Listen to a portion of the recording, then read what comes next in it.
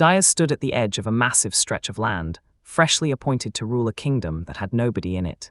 Yet, it stretched to the horizon, just endless grass, not a single house or soul in sight, only raw wilderness and this terrifying silence. His parents' last wishes steered every single move he made: protect the people, and make their lives better, no matter what. At 15, he threw himself into the war to honor those wishes, charging forward with relentless grit and fierce determination. Action 2 decades later.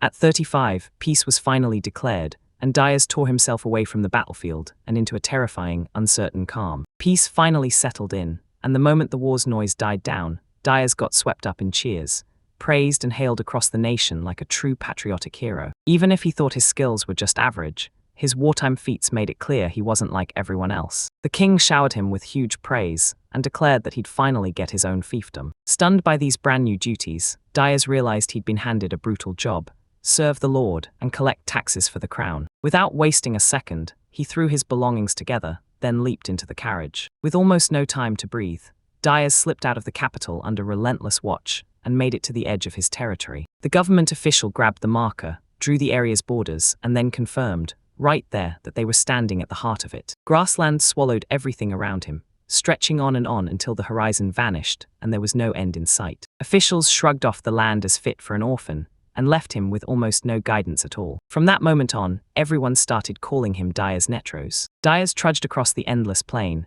grateful to finally spot clean water, but pissed that there were zero trees and nothing useful to grow or salvage. As night crashed down, he slammed himself with a brutal deadline: 2 days to dig up hope, or face the terrifying end of dying alone out in that empty, unforgiving wilderness. Illness crushed him, and in the quiet of his thoughts, he finally chose to leave that land behind, chasing the chance to help others somewhere else and honor his parents' last wishes. Right as he tried to rest, some stranger yanked him awake out of nowhere. Right in front of him stood a horned girl, fierce as hell, shrouded in mystery. Diaz went rigid when a horned girl crashed into his space, demanding answers, like she'd popped out of nowhere just to question why he was there. He told them he'd been sent to live on the plain, and that he'd just been catching sleep the whole time. He kept it simple: he was just trying to keep breathing, and when someone asked why, he admitted he only wanted to survive. She warned him straight to his face: answer seriously, or the consequences would come for him. He finally spilled his real purpose: to help people and carry out his parents' final dying wishes. When the pressure hit hard, they demanded he pick a side, friend or foe, and he didn't flinch, just answered with steady calm that there was no reason to lie. Caught off guard by her stubborn insistence, it hit him. She wasn't lying at all. She was begging for protection from the one who truly belonged to the land. He finally made his call, swearing with zero hesitation that he'd be her friend and stand between her and danger. Later, his promise rang out, steady as steel, swearing he'd stand his ground and protect her with everything he had. Suddenly, a blinding flash slammed in, and danger detonated all around them both. A shockwave of blue light exploded around them, and they froze, utterly stunned, completely lost, just trying to understand what hit them. Shock hit him when the energy surged with absolute certainty.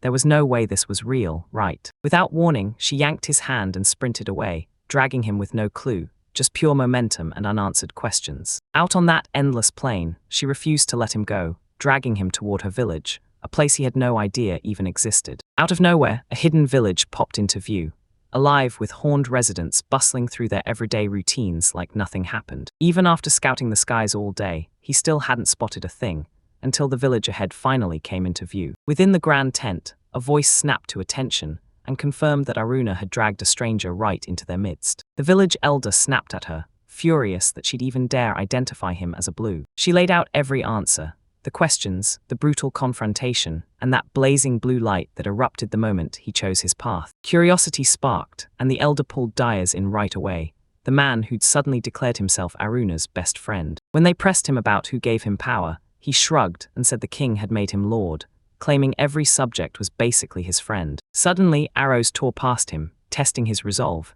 until Aruna slammed into the moment and stopped it. The elder demanded the whole story, every twist of his journey, and how he finally earned the king's command. From childhood all the way to now, he's told his tale straight from the heart, still not sure where his real beginning even starts. Recognition came next. Then the elder looked him in the eye and declared, loud and clear, that he was a real protector. Heck, the director still asked, even if we're not your subjects, will you treat us like friends? And he nodded, grinning like, yeah, we're neighbors after all. With a warm grin, he said it'd just feel right to help when someone needed it. And right then, he saw them become friends. Confusion crawled up his spine. If these villagers weren't under his rule, why were they grilling him with questions that wouldn't let up? Realization hit Aruna and her people hard. They weren't his subjects, not at all. Elder confirmed it, so even though he ruled his fief, they still stayed outside his reach, beyond his authority. Then the twist hit like a thunderclap. Turns out they'd been at war with the very kingdom Daya served all along. Dayas the Blue didn't just stand out. His status snapped him free from any national ties. Because of who he was and the way he carried himself, they welcomed him in with open arms, promising him peace at last. The elder's tough face finally cracked. He leaned in and asked if he'd hear their tale. He introduced himself as Moru, the chief of the honor folk, and laid out their brutal history, fighting for control of the plains. The only folk who survived were forced to grind through 5 brutal decades of war and heartbreak, until a crushing defeat finally tore them out of their homeland for good. Even in exile, their horns still held onto raw magic, power that outsiders couldn't even imagine. With a move called **obscurement**, they slipped into shadow and hid themselves from sight. This truth finally came out because the elder trusted Dayas, an insanely rare blue-blooded bearer. The power called the judgment of the soul seemed to hover over Dayas. No hostility at all, just pure luck and calm. The elder smirked, laughing at Dayas as a rare kind of fool, still chained to his parents' wishes, even at that age. Thea couldn't shake the feeling that staying on that contested land was the wrong move. Their whole survival hinged on grass-grazing herds, so once they were rooted in the plains, leaving was almost impossible. Dayas learned the last lord had died just recently, and that left a huge gap, one they prayed he'd fill with honor. Aruna's help kicked in. She offered shelter and supplies on one brutal condition: he'd keep the village hidden from the capital. They pinned the whole duty on Aruna. She had to teach him the ways of the plains, live with him, and steer him through survival. And that's how his journey kicked off. He moved in with Aruna, and that first step launched him into the brutal world of feudal leadership. Out on those endless plains, they bred a rare creature called the Mai, not to butcher it, but for a purpose way bigger than meat. Aruna told them Mai's spun wool at a crazy pace, backed by heavier grazing, and that same wool could be swapped for the essentials they needed to survive. Daya's cold indifference drove her over the edge, and she snapped at him hard, forcing him to finally get what her lesson meant. You hesitated, and she didn't waste a second.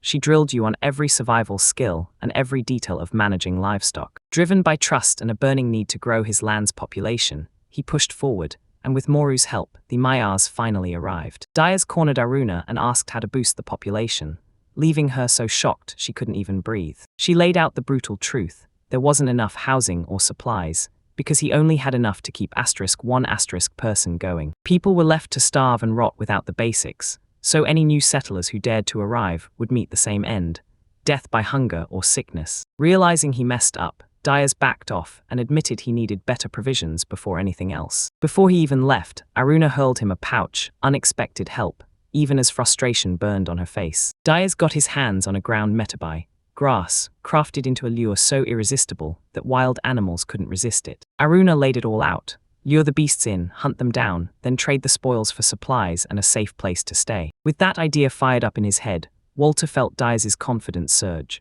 like hunting was finally the skill that would actually matter. With her guidance, he tossed the bait way beyond the village walls, just to keep chaos from igniting. Chaos, panicking over how much to use, tipped the whole bag in at once, praying it would work out. He tossed out the bait in every direction, betting it would take days before the animals finally showed up, in numbers big enough to fill even a few yurts. A deep rumble rolled through the air, and it snapped his focus, because something enormous was barreling toward him. Beasts tore out of the plains, exploding into the world way beyond anything he'd ever imagined. Glaring with wide eyes, he caught it.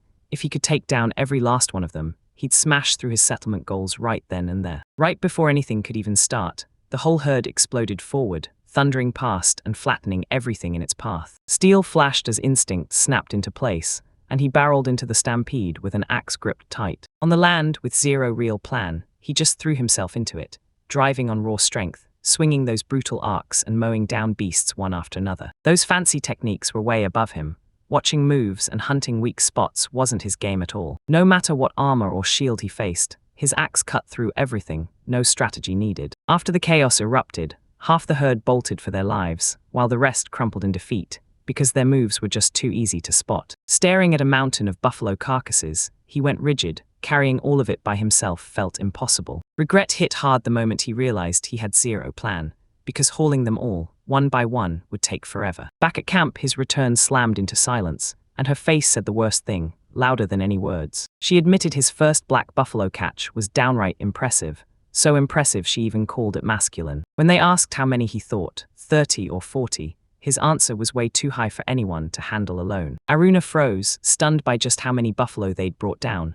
Her excitement was impossible to hide. She praised his work, grinning at how he flexed his strength when it mattered, without ever turning it into a show. With pure determination blazing in her, she bolted off to rally the others and get moving, ready to haul the hull. Still reeling, he challenged them on their masculinity, and couldn't shake the feeling. He had no idea what it really meant. Matriarch Moru laid it out plain.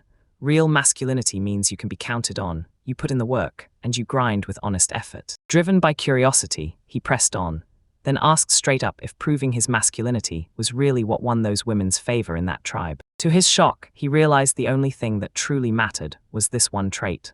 Looks and charm didn't mean a thing. Survival skills decided a man's worth, because sweet talk couldn't fill bellies or shield the herd. Herd marriage to Aruna, but only if a worthy bride price is brought to the table. Turns out, just 30 black buffalo could be exactly what it takes to get her hand. Forget marriage, he made it crystal clear his only goal was to grow his population first. First, the elders got it wrong, telling him that only women, horned or not, were fertile and could bear children. Next morning, Aruna slid over breakfast and smiled at him warmly, and it felt like a quiet, undeniable step toward closeness. He blinked in shock at how fiercely the meal hit, tasting like pure effort, and at her thoughtful care that made it feel personal. His praise sent a rush straight through her, and she blushed hard, quietly savoring the moment while downplaying what she'd done. Aruna leaned in and demanded to know what the next hunt would be, because, honestly, yesterday's supplies still looked more than enough. She told them, if you want to expand, you'd better stock up on trade goods, because you'll need to barter with the craftsmen for tools, wells, and storage. She ditched the idea of chasing more buffalo and pushed for monster hunts,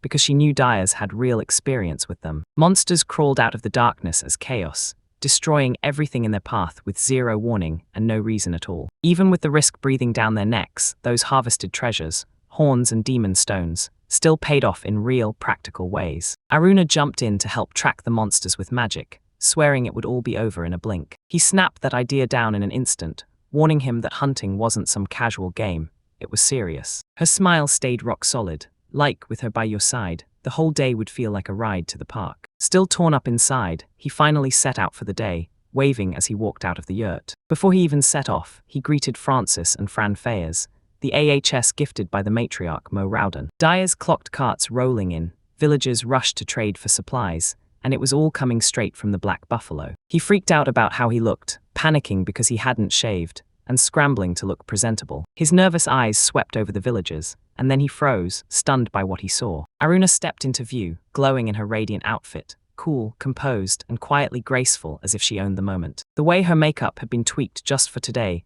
grabbed his attention the instant he noticed, like it was done with this exact moment in mind. Right then, she told him the AHS didn't need him alone, that others were taking care of it. Then she teased him with the idea of spending the whole day together. Her soft suggestion threw him off balance, so all flustered, he blurted that they should start the hunt right away, desperate for a distraction from that sudden, suffocating pressure. The northern plains, where monsters were known to swarm, sprawled over jagged, rocky land. In the relentless rain, Dyers and the Horned Girl pushed forward, hunting the bodies of slain beasts for the materials they needed to raise the village's vital structures. With confidence blazing in her eyes, the girl offered to track down their target herself, using her magic to find them fast. She steadied her breath, slid into position, and clasped her hands tight, silent, deadly ready. Under Dyers' sharp gaze, she chanted the spell to life, and unleashed a terrifyingly powerful search magic. With a sharp burst of magic blasting outward, the girl clamped down her focus, tracing the hidden presence hiding under the surface as the energy poured through. A brutal surge blasted straight toward a terrifying creature, so terrifying it basically chased every other monster out of the area. Sensing danger, Dyers snapped into action, urged caution, and volunteered to scout ahead first. Instead, she demanded to come along, fully trusting her support spells, and the two of them mapped out a strategic retreat, just in case things went south. They said it, then charged up the jagged rocky path, only to stop dead in their tracks when their target suddenly showed up. A colossal beast lumbered into view, each stomp rattling the earth, an enormous tortoise fused with dragon-like power. The truth hit like lightning. This wasn't just any beast, it was an earth dragon, a monster so far beyond anything he could have imagined. Even with danger screaming at him, Dyers lunged forward, brushed off the warnings, and shoved Aruna into safety. Confidently he stormed in, and boy, he totally underestimated just how dangerous that dragon really was. With steel resolve, he went straight for its limbs, praying, daring to hope his axe would actually bite. With a huge leap, Diaz slammed his axe down onto the earth dragon's shell, and to his shock, the blow actually stuck. Riding the momentum, he slammed his next strike straight into the beast's exposed neck. Beast, he slammed in another full-power swing, wrecking the area and catching Aruna's eye instantly. Suddenly, the dragon yanked itself inward, its massive body snapping shut like a living shield. Right away, when Aruna spotted that the creature had sealed its weak spot, she shouted, "Retreat now." Retreat! Diaz dug in on the dragon's shell, admitting that a retreat could be coming, but not yet. He knew every weak spot was gone, but he still stood his ground, ready to take the hit, even if the whole world laughed. Determination blazing in his chest, he kept firing persistence, attack after attack, until his strength finally ran out. From above, he hurled another rage-fueled strike, and Aruna clenched her hands as she watched from far away. Suddenly, everything flipped, his face tightened, and Aruna felt it in her bones. Things were about to spiral the other way. Before long, Diaz blurted, "Renew," and his weapon's hidden feature exploded to life, so hard it even caught Aruna off guard. That lion-headed axe, a tough war trophy, snapped itself back to shape on its own, and its insane resilience left everyone staring in awe. He nodded, seeing that the time rush was on his side, so he snapped the blade back into place and charged straight for the fight. Ready once again, he lunged into round 2, unleashing blow after brutal blow. He slammed into it again and again, but the shell wouldn't budge. His best efforts meant nothing, and he was left completely trapped with no clue how to escape. With the sword raised on its back like a banner, Diaz stared down at the shell beneath him, fighting an absurdly giant tortoise that felt impossible. As he weighed whether to stop, Aruna sat there trembling, like something invisible was gripping her tight. With a brutal burst of strength, his axe finally punched through the shell, snagging them both completely off guard. But the earth dragon snapped back with brutal force, smashing Diaz backward with a counterattack, so vicious it stole the breath from him. Like now fully enraged, the beast erupted from the ground, roaring so hard it shook the whole battlefield under its massive feet. Diaz took another hit and finally understood. This earth dragon didn't just bark, it. Meanwhile, Aruna struggled as a wave of magical miasma surged through the area, but Diaz stood there untouched, like it couldn't even faze him. He kept hammering at the cracked shell, locked on the spot that looked ready to break, yet he couldn't shake the question of why it never fought back. Suddenly, the beast unleashed a barrage of fireballs, and the blast smacked him sideways before he could even react. Even with wounds on it, the thing looked dazed, its strikes sloppy, its defenses finally cracking for the first time anyone had ever seen. Diaz felt victory within arm's reach, until a sudden explosion slammed him back with brutal force. Right when he finally pulled himself together, he spotted Aruna crumpled near the rocks, looking helpless, and he shouted her name in pure panic. The earth dragon's eye split wider, snapping into focus on its brand new target. Aruna fought to lift herself, shaking with terror, as the beast's head snapped straight toward her. Heavy footsteps thundered, as its huge body surged toward her without a single pause. Diaz snapped to it, the dragon had turned its focus, and Aruna was the one in its sights now. Then boom, memories of his promise to protect her crashed back into his mind, and his resolve flared back to life. With a ferocious roar, he hurled himself forward with everything, rage and duty blasting through him, powering his chart. With a vicious charge, he slammed in with explosive power, blasting through the debris as the earth dragon stumbled and reeled from the impact. He tore across the room to Aruna's side, scanning her condition with shaking hands, relief and urgent fear crashing across his face. Aruna hurled herself into Diaz's arms, bursting with emotion, clinging to him with a tight grip as tears poured down her face. With cheeks blazing red and a voice that shook, she blurted out her feelings, saying she'd marry him, no doubts, no hesitation. Moments later, their companions burst in, stunned by the wreckage and horrified to see the dead earth dragon lying there. The battlefield fell silent, then that massive creature lay defeated beside the two resting figures. For years, she kept him locked in her arms. Again and again, Aruna swore her vow, refusing to let go while he fought and struggled. Diaz and Ulna trudged back toward the village, stacked with supplies, as sheep crowd around them like a living escort. A colossal earth dragon crumpled, finally beaten, then the villagers rushed in, stunned, right at Diaz's feet. With hands aching and hearts pounding, the villagers hauled the dragon's body onto a giant cart until the sun finally rose. The elder watched Diaz pull off a solo win against the earth dragon, and you could see pure awe hit his face. Diaz stood above the corpse, and they told him the materials were all his to keep. Diaz got hit with trade offers, earth dragon materials in exchange for real services and storage upgrades to power up the territory. Out of nowhere, someone pitched the wild idea of using a dragon's part as a wedding gift for Aruna, and it stunned everyone so hard it felt like Deus dropped in out of the sky. The village elder demanded the wedding happen right now, claiming it was the only way to stop the unrest and lock in powerful alliances. Aruna's reaction hit Daya's like a jolt, and suddenly all eyes started closing in on him, unsettling him to the core. Girls from his village swarmed him with wild admiration, and suddenly everything got messy fast. The villagers were convinced Aruna would end up marrying Dayas, because in their eyes, she was already the chosen one. With the pressure mounting, Dayas started wondering if marriage was his only real escape. The elder made it clear that engagements weren't a thing, and Aruna had already gone and told her family the marriage was happening. Eventually, Dayas finally gave in and accepted it, and right then, his marriage to Aruna was sealed as official. As Dayas stared at Aruna's kindness and beauty, it hit him. Maybe settling down wasn't such a bad idea after all. Dayas found out Aruna was only 15, barely old enough to be considered for marriage, and it hit him like a shockwave. That age gap hit him like a truck, and suddenly it felt less like romance and more like a father and daughter. Because of the kingdom's laws, their engagement had to drag on for 3 long years, right up until she turned 18. With fresh resolve burning in his chest, Dayas threw everything he had into proving he could live up to that promise. A month later, the upgrades finally paid off. Roads ran smooth, everything stabilized, and their engagement slid into a steady, everyday rhythm. Dayas stared at his fief and realized the same brutal truth. No people at all, no matter how hard he pushed. The population stayed dead at zero. He treated a runner like true family, not just a topic, and he dreamed of everyone filling the land. And just like that, Aruna blurted out the happiest bombshell. She was pregnant, and the whole moment flipped upside down. Once the choice was confirmed, Dayas froze in shock, and then joy exploded in him as he realized they were really about to welcome a child. He erupted in a victorious shout, still buzzing with pure excitement. Dayas burst out in cheers, joyfully congratulating Fran Feos,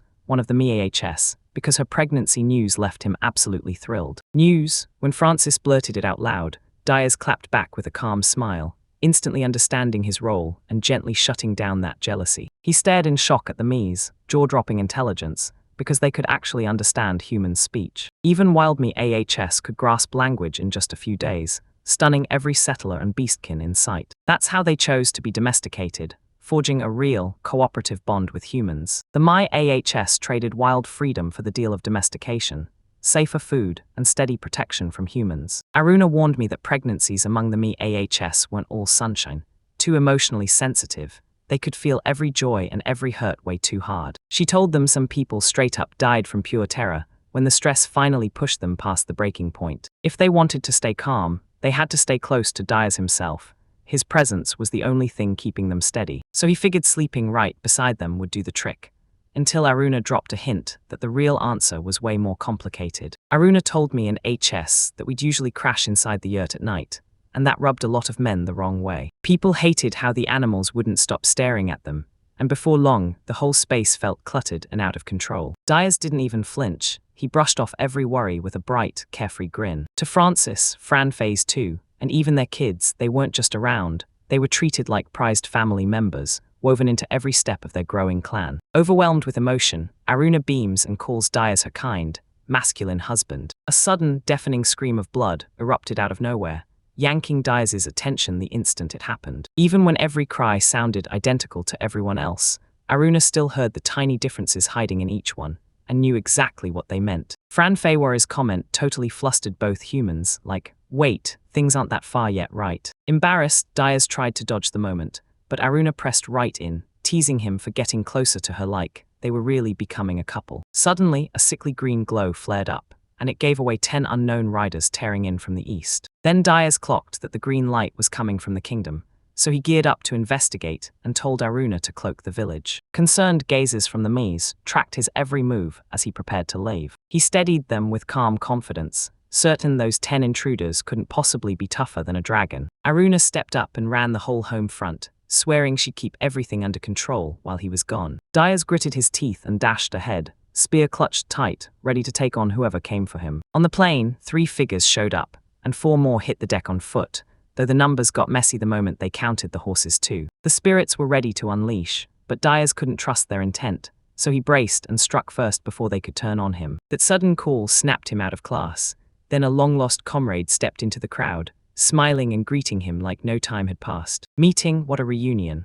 Klaus stepped in as their guide, escorting nobles with urgent matters burning in their hearts. As soon as the introductions kicked off, a noble-looking woman locked onto Diaz's attention like a spotlight, and he couldn't look away. A stern noblewoman rode up on horseback, armored guards surrounding her on both sides, and her face stayed unreadable. Diaz stayed on edge, unable to place who they were, and silently wondered why they'd shown up. Diaz nods and offers to lead the crew straight to his estate, calling out just how wiped out everyone is from the grind of the road. As they ride, the others blurting excited chatter, already picturing the grand mansion of some noble in their minds. They touch down on a massive, dead-empty plain, just one tiny yurt sitting there all alone. Alone, then shock hits everyone at once, as silence crashes down on the group. He ushers them inside, then spills the truth.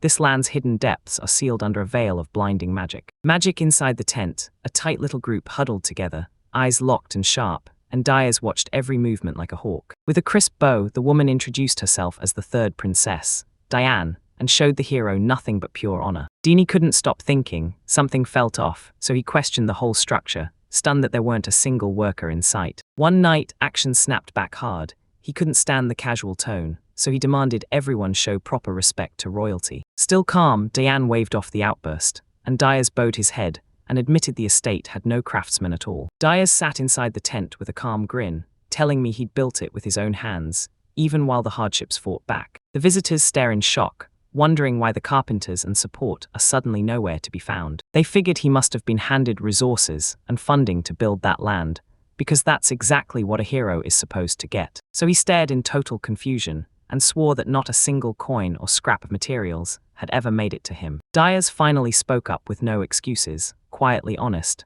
and admitted he hadn't even gotten basic provisions. Recalling his early days, he sank into quiet despair, realizing he'd almost died alone out there in the wilderness. Suddenly, the air snapped with tension as one of the knights lunged in alarm, clutching his sword tight. He whipped his sword around, eyes locking on Diane, demanding to know why she dragged them here with no warning. Rising chaos in the kingdom snapped into place, forcing her to chase help fast, because the hero she needed had to be found, now. To win his help, she dangled a wild deal: marriage to herself, or marriage to one of her attendants as the prize. Ward sounded downright ridiculous, especially when she tossed out marriage like they'd known each other forever, while he was already tied to Fran Fei as the goat. Still, he kept his face cool and refused her request, because fighting was no longer in his plans. He was clearly seething, and she realized his turf didn't have a single soldier she could even spare. Despair crushed her, and she begged for one more chance, offering an even bigger reward, praying it would finally make him turn. Unshaken, he flat out refused again, gripping his resolve as he demanded they get out. So furious at the rejection,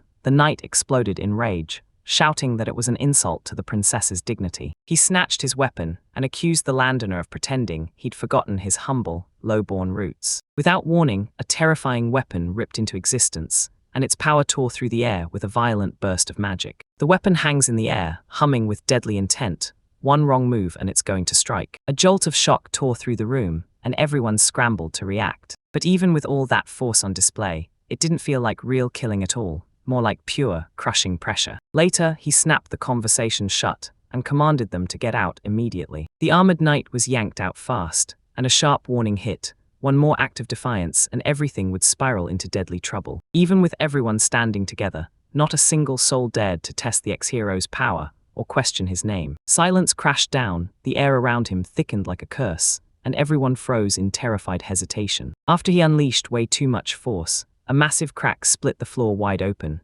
an outcome that was guaranteed to set Anara off in seconds. Nara's anger burned hot as Diane finally saw the truth. No money, no troops, nothing. Anger snapped into pure fury as she rode away, swearing she'd get revenge for the humiliation. As the soldiers backed away, his companion clocked it, an eerie glow swirling around them in red and white. Once the obscuring magic finally faded, a crying Fran led the way, guiding them back to see what was really going on. Observation: cradling Franfia's clothes, he gently apologized for not staying right by her side when the chaos erupted. When they finally reunited, the chaos fell away, and he soothed her with gentle words and steady, calming hands. With her hands held close, Aruna watched in silence, and a gentle heat sparked in her eyes. Curious about those aura colors, he leaned in and asked if the red was a sign that danger was coming for her. She flashed a smile that said it all: family means we stick together, guard each other, and never let anyone come between us. And when he clocked the visitors' hostility, he knew he'd earned the right to refuse both war and marriage. The lovers' moment of shared relief hit right then, and they sealed it with a quiet smile and a handshake. Then came a taunting question: who would be brave or crazy enough to fix the damage left in the floor. Later that day, calm finally washed over him as he sprawled beside his woolly friends. Morning burst in with warm, fluffy greetings from Francis and Fran Feces right at his bedside. A peaceful morning kicked off with warm greetings, a pot of bubbling stew, and a simple meal they shared, like the world was finally letting them breathe. Suddenly, a blinding burst of light exploded from the runner, and everyone got thrown off guard in an instant. Eyes wide, she said an intruder was closing in from the east. Just one lone human, wandering alone. Curious as heck, she geared up to jump into the investigation, while Goat hung back just behind her, grilling her about why she was here. She dug in her heels and insisted on coming, refusing to leave Fran Fayaway behind, especially with her crying like that. From far away, a familiar silhouette burst into view. Klaus was back, shouting with pure joy. He admitted he'd gotten hopelessly lost in those endless plains, desperately searching for a way back. With his armor and sword gone, he leaned in and admitted he'd been kicked out after the royal fallout. Instead of living in fear of the war's return, Klaus threw it all aside and chased the one thing he wanted most: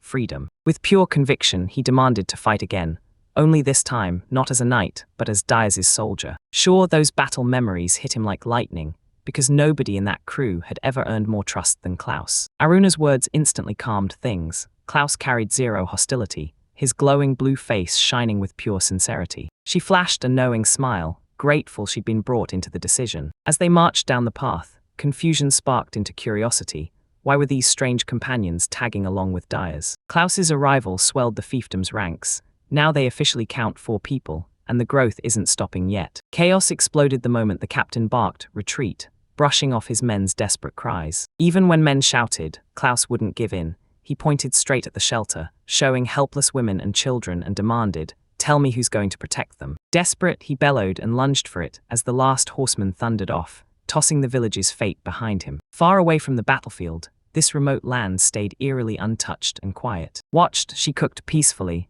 totally oblivious to the conflict rushing toward her. A tough yurt finally stood finished, ready to become Klaus's new home. A damaged house was offered to him, but instead they raised a brand new shelter, making sure he had comfort and respect, no shortcuts. Not long after, Aruna waved them in for a steaming warm meal, laying out a mouthwatering feast of black buffalo meat. Meat, everything they'd gathered, each one digging in, savoring those generous dishes laid out like a heartfelt thank you, smiles everywhere. Aruna blushed and lit up. When her cooking hit the table, smiles exploded across everyone's faces and compliments poured in. Diaz pitched the wild idea of turning the leftover dragon parts into weapons and armor for Klaus. Aruna confirmed the village had already started hammering dragon remains into swords, shields, and more. More than it hit Klaus like a punch. He panicked, frozen in disbelief that they'd just killed something like that. Deus admitted the earth dragon was so slow and stubborn it moved like a turtle, but it got crushed anyway through sheer grit. With gratitude in his chest and humility in his bones, Klaus accepted an offer that would put him in charge of the future levies,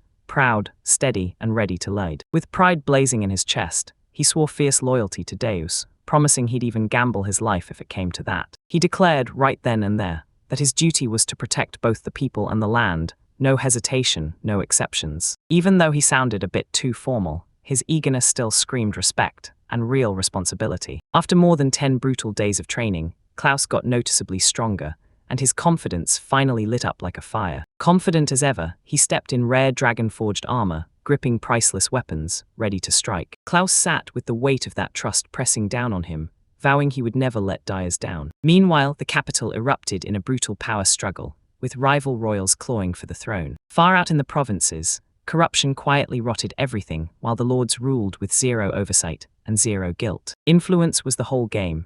Those third princess vibes hinted she was hunting Diaz's raw power to climb the ranks, while the rest, they started getting greedy fast. For the chaos he'd heard about, Klaus came back, ready to stand his ground as fresh storms tore across the land. Staring down the brutal truth of war, he chose to risk his own life, because protecting what mattered was the only choice. Still, the idea of a noble ending settled his heart, smothering his fear. While he stood guard at the camp, something felt off. He clocked the change and snapped, "What's wrong?" 12 unknown strangers closed in, and when one of them stumbled into sight, nearly dead, everyone snapped into action with panic. Diaz told him to hold his ground and stay behind the line, ready to fight the moment danger came for the village. With full confidence, he nodded at the order and swore he'd carry out his duty, no matter what. They vanished without a trace, a heartbeat later, swallowed by staggering magical power. Spying shapes on the horizon, he felt the floor drop, his enemies were back way sooner than anyone planned. Dias returned with a grim face, hauling one of the 12 on his back like it weighed a mountain. Back in the settlement, they passed out food to the elders, and for a brief moment, peace finally settled in. Old women were thrown out of their village to cut costs, and when the crisis hit, they were left to fend for themselves. A rebellion in the neighboring territory erupted, fueled by a rebellious noble's ruthless ambition. Even with age weighing her down, Granny Marja still pushed the group through every hardship, steering them with her divinations. Joy Dias welcomed them with bright pride. She just earned 12 brand new subjects in one single day. Even in old age, their sheer longevity and unbreakable spirit left everyone stunned, silently admired, like living miracles. Creation was already in motion. Klaus pushed to reason with Dias, but the older man had already turned the page and was busy building shelters. As he stared back on those old days, one memory hit hard. There was a village nearby that got crushed by the enemy forces. Desperate to hold the line, he slammed into soldiers retreating in chaos, choosing strategy over their own lives. Danger slammed in, and he braced himself like death was finally coming for him. This was it. Dias burst in at the last second, hoisting hope with a wounded child cradled in his arms. Rushing toward the sobs, Dias followed the sound and uncovered a terrified child who'd been left behind when he. As he reached out to hand the child over, panic ripped through the fearful villagers, and they stalled, refusing to lend a hand. Help! Tears poured down the kid's face as they played, again and again. Don't leave me. Please don't abandon me. Dias leaned in with a tender promise, swearing that protection was coming, and telling the child to hang on no matter what. With the kid safely tucked inside, he braced himself and steeled his nerves for whatever came next. Amid the chaos roaring around them, Klaus's name got screamed. He was commanded to live, no matter what it cost. Beside Dias, he battled through the whole night, even as his own power felt utterly puny. Then dawn finally split the sky, too late, because the enemy had already slipped away, and the reinforcements rolled in just as it was over. Bruised and gasping, he swept across the battlefield, his eyes burning as tears threatened to spill. But Dias didn't budge. He stayed exactly the same, clutching hope in his chest as the unstoppable guardian of life.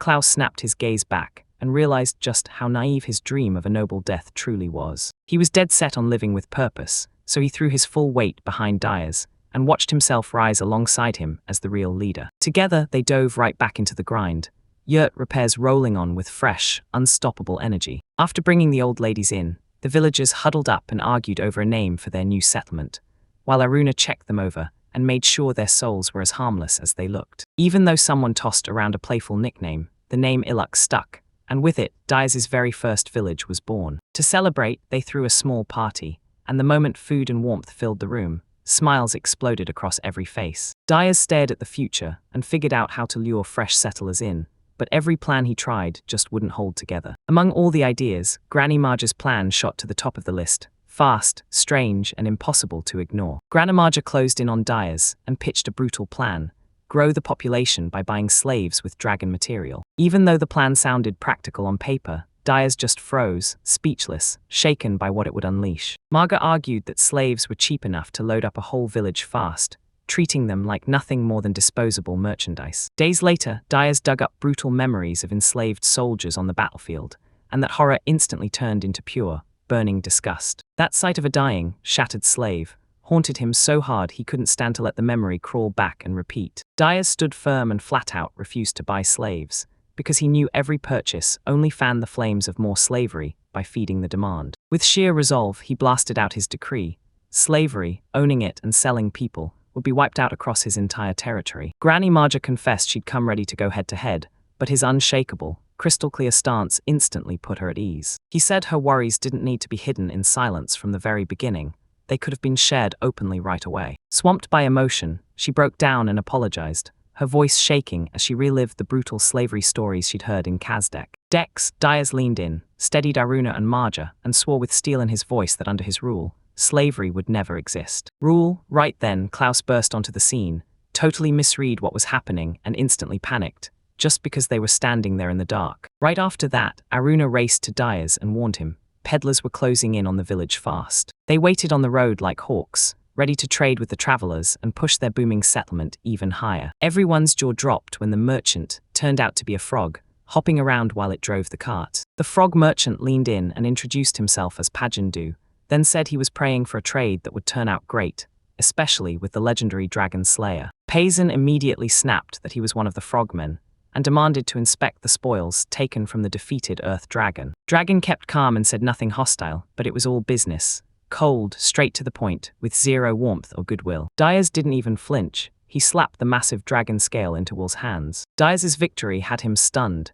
He couldn't believe anyone could have taken down that beast by himself. Dia caught Pageant's hesitation and knew the merchant was quietly doubting him, wondering if he really was the one who killed that dragon. To clear all suspicion, he ordered Klaus to ready a fitting shell fragment, then stormed off to grab his axe. With one explosive leap, Diaz slammed in a brutal strike, cracking the toughest material right in front of everyone. The crowd gasped as Klaus erupted into cheers, shouting that legendary dragon-splitting axe strike. Among every dragon piece he hunted, Diaz clocked one shell that refused to break. It was the toughest thing to get through. He set out to tear it down, hunting for a way to help the Oni by stripping the brutal dragon's shell work down to something simpler. After days of grinding, he finally cracked the exact technique, one flawless strike that split the shell clean in half. Klaus pumped his chest and proudly dubbed it the dragon-splitting axe strike, while everyone else side-eyed his naming talent like, really. Pagan couldn't believe it, but now Diaz's feet had him hooked, so he rushed to pay for the split shell himself.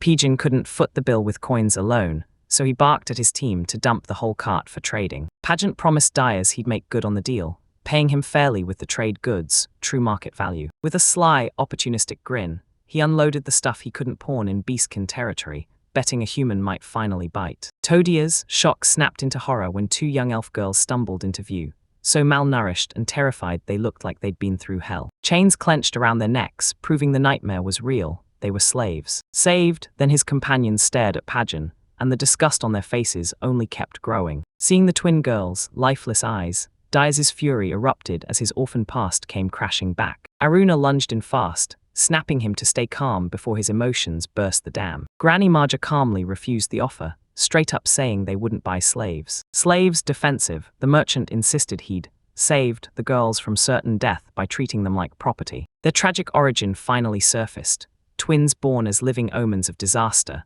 condemned in their homeland, and almost executed the moment they came into the world. The twins' parents dared to break every rule their village lived by, vanished into the wilderness, and raised their daughters in secret, hiding them deep within the forest. Struggling just to stay alive in that brutal world, both of his parents finally succumbed to sickness. They begged Pageant, terrified of what might happen, pleading for him to spare their kids and take them in. Desperation crushed them.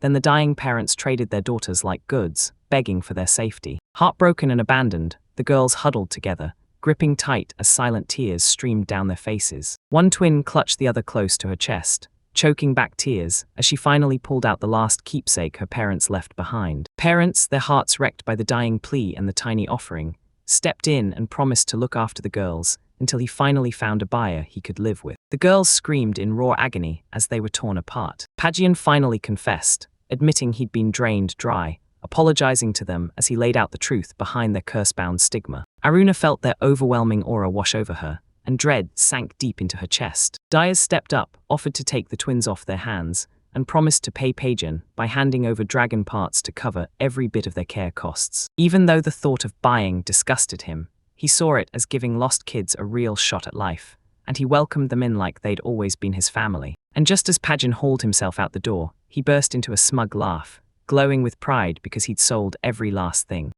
Confident Diaz wouldn't stir up a single problem. He swore to his ally it was totally harmless. But this time, even Warnedias, the bear warrior, sensed a day was coming when his eyes would drift toward the mountains, for a reason that hit a whole lot harder. Those mountains were a deadly mix of monsters and priceless minerals, so every would-be conqueror set their sights on annexing them. Patience latched onto the hope of real profit, because if Diaz ever tried to grab the region, the profits could swing in as the trusted ally she'd been counting on. Diaz sealed his very first trade and kicked off a round of recruitment notices. Then a nasty worry crept in, because two young girls had slipped into town without a sound. With a careful gaze, Diaz spotted how fragile they were, then lifted them up with steady hands, promising them real meals every day and asking for their names. The girls shot him uneasy looks, biting their doubts, wondering if they could really trust him. Kind villagers leaned in with open hearts, answering his questions and offering his favorite games, food and comfort. Diaz smiled warmly and kept going, praying his words would finally crack the silence without hurting anyone. There, Diaz realized the girls had no names at all, and it hit him hard, how much those name gifts from parents really meant. He jumped in and volunteered to name them himself, picking soft, gentle names that fit their calm, quiet moment. Then out of nowhere, one girl erupted in protest, panicking as she screamed that the idea was a mistake. Then the room went dead quiet. Right after that silence, they finally whispered their names, Ahon and Senes. Through those days, Dyers kept smiling warmly, running through their names again and again, genuinely thankful they'd trusted him with something this personal. Kids who bury their feelings in emotional shells usually end up spiraling into tragedy, with recovery feeling almost impossible. When they saw their parents again, something in Ahan and Sini ignited, like a first spark of real healing. Dyers and Klaus raced to secure the supplies, while Aruna and Marja hustled to dress the girls in their brand new clothes. The girls were ushered away gently, with warm food promised like it was a lifeline, so the sisters trailed after them in silence. Dyers opened up about how he'd cared for orphans before, and you could feel it. His kindness came naturally, and he stayed cool and gentle around kids. Kids, he remembered every orphan he'd once cared for, praying they were still safe after he stormed off to war. With a hopeful smile, his companion dared to believe those kids could one day come back and find him. They kept the momentum going, sorting the goods and locking down every last supply inside the storehouse. Soon after, Ahan and Sinai strutted back in fresh new clothes, walking with swagger right beside Aruna and Maja. Dyers greeted them, but Aruna snapped into action. She slapped away his filthy hand and told him to clean up first. After a brutal day, Dyers and Klaus stripped down and washed in the river, and the water wiped the exhaustion right off their shoulders. The very next morning, they raced back to camp as the sky started to glow with light. Aruna carefully braided the girls' hair, whispering that one day they'd handle it all by themselves. Granny Marja beamed at the girl's presence, calling her a blessing, even with those not quite human traits. Dyers lit up with praise, gushing over the girls' fresh outfits while they stared right back, hands hovering over every shiny accessory. Worries faded fast. When he saw their smiles, relief hit Dyers hard, and he realized just how much the girls had finally opened up to him. Aruna waved them over with a gentle smile, her voice brimming with encouragement. She cracked open the truth behind their names. One meant sacred, the other meant beauty, and both of them were written under the pull of the moon. Under the moonlight, she offered the moon-powered gems with reverent awe, convinced her parents' love had guided the names. Their voices trembled, then the girls clutched the gems and whispered, "I love you" back, while tears streamed down their faces. Worm voices slammed into the girl's head, twisting her deepest hopes for real, lasting happiness, and the love she wanted from her parents. Overwhelmed by emotion, Ahan and Senai crumpled into tears, and all that pain finally burst out of them. Aruna and Dyers kept them close, and in that quiet embrace, they finally felt safe. Even the livestock jumped in too, so fluffy it was almost ridiculous, bringing unexpected comfort and a warm, laugh-it-off vibe. Wormth, eyes full of wonder, grilled the dais in a question. Did that ancient tongue and those old names point to hidden links with the Oni? Aruna confessed she knew next to nothing about the old tongue, only that it was a legend people swore was real. While the girls dozed peacefully next to the sheep, Dyers couldn't stop wondering, did their bloodline trace back to the Oni? Villagers huddled together, soaking up a rare pocket of peace where the whole world suddenly felt lighter. 10 days vanished, and then the girls finally tore across the plains like they owned the sky. Even with sorrow still hanging around, laughter burst back into their hearts, each step forward lighting the whole world around them. Day by day, the villagers started calling Senai and Ehon their own, and the bond between them only grew stronger with every passing moment. Every day, right in the middle of a calm meal, news crashed in. An eastern rider was charging toward them at breakneck speed. Dyer's Rose turned east with zero hesitation, and he shouted for his companions to gather.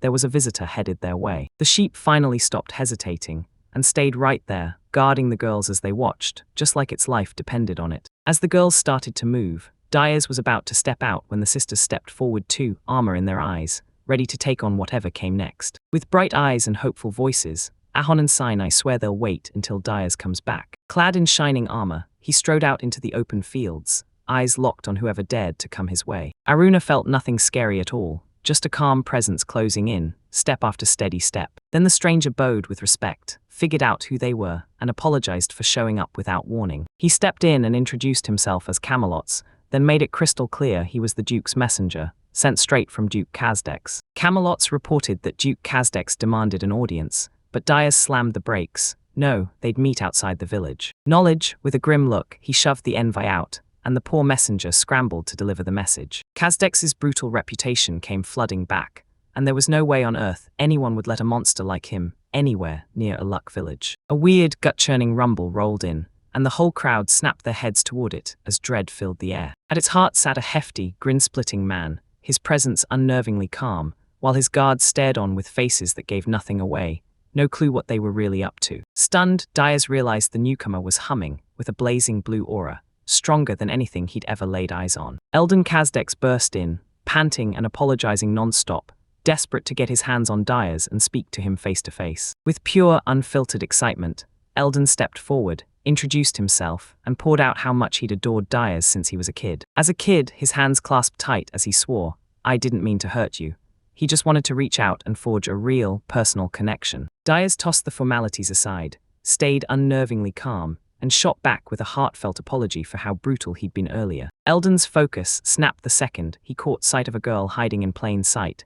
Then he demanded to know exactly who she was. Even with the illusion up, he caught Aruna anyway, through her scent and pure instinct, and it left everyone absolutely stunned. Diaz shot out her claim. She was his betrothed, shutting down any more speculation about what her place was. When they asked her about her race, Aranam shrugged and said she'd never even heard the word Arjun. Calm confidence surged through her as she snatched the label and proudly announced who she was right in front of a stunned Eldon. Eldon suddenly blurted out a wild question. Did Diaz have a kid with Aruna? And it threw the whole group into shock. Diaz stepped in and said it straight. No kids yet, while Aruna stayed cool and calmly insisted on 10. 10, the crowd exploded into cheers, thinking it was all a celebration, and showering Diaz with praise for clinging to the Agin family ties. Amid the chaos, Eldon slammed into the ground, and the whole scene spiraled as whispers hit that he might be Agin, too. Diaz's legendary deeds got turned into a stage play, and just like that, the whole thing exploded in popularity, leaving him completely shocked. They painted him as a true champion of justice,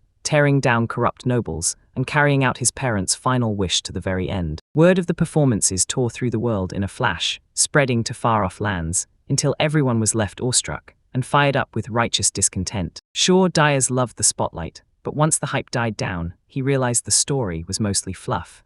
There was barely any real battlefield truth in it. Truth, and even so, the people who knew him best spoke with real respect, praising the way he acted and the sincerity behind it all. Eldon strained himself to the limit, hauled someone up with his trunk, and even with the warnings blaring, exhaustion hit hard. He collapsed right after. Fears surged as people wondered if Eldon could still move right, but he still grinned through the pain. A plane? Nah, he's a half-agent from the elephant race, and his body can shape-shift, but every transformation racks him with brutal strain. Even though he was built like a beast as a human, his twisted dual nature constantly wrecked his body in brutal ways. Every single day, his wife stayed right by his side, tending to him non-stop and keeping his fragile condition steady. Suddenly, a mysterious girl named Camelitz showed up, clearly rattled by Eldon's presence. Watching Ajahn get brutalized in Kazdex, Eldon just swallowed the pain in silence, praying the nightmare would finally change. Even with rumors screaming, womanizer, it was obvious those whispers were just noise, meant to throw everyone off while he chased something much darker. He demanded answers about why Eldon wasn't enslaved like the other Ajahn,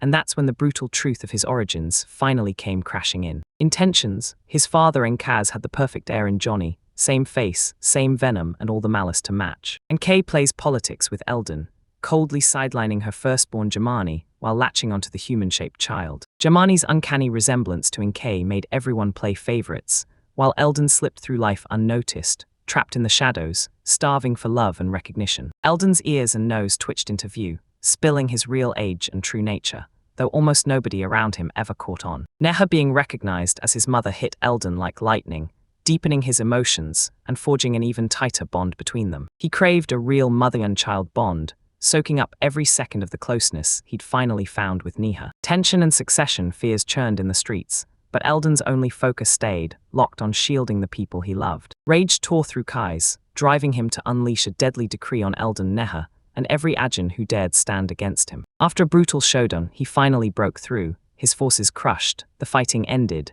and the Kazdex fiefdom fell under brand new authority. Peace finally let Aruna and her children breathe easy, leading joyful lives where their unique heritage was honored, and they stayed safe. Eldon's first assumptions shattered the moment he learned Aruna's real support was coming from a village where humans and agents lived side by side. Support finally arrived, and it lit a spark of teamwork that pushed Eldon's dream forward. When his dream got the green light, fresh grit surged through him, because he realized that unity and one shared goal could push them farther than ever. Encouragement surged through Eldon, keeping his confidence blazing as he stared down every challenge with courage and iron determination. Relief and pure joy crashed over him in tears, flashing back to every hard year of struggle and love that brought him here. There, witnesses watched in tense silence, soaking up how huge that moment was, and how perfectly everything aligned. Talks quickly turned to the food hoard.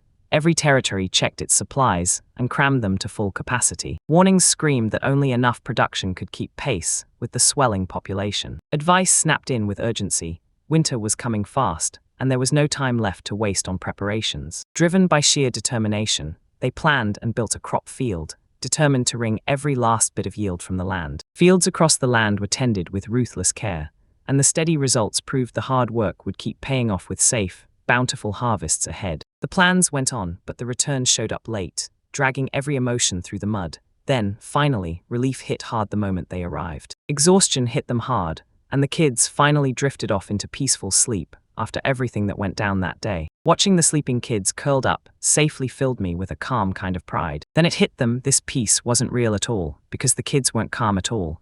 They were buzzing with energy, running wild and causing chaos. Real fights broke out over small disagreements, but through all that chaos, laughter and tears still proved how bright and pure youth really was. Over a single potato, playful squabbles erupted, and the siblings' rivalry turned brutal in the blink of an eye. Negotiations finally crumbled into a compromise. Sharing got forced through, but even then, their demand for fairness stayed rock solid. Their competition ran deep, and even the parents had to step in, mediating with calm, controlled voices. At night, bedwetting and non-stop crying gave it away. Those kids weren't just scared, they were totally vulnerable and dependent. Morning burst in with a twist. Parents stared at the unexpected reactions, laughing and scrambling as it totally reshaped how every day played out at home. Sheep sat there in quiet awe as parents pulled the children into bed, keeping a careful, loving watch all around them. That night the fever hit, sudden and savage, so everyone panicked and watched them like a hawk until dawn. Gentle hands hovered close, easing every ache with careful remedies until comfort finally took over. Soft words soothed the kids during the sickness,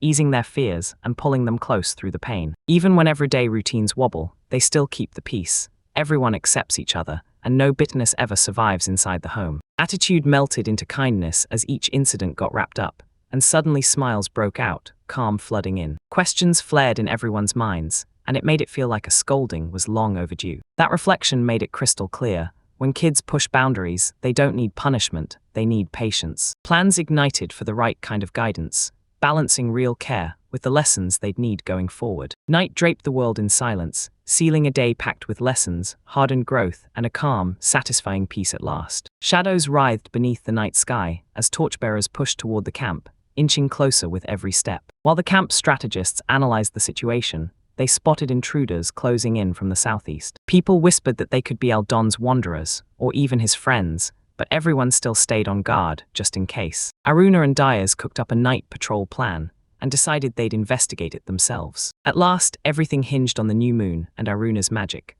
so watchfulness swept the grasslands, and every household stayed on guard. Klaus snapped to an urgent signal. Danger was closing in on the camp, and someone had to move now. He and Aruna immediately geared up, marching forward with iron resolve to smash the threat head-on, ready to defend their home and everyone they care about. Out on the frontier, people didn't bet on luck. They lived off their livestock and hunted for every last meal. As the crew marched across the endless grasslands, caution kept every single step on a tight leash. Under the cover of night, torch-wielding fighters burst into view, creeping in close and exposing a cold, carefully planned ambush. As the attackers swept across the lifeless land, confusion flickered in their eyes at how barren it was, but they kept their guard up no matter what. Soon, their leaders' moves made it crystal clear. This wasn't luck at all. It was all about cash, power, and control. In the pitch-black shadows, the ambushers braced themselves for a deadly surprise strike. Orders got hammered in behind the scenes, rewards dangled, targets got pinned down, and that pushed their resolve to strike, no hesitation. Greed surged the second the promised payment was revealed, flipping the whole mission into a ruthless cash-driven gamble. Torches flared as the crew pushed forward in lockstep, sure their numbers would crush a lone opponent. Out of nowhere, a sinister red glow ignited across the empty grassland, snapping their momentum to a halt and warning them of trouble they never saw coming. Without a single warning, the ambushers exploded into action, charging through the torchlight to slam their strikes from the shadows behind. An arrow ripped through the dark out of nowhere, smashing right into the air and catching the whole group off guard. Now everyone's exposed. A gasp hit as they followed the trail.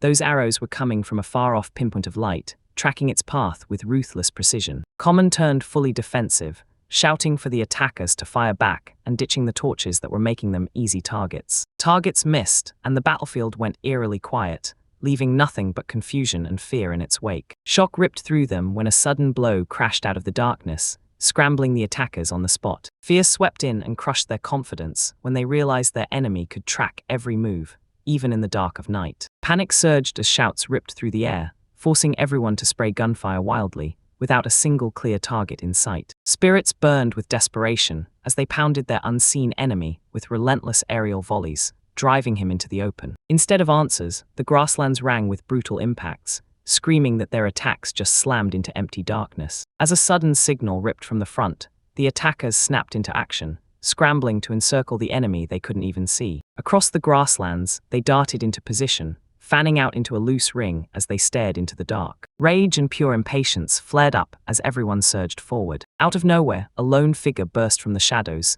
and mowed down the attackers before they even had a chance to react. Panic erupted as the losses piled up, and the remaining men snapped into a defensive regroup, waiting on the next command. A blade of steel sliced through the night, and the lone fighter tore through wave after wave of enemies. Confusion erupted the moment a brand new colored light flared up, and the attackers swore they were staring down not one, but multiple threats. A brutal threat hung in the air, then rain and night swallowed everything as steel screamed and blades collided, and that single clash exposed just how outmatched the ambushers really were. From the darkness, a heavily armed warrior surged forward like a living threat. As his face finally came into view, realization hit hard, because the real danger had only just started to show itself. A brutal clash detonated instantly, as the armored warrior slammed forward with terrifying, unstoppable force. The shock thundered through the trees, and it hit them instantly.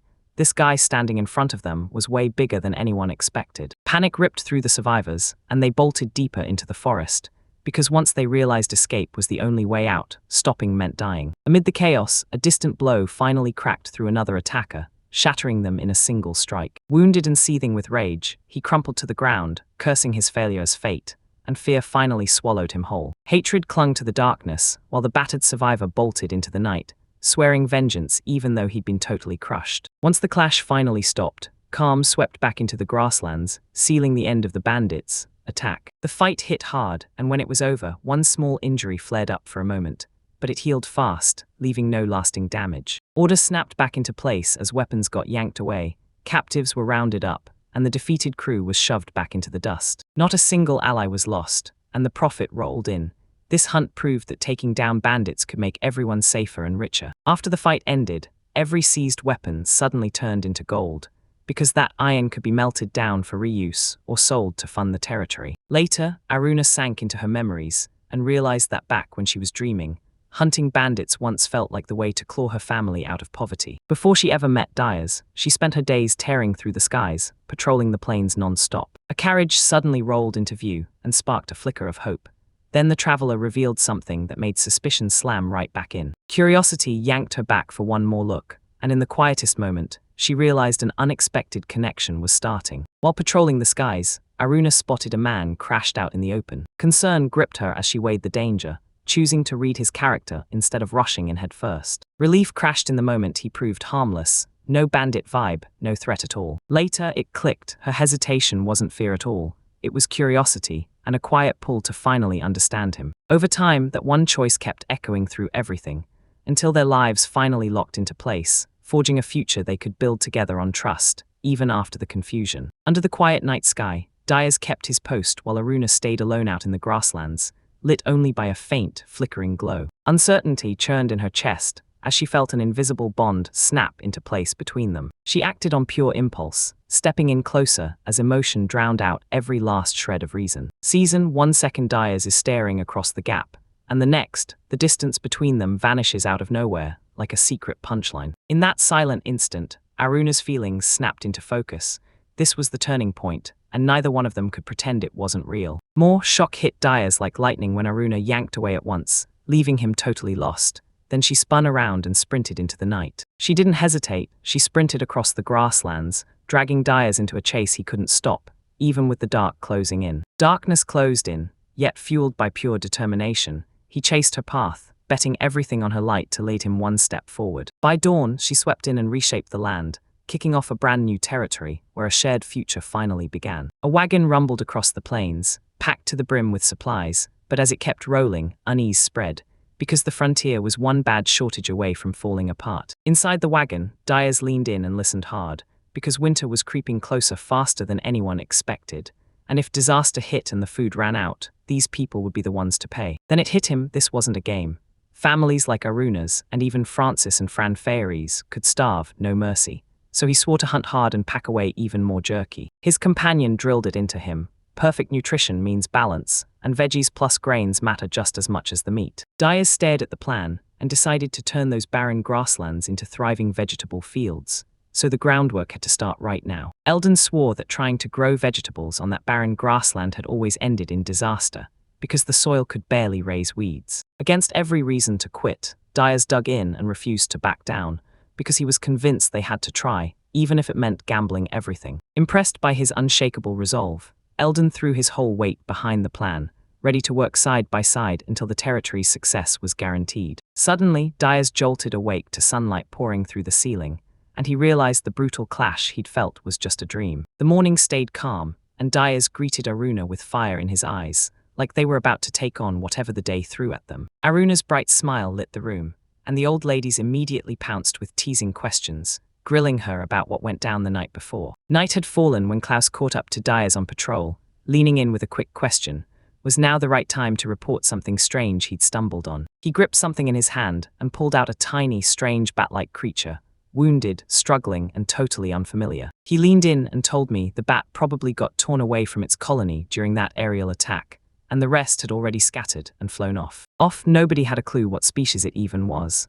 As worry surged, Diaz told everyone to stay sharp, because he had no idea what kind of danger that creature could unleash. Under a blazing, cloudless sky, the villagers spilled outside to share a peaceful breakfast together. As they dug in, Diaz checked everyone's health, and Maya and the others reported no problems, looking even more energized than before. Their meals and baths soaked in medicinal herbs, and it showed. Kajin's health soared, and compared to the nearby villages, they burned through way more of those healing plants. Currents, with her eyes still wide, Diaz leaned toward Aruna and demanded to know where she kept scoring that massive stash of herbs, day after day. Aruna calmly told them they were harvested or traded, then stressed, straight to the point, that they had to be grown and nurtured for long-term survival. Diaz blurted out that he wanted to tear into the grasslands and forge a steady food supply, and Aruna shot back that their people lived out of movable potted plants since they never stayed put for long. With shaking excitement, Diaz begged for guidance, and Aruna admitted she didn't know enough, then urged him to ask the clan's matriarch instead. The matriarch snapped that nothing would grow in those lands,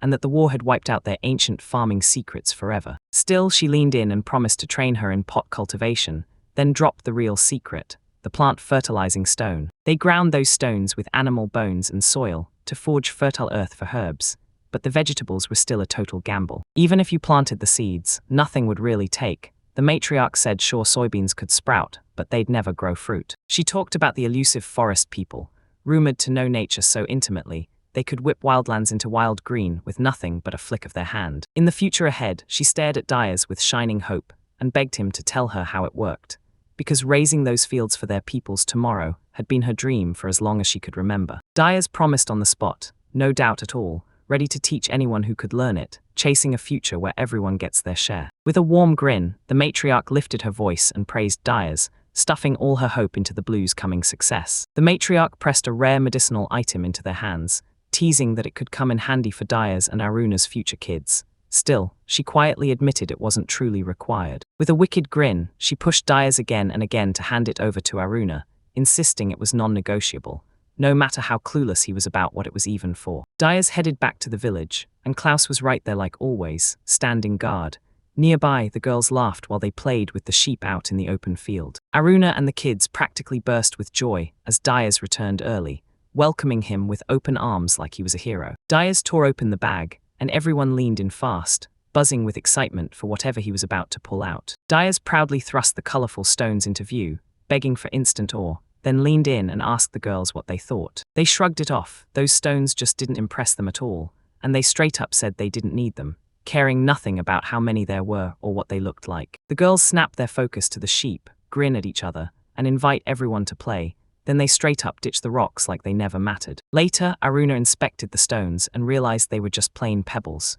No magic, no real gems, and absolutely no value at all. Dai's confessed he couldn't sense magic at all, yet he didn't know they were useless, and he still stood tall, proud of what he saw as beautiful. Magical stones hum with power you can only see if you've got magical sensitivity, and even though they look just like regular gems, real magic users know their value the moment they lay eyes on them. Dai's realized Sina and Ahan, even as kids, already had a faint spark of magic, and with proper guidance, they could outshine the village matriarch herself. He smiled, knowing they'd kept a secret gift, and no matter what path they picked next, the girls would soar, level up, and become unstoppable magic users. Suddenly, danger slammed in. One shadow swallowed the light, screams erupted, and it was obvious something was coming fast. A screaming swarm of bats crashed in, and Dai's snapped orders to retreat while Klaus braced for the fight, because a desperate defense was already underway. Klaus stared in pure awe as Dai's tore through the attacking bats on his own, and that brutal strength hit like a thunderclap. With deadly precision, Klaus burst into the brawl, slicing through wave after wave of bats,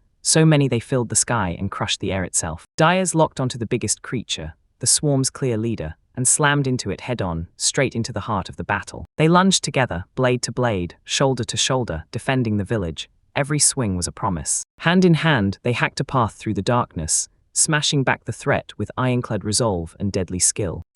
Klaus gasped as Dai's tore forward at breakneck speed, and though the enemy kept up, Dai's surged even harder, leaving everyone in awe and worry. In the middle of the chaos, Mern kept fighting while Aruna screamed a magical command, sound magic blasting her voice to shatter the flying beast's momentum. That screech threw the blind bat off balance, and Dai's seized the opening to strike clean through it. Aruna even warned them that the vulnerability in their sound would be their downfall, but her perfectly timed spell flipped everything back in their favor. Inside the village, everyone packed together, staring in awe as Aruna's voice lit up the place. Then the kids and elders leaned in, eyeing the fallen bats with pure curiosity and a wave of relief. Even though Dai's had won, the spell still had his ears screaming, so loud he could barely make out Aruna's answer. When the fighting finally ended, Aruna moved in and wrapped her arms around Dai's in silence, her cheeks burning as she held on tight, unable to hide what she felt. She leaned in and whispered so softly Dai's couldn't catch a word, so he kept pushing her, again and again, until she finally spun away, dodging his eyes. Elsewhere, Klaus crumpled to the ground, knocked out cold when the chaos erupted, and magic blasts tore through the fight. Dai's slammed into the stones in a massive bowl, grinding them down into a razor-fine powder with pure, unshakable focus. After days of grinding, he finally finished the process, then inspected the final result with a grin that said, "It's perfect." 5 days had ripped by since he started smashing the hygiene-washy stones, and now that the fertilizer was finally ready, he could drive in the plow and begin cultivating their land. As Dai's got ready for what came next, Aruna's instincts screamed. Something was charging in fast from the eastern horizon. Both of them snapped to attention.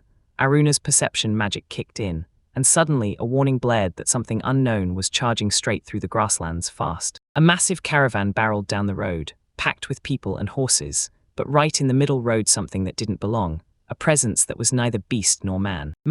Dai's thought about sneaking off alone to investigate, but Aruna shot him a warning look. She was too spooked by the unknown to let him go without her. As they pushed ahead, they braced for whatever danger might jump out next, and Aruna's presence steadied Dai's, keeping him both calm and razor alert. Through the spyglass, Dai's spotted Camelot's, Eldon's familiar servant, marching the whole crew forward in a massive wagon. The caravan rumbled along with heavy luggage and strange creatures, called white gi, proving the eerie aura Aruna picked up earlier wasn't just in her head. Dee spotted the beast and matched it to a white gi that looked just like the black one, then nailed down its name, so simple he could recall it instantly. Right there while they inspected the wagons, Aruna spotted tiny shadows crawling inside the second one, and her suspicion ignited instantly. Kiki had slipped aboard, hidden inside, still haunted by a past brush with slavers, and now she could only dream of making it back home on this very caravan. The stowaway started hoarding food like it was life itself, swearing they had to have it to survive, while everyone else snapped back that he was dead wrong. A second rabbit busted Kiki's lie.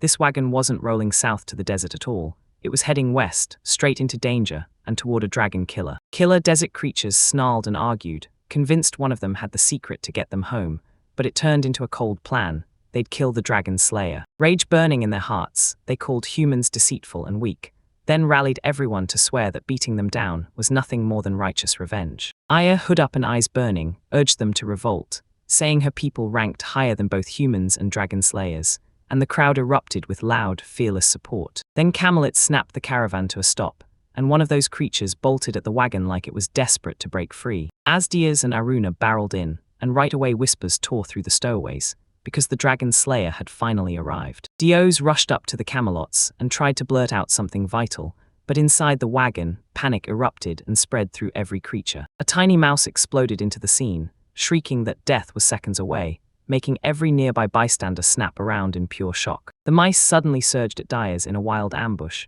screaming that the dragon slayer would be crushed, as he stood there for just a heartbeat with no defense. Right as they surged in, Aruna exploded forward, smashing past them and knocking multiple attackers aside with razor-sharp precision. Then she snapped at Diaz for being too soft, while he froze in place, hesitating on whether to strike back, because he knew the mice technically belonged to the Camelots. Lone of the Desert Mice snapped back in a blind rage at Aruna's words, shouting that the mice belonged to no one, and that they weren't a joke to laugh at. Diaz snapped into position between them, standing his ground to protect Aruna's dignity, and making it crystal clear that anyone who dared insult her wouldn't get away with it. Camelots were still reeling from that sudden blow-up, when they watched their leaders bark orders to smash the rebellious mice right away, and keep Diaz and Aruna safe. Meanwhile, the White Gear's braid churns through the chaos, blissfully unaware of the tension tightening all around. A Beastman soldier bowed so deeply, he practically hit the floor begging forgiveness for the attack, while a mouse snapped that humans were dishonorable for calling in reinforcements mid-fight. Even so, Diaz promised Camelots that an apology wasn't necessary,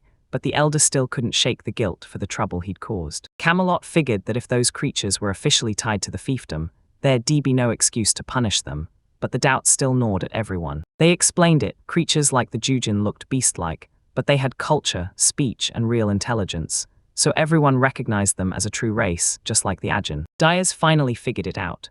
Those mousy little folks were members of the big-eared mouse race, desert-dwelling citizens who called themselves home, and that discovery cracked open a whole new mystery about where they truly came from. The map made it crystal clear. The desert homeland was tucked even farther south of the kingdom, and those people had been cut off for ages, yet somehow still stayed culturally distinct. Even with Eldon offering protection, the desert mice wouldn't let their guard down. They rejected him for being half-human, and they demanded to go home, terrified he might be lying. Even when the hate came crashing down on him, Eldon doubled down on kindness, treating them like family and carving out a safe haven for them. Camelots laid out everything, saying Eldon's surge to feudal lord lit up the Jujin with hope, while Aruna snapped that next time, mercy would be hard to win. Diaz swallowed Camelot's apology without a shake, accepting it with calm resolve, then gently but firmly reminded him where they still stood. He handed the punishment to the Camelots, but he made it crystal clear that if this happened again, they wouldn't pull their punches. With everything finally settled, Camelots poured out their gratitude, so Diaz, right there with Aruna, gladly accepted it, offering warmth and steady reassurance back. One of the canine soldiers spoke up, saying the scent tracking survey had gone bad. This time, the smell detection was compromised. Camelots didn't wait around. He personally rushed to check the wagons, and Diaz jumped in too, because that spice stench was so strong it was impossible to ignore. The investigation turned up zero suspicious activity, so instead of punishment, the mice got hauled back to Eldon for questioning about their attack on Diaz. Diaz told them the spices were tied to the delivery, then he shoved over the documents that proved they'd already prepared the farming tools they promised. Every letter to Diaz came back with the same message. The tools they talked about were already there, and the sender even promised, "If you need more, I'll get it to you." The shipment rolled in with massive bonuses, spices, wagons, and horses in tow, making it crystal clear. They were pushing for open trade and backing each other every step of the way. Port Eldon poured out real gratitude, replaying their heartfelt talk in his mind, and ended his message by promising they'd meet again soon. To spare them the hassle of hauling livestock, Eldon even slipped in building materials. Too, every last supply was handed over as a gift, blazing with trust. Camelot's promise to take charge of the construction left Diaz feeling slammed with obligation, and he decided that Earth Dragon materials were their best shot to pay him back. Someone tossed out the idea, forget shortcuts, learn to handle a wagon yourself and then hit the road. The horses they handed over were blazing fast and perfectly trained, and with the coachman guiding them, handling the reins felt like it would click into place with every ride. Diaz swore they really had gotten 4 horses, and the whole group erupted in surprise and pure excitement. Aruna burst with pure joy, clutching a horse to her chest, as she blurted out her words at the happiest moment of her life. For the Oni, horses weren't just animals.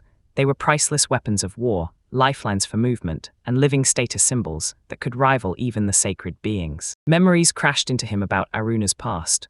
Once her family had horses, living without much wealth, and now that they owned them again, it lit up a chain of distant feelings. Memories hit her like a spark. Then she burst into excitement, telling me her childhood dream of finally being part of a horse-owning family, a dream she never believed would come true this fast. Joy burst out of her as she called Dai's her husband, while the others quickly stepped in, telling her they had the wagons and horses covered without a hitch. Overwhelmed, Aruna crushed him in a fierce, heartfelt hug, and that powerful squeeze yanked him back to similar moments, one soaked in pure warmth. Elsewhere, a hiding mouse let out a shaky sigh of relief, convinced the hunt had finally ended, and his cover hadn't been blown, at least not yet. Still, the little creature tried to slip out quietly, then slammed into a lid that wouldn't budge, and right beneath it, someone else was trapped and losing their mind. Aruna tore through the village, practically vibrating with excitement, as she shoved Ahon the black tea leaves Dyers had brought back. Clutching a keepsake from her parents, Aruna let out a soft smile, and the memory of her mom and dad loving black tea warmed her heart. In the growing village of Aluk, homes, meeting spots and fields started sprouting into place, until the once empty land had bones, structure, and a future to fight for. Dyers learned to handle a G the right way, with a villager watching his every move, and then he hit the field and plowed the soil with care. The Gi kept striding forward, yanking the plow straight through the dirt, and Daya couldn't help but smile, because their tiny farm was finally starting to take shape. A brand new farming tool, the plow, rolled into the village, letting everyone till their land fast, without having to hack through all that grass first. After he'd worked the soil, the fields lay in crisp, tidy furrows, while nearby, the Jews grazed peacefully and water poured into a bowl. Granny Chilsai told everyone to give the soil a few days to settle, and the villagers nodded along. Then they started planting seeds exactly 3 days later. They tested every soil method they could get their hands on. Dyers dusted the ground with fertilizing powder, while the grannies swirled wood ash into water and drenched the earth. So the villagers looked at how far they'd come and started hashing out what to build next. And Granny didn't hold back. She pushed for a reservoir pond to lock in their water supply for the long haul. Back then, the village lived off a well and a tiny nearby river. Sure, it covered their daily needs, but summer loomed, and the fear hit hard.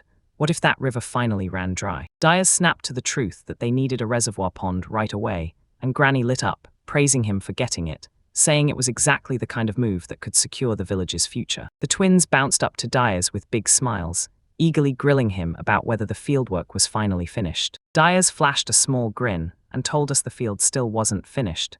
Everything needed a few more days to be fully ready. One of the girls passed Aruna's note, "Dinner's ready, come home," and when it landed in his heart, Dyers shot her a grateful look, completely touched by the thought. Out in the field, the two Jisa started acting way too weird. So weird that Dyers clocked it instantly, and panic crept in. As he watched them, the young girl beside him leaned in and quietly asked if the field work ever wore him out, like she was really digging for something more. Dyers leaned in and reassured her, telling her the grind wouldn't crush her, because even if the fields fell short, he was sure that their best effort would still be enough. That's enough. Tears burned in her eyes as she blurted out what Dyers would feel if they hid a secret, her voice shaking with raw, uneasy fear. With a quiet smile, Dyers said he'd only be hurt if the secret turned out to be truly bad, and then he shrugged, like everyone else, admitting that each person had a few secrets of their own. After that tense moment, the girls abruptly tossed the conversation aside and fired off something totally unrelated.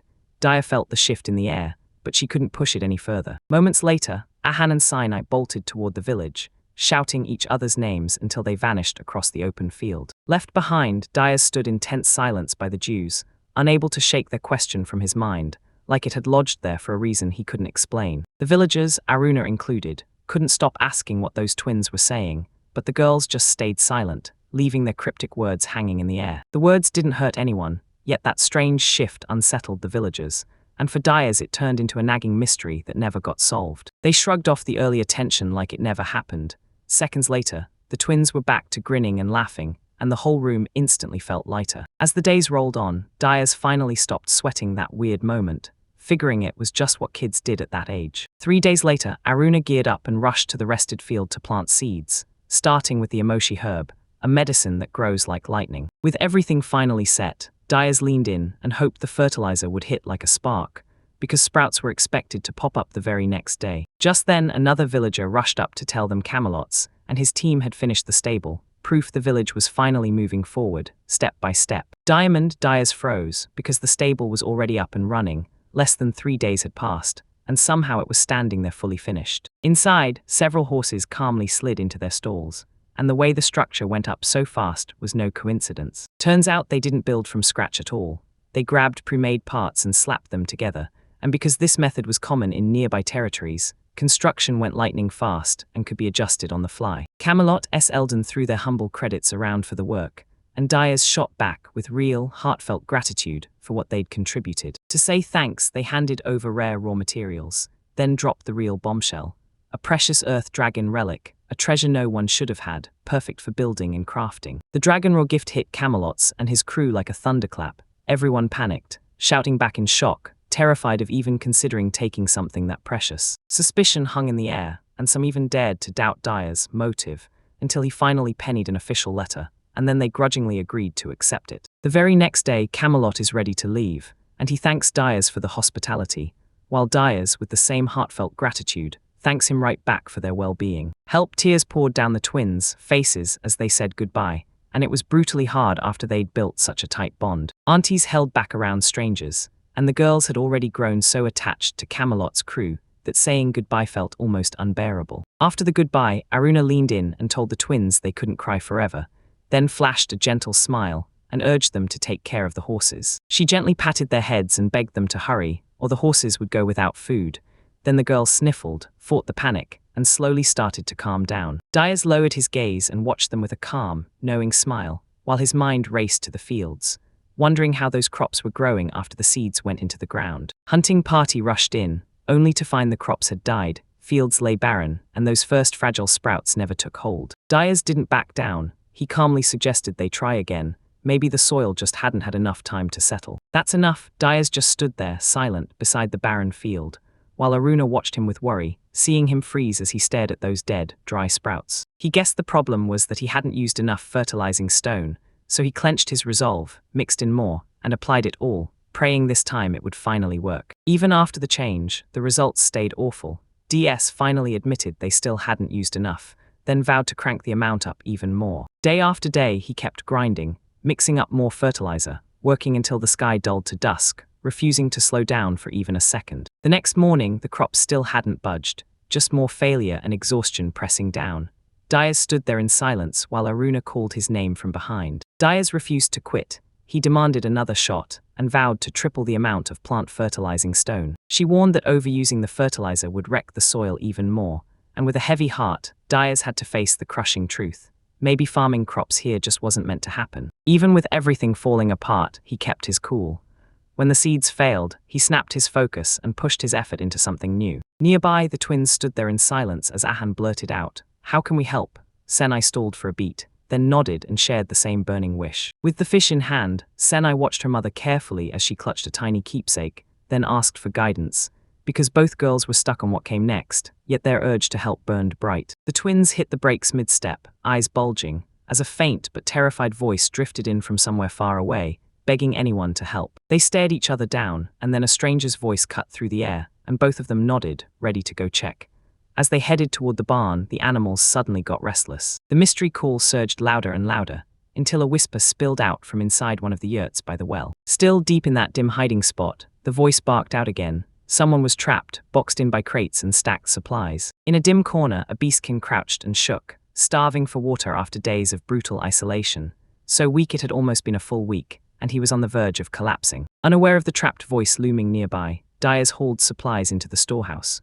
While inside, the beastkin held his breath, quietly wishing he could finally help the famous dragon slayer. At the entrance, the twins stood frozen, listening to the cries for help as the voice boomed through the space, eyes blazing wide because it begged, over and over, to be let out. The voice cut through the darkness from inside a crate, buried under heavy luggage, trapped and begging for help to break free. Ahan and Sina sprinted over to save it, but the thing was just too heavy. One yanked at it anyway, while the other blurted, "It'll tip over." Realizing they were kids, the beast begged them to stop taking chances, pleading for safety, then suggested they find an adult, but the girls shot back that everyone else was tied up. Together, the girls hauled the last bag up off the crate, Amur stuffed inside, the panic rising as she begged them to be careful, afraid they'd end up hurting themselves. Finally, the lid popped open, and with eyes blazing and gratitude pouring out of her, Amma burst from the crate and blurted that she owed them her life. The girls beamed as they introduced themselves, Senai and Ihan, and the moment their curiosity hit, a warm, excited conversation just kicked off. Amherst grinned when they praised her handmade glasses, then she lit up and proudly admitted she even made the book she was carrying. Standing tall on her crate, Amma introduced herself like a threat. She was a Eugen of the big-eared mouse race, an adult female named Amma Jerry Boa. Dyers tried to drag the field into a new place by yanking the plow with his own hands, but everyone else rushed in and stopped him fast, because the desperation on his face was terrifying. In a cramped storage shed, Amua was found cowering behind stacked wooden crates, with dust and scattered sacks proving he'd been hiding there for days. Anxiety clung to him as he confessed. Fear had shoved him into isolation, and he misread Dyer's intentions, convinced he was about to be captured. After that, the girls go silent and really think it over, because they clock it fast. Amma and Dyers barely know each other, and they've hardly even talked. Their faces go stone serious as they press for Amma's advice, swearing this secret must stay buried. Later, out in the open field, a woman stands her ground, straight-backed and unshakable, while two men kneel in front of her, all signs of iron discipline inside the settlement. Two girls huddled in secret, trading worried words, and they refused to ask anyone in the village for help, because they were terrified Dyers would catch on. Panic creeps across their faces as they admit it. Dyers grinds every single day, yet even with all that strength, something is slowly sucking the life right out of him. He admitted that the land has no power of its own. Forest people can restore energy, but humans must never see it. Memories of their parents came flooding back when they were warned long ago to never reveal the power to nurture forests. They turn to Amua and spill the truth, because he's not human. He confirms the two girls are from the forest people, then presses them to line up their thoughts nice and clear before he goes any further. With soft smiles, the girls tell us the forest people don't just live out there. They dwell deep in the woods, guarding the entire place. They spill the truth. Seeds hold knowledge and power, and when a forest person feels death closing in, their strength gets sealed inside one lone seed. That precious, entrusted seed gets buried in a critical spot, and once it takes root, it grows into a towering tree. Then countless more rise up too, until a whole forest takes over. Every single tree holds the memories, lessons, and emotions of the person who once left it behind. Girls explain that forest people wield two powers. One blasts magical energy that supercharges plant growth. They swallow hard and agree. Humans can't ever learn about these gifts, because they already promised their parents they'd keep them hidden. Amor thinks the only way to keep their magic safe is to vanish out in the far reaches, away from humans. The sisters admit they were terrified of Dyers at first, but the second he held them gently, his warmth and sincerity broke through their fear. Dyers and the villagers are genuinely good people. After everything they went through in their old home, this place finally feels safer. So they stayed close, and threw their trust into the community. The Earth's surface is already stripped bare, so the forest people's power is the only thing keeping the crops alive. Then the whole focus snaps to the source of the drain, because if a barrier really existed, that power wouldn't vanish this fast. The girls swear they're only trying to guard everyone's food, no matter how messy things look. They're convinced they can still pull off something small to stop the losses from piling up. Loss with a natural wall, or a weird miasma, choking the land so it could never bloom into fertility. So now they're plotting how to pull it off in secret, because with Dyers always patrolling the fields, finding the one safe moment to trigger their barrier without getting spotted is the next fight. Ima jumps in and says he'll handle the night work, since his current form thrives in the dark. Then he whispers that they should guide them in secret and asks, "So where are you staying?" Relief hits their faces the moment they get the advice, like a weight lifting off their chests. So they thank them, breathe easier, and finally step forward with a real plan. Then excitement snaps into overdrive, their energy surges out of control, and Amor stops them cold, barking, "Breathe, plan your steps and organize your moves before you act." Doubt flashes for a second, but excitement slams the brakes on fear, so they decide to slip into a quiet midnight stroll as their plan. Under the moon's glow, Ama slinks through the grass, creeping toward a secret opening by the tent. Then, inside, the whole crew sleeps in peaceful quiet. Right as they try to slip by unnoticed, a violent sneeze almost shatters the silence. Amma goes stone still mid-step, terrified to wake the sleeping warrior. Clear air hangs for a second, right as the close call slips by, and soft breaths keep going, while a powerful scent fills the room from those grueling hours in the fields.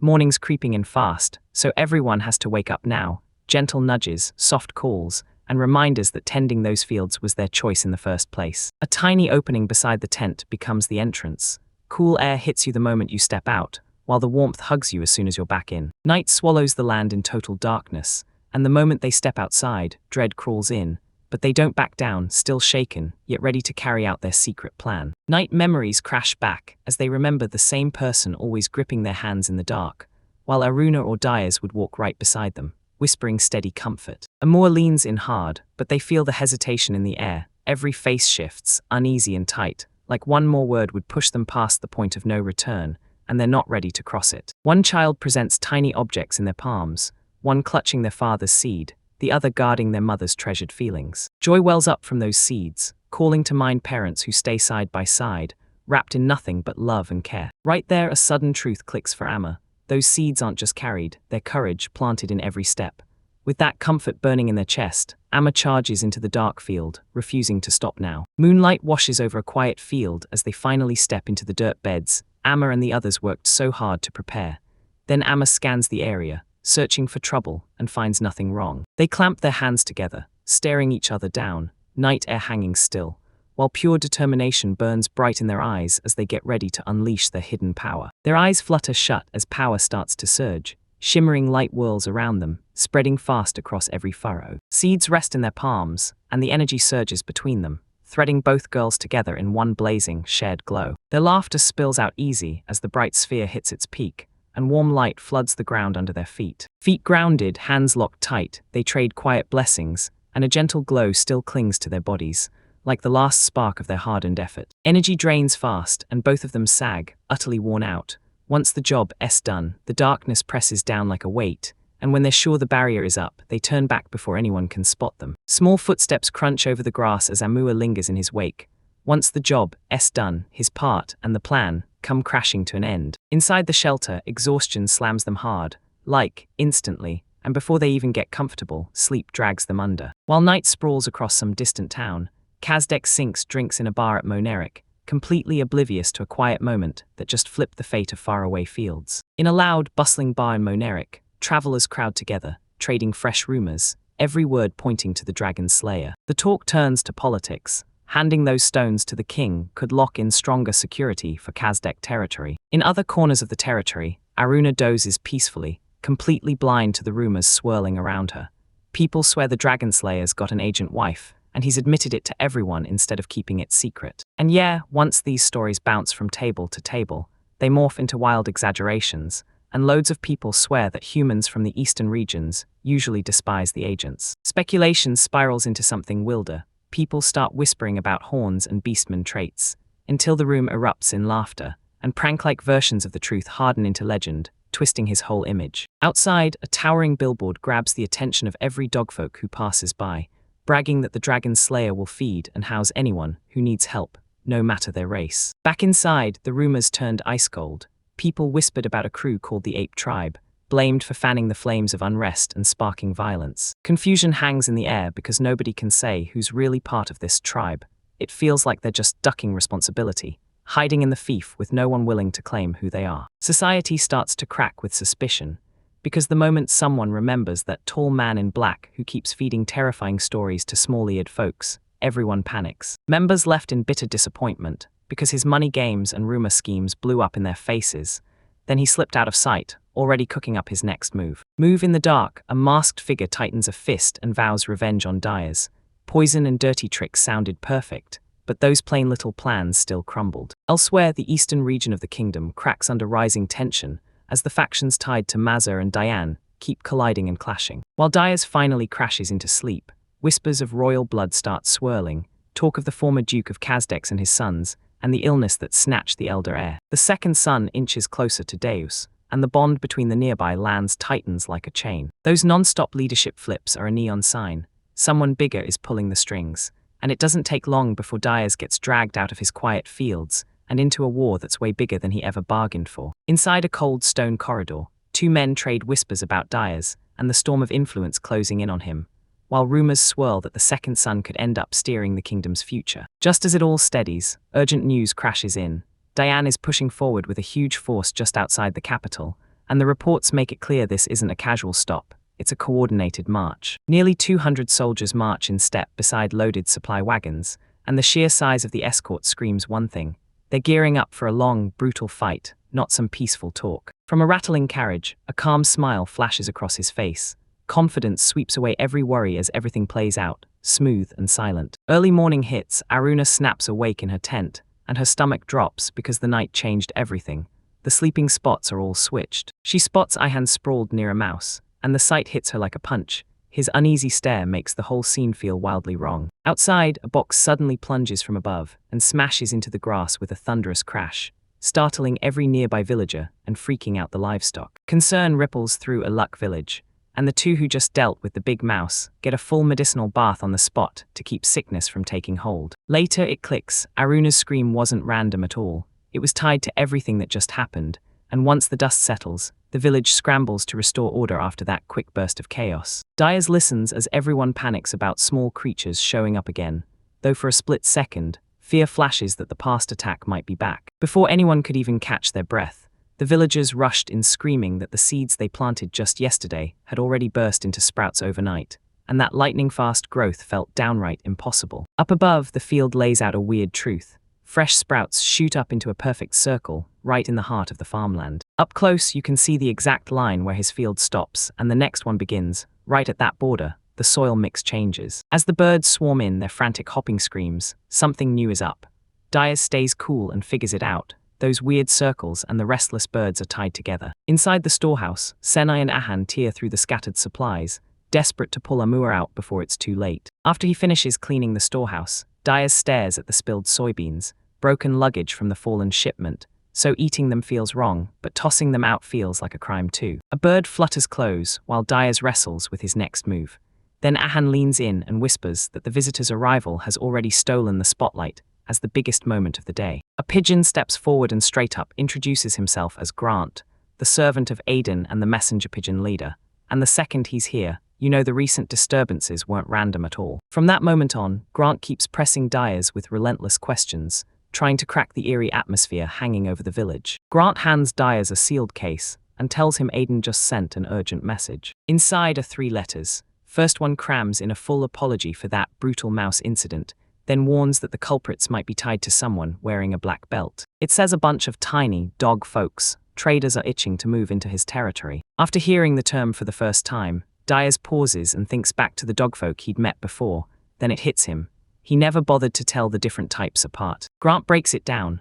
Dogfolk split into big and small types, and the dogfolk Diaz ran into earlier were almost certainly the big-sized kind. They break down the dogfolk divide. Big-sized are built one way, small-sized are built another, because the tiny ones look way more like real dogs, with paws where hands should be. That old recruitment notice finally pays off. Once the big dogfolk start talking, the small-sized dogfolk come rushing in, right off the post. He decides he can't carry this request by himself, so he pulls Grant aside and tells him he'll ask the whole village for a final verdict. Right before he leaves, Diaz scoops up the spilled soybeans and offers them to Grant, turning a mess into instant goodwill, and Grant happily takes the gift. Diaz decides that if taking in the newcomers will beef up the territory and bring in more capable fighters, then letting them in could pay off for everyone. At last, they strike a deal. Trust surges back in, doubt gets shoved aside, and the whole talk about the girl's silence gets pushed to another day. In a tiny room, Amma shakes as she recovers from her bath. Warm air wraps around her, and water droplets cling to her fur. Then through close watching, you spot something weird.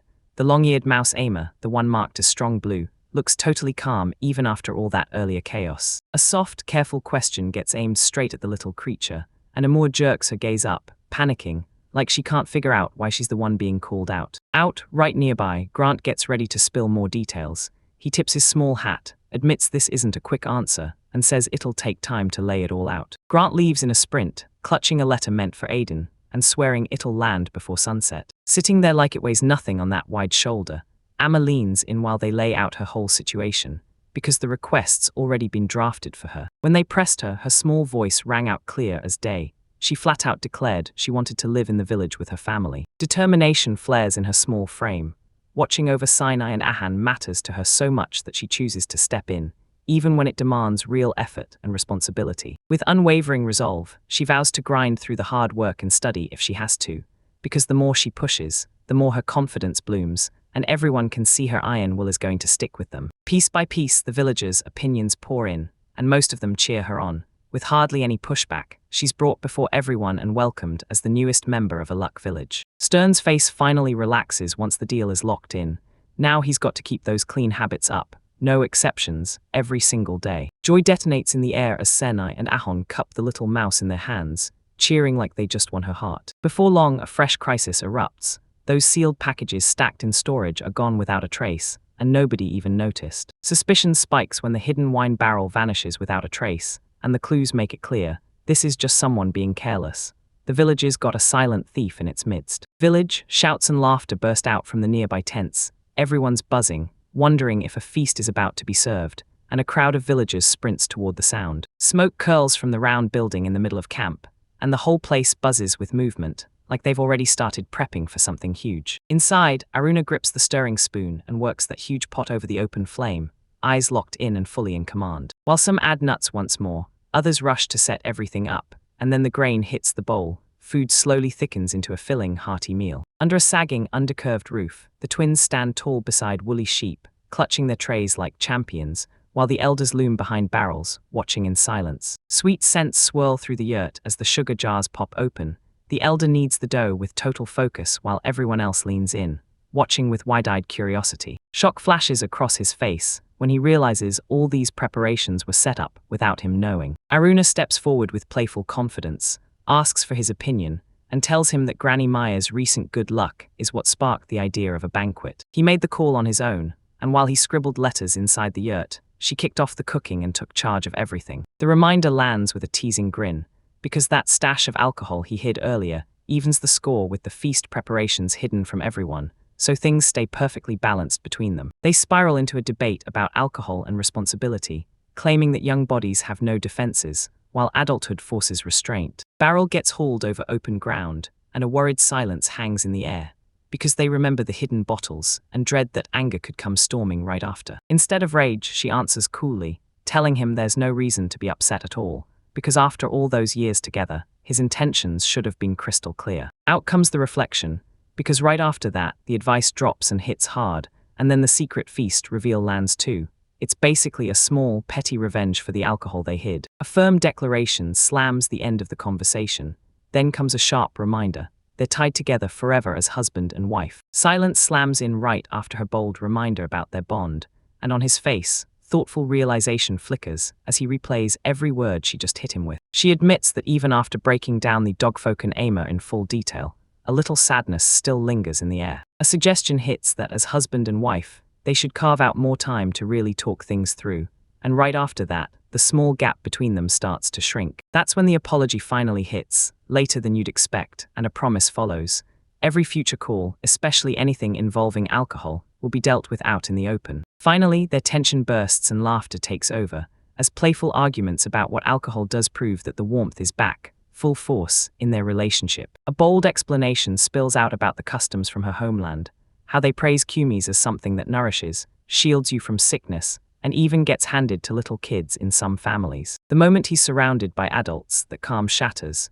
Panic rockets through him as he imagines babies gulping alcohol, and his hands shoot up in alarm. She hits back with a fierce rebuttal, snapping that pretending it didn't happen would be way more dangerous out there in brutal conditions. Just as the shouting hit its peak, the elder barged in and snapped them to a stop. Feast prep comes first, because arguing over drinks can wait. At the bank, a reminder hits. Somebody found a wine cask earlier, and with guests possibly rolling in any minute, this is the perfect moment to share it and properly welcome everyone. Seriously, those heavy thoughts crush him, and he knows that banning alcohol full-on would just spark more rebellion. Aruna's intense reaction hits like a spotlight on centuries of tradition, and he instantly realizes her customs don't match his at all. He tilts his head to the yurt's ceiling, staring into the future, and every new group that rolls into a luck village comes with strange traditions he's never seen before. At the banquet, villagers crowd around long tables, and as the fief lord, he stays quiet, but every watchful glance screams this truth.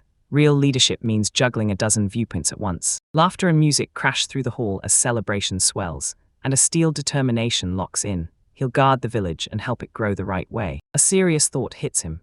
If she truly values alcohol that much, then banning it outright would only ignite a fight. The argument still crackles in the air, cultural gaps suddenly come into focus, and he quietly admits, yeah, he might not truly understand where she's coming from. After that, the story shifts to what's coming next. Every time fresh faces move into a luck village, they drag in unfamiliar customs that shake everything up. Inside the gathering hall, long feast tables stretch out as the fief lord's responsibility crushes down on his shoulders. He has to guide the village through every single change. Music and laughter spill through the air as sheep roam nearby, and while everyone celebrates, steel resolve hardens in him. he's determined to defend the village and guide it wisely. Data's report lays out a surge in new targets, animals, facilities, everything, because he's pushing steady progress while he gears up to defend Netro's fiefdom from incoming threats. At breakfast, right after last night's feast, they plopped down a plain white drink in front of everyone. That morning, she rushed to the Agin village to grab it, and when she sat down at the table, the others froze, clutching their doubts, scared to drink that early. With calm, unstoppable confidence, she tells them to take one small sip, and this one guy raises his bowl and drinks it slow, still eyeing the decision like, "Are you sure about this?" Their worries melt into mildness, and doubt flashes across their faces, questioning what this calm really is. Up close, it all clicks. The alcohol is watered down so badly it's basically harmless, weak enough that even a kid could handle tiny sips without trouble. The horned girls tell him kuma doesn't just sound cool, it toughens the body, boosts bone health, kicks digestion into gear, and even helps keep sickness away. For them, kumis is basically alcohol,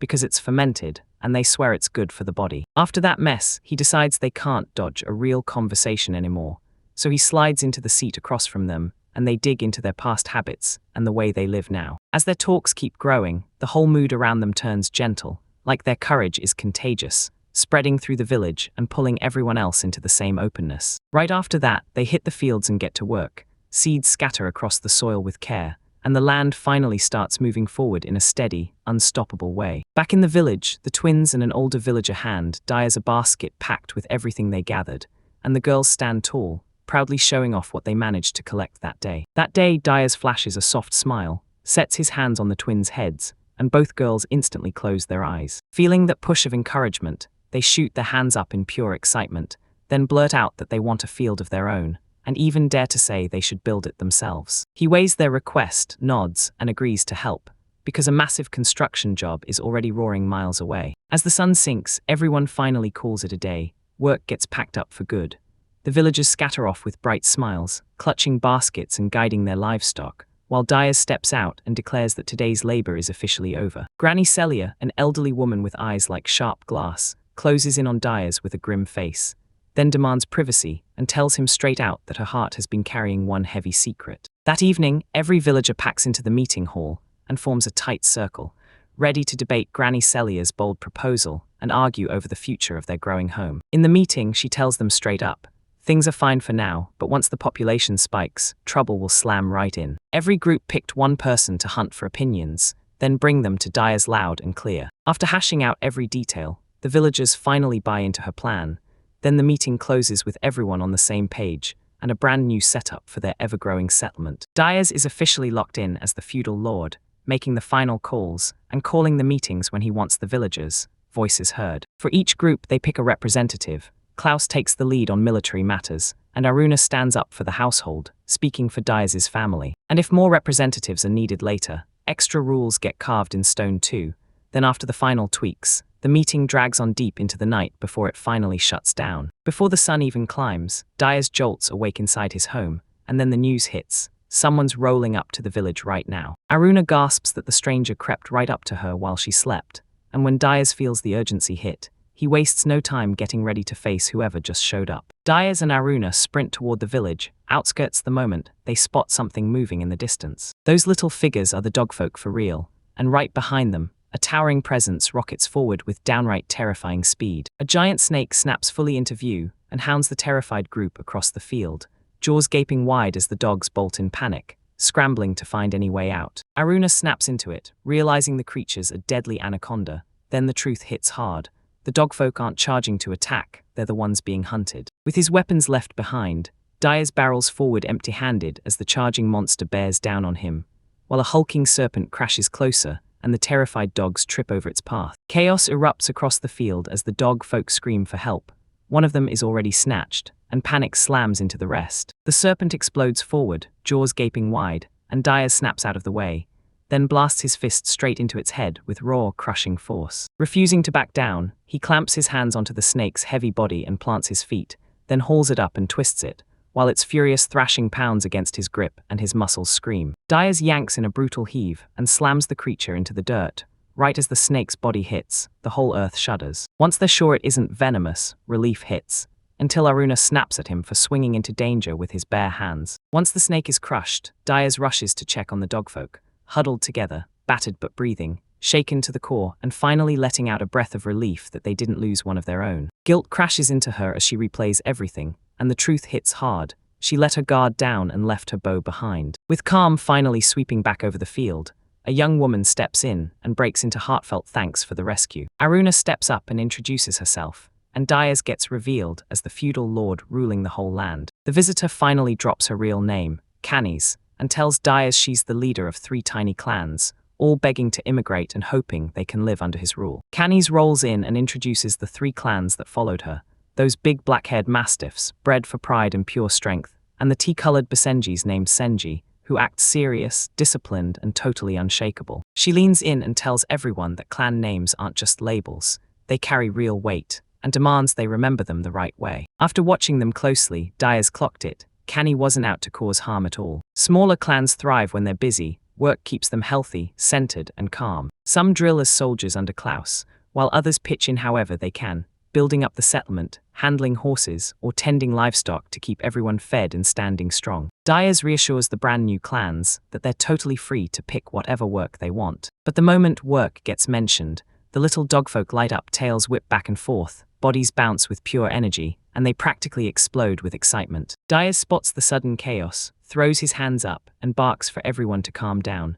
Those dogs snap into order at once, dropping into obedient silence on the grass. Cani stares in shock as they fall in so effortlessly, and Aruna watches in silence too. She's clocking just how naturally everyone tunes in the moment Diaz starts talking. After weeks of waiting, Diaz drops to one knee and introduces himself the right way, feudal lord of the plain. Aruna watches in silence as Diaz kneels to the dogfolk's level and talks like they're equals, no matter that he's a human feudal lord. The 3 clan leaders surge to the front.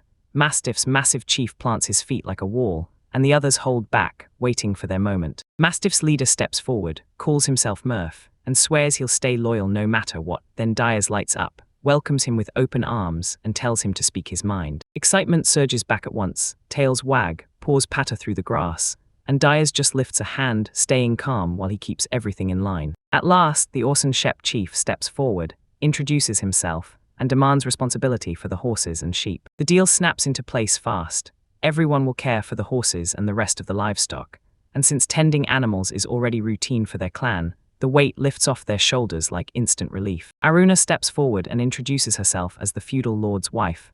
Every chief instantly snaps to attention, showing clear respect and making it obvious she's got full authority in the settlement. When she hears their reaction, pride flashes across her face, and a sly little amusement creeps in as everyone finally focuses on her standing right beside him. Orson Shep rolls in with 30 members, Basin G25 follows with its count, and Mastiff brings 23, so yeah, we're getting a slow intro because this crew is huge. The group's banter snaps into something grim the moment someone suggests training the small dog folk as soldiers. The worry hangs in the air over how to lay out what's next, even though everyone already got the warning, so the reaction can't truly come as a shock, and now the plan clicks into place. Start them off with light duties. Across the plains, the patrol keeps circling, skirting the clustered tents, while the settlement looks peaceful, small groups working out in the open sky. Klaus shows up right after wrapping up his rounds, and the moment he's there, introductions kick off. Candice steps forward as the dog clan's caretaker, and both sides trade respectful greetings like they mean business. Polite smiles snap on after their quick chat, and that uneasy tension hangs in the air.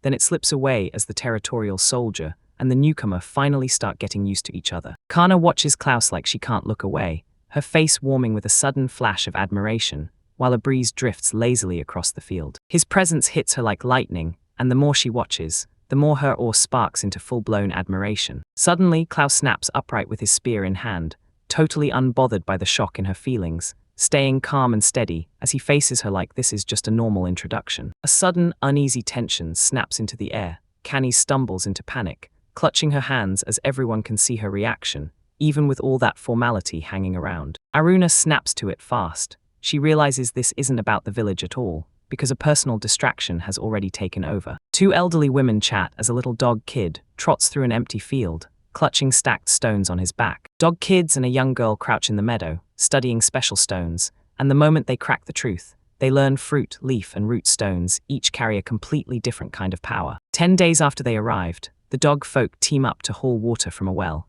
and the man watches closely as everyone works together to keep every drop from spilling. With every lesson their parents drilled into them, the dog folk start building their own field, right from scratch. Even if they stumble at first, the dog people quickly snap into gear once they've got the right tools.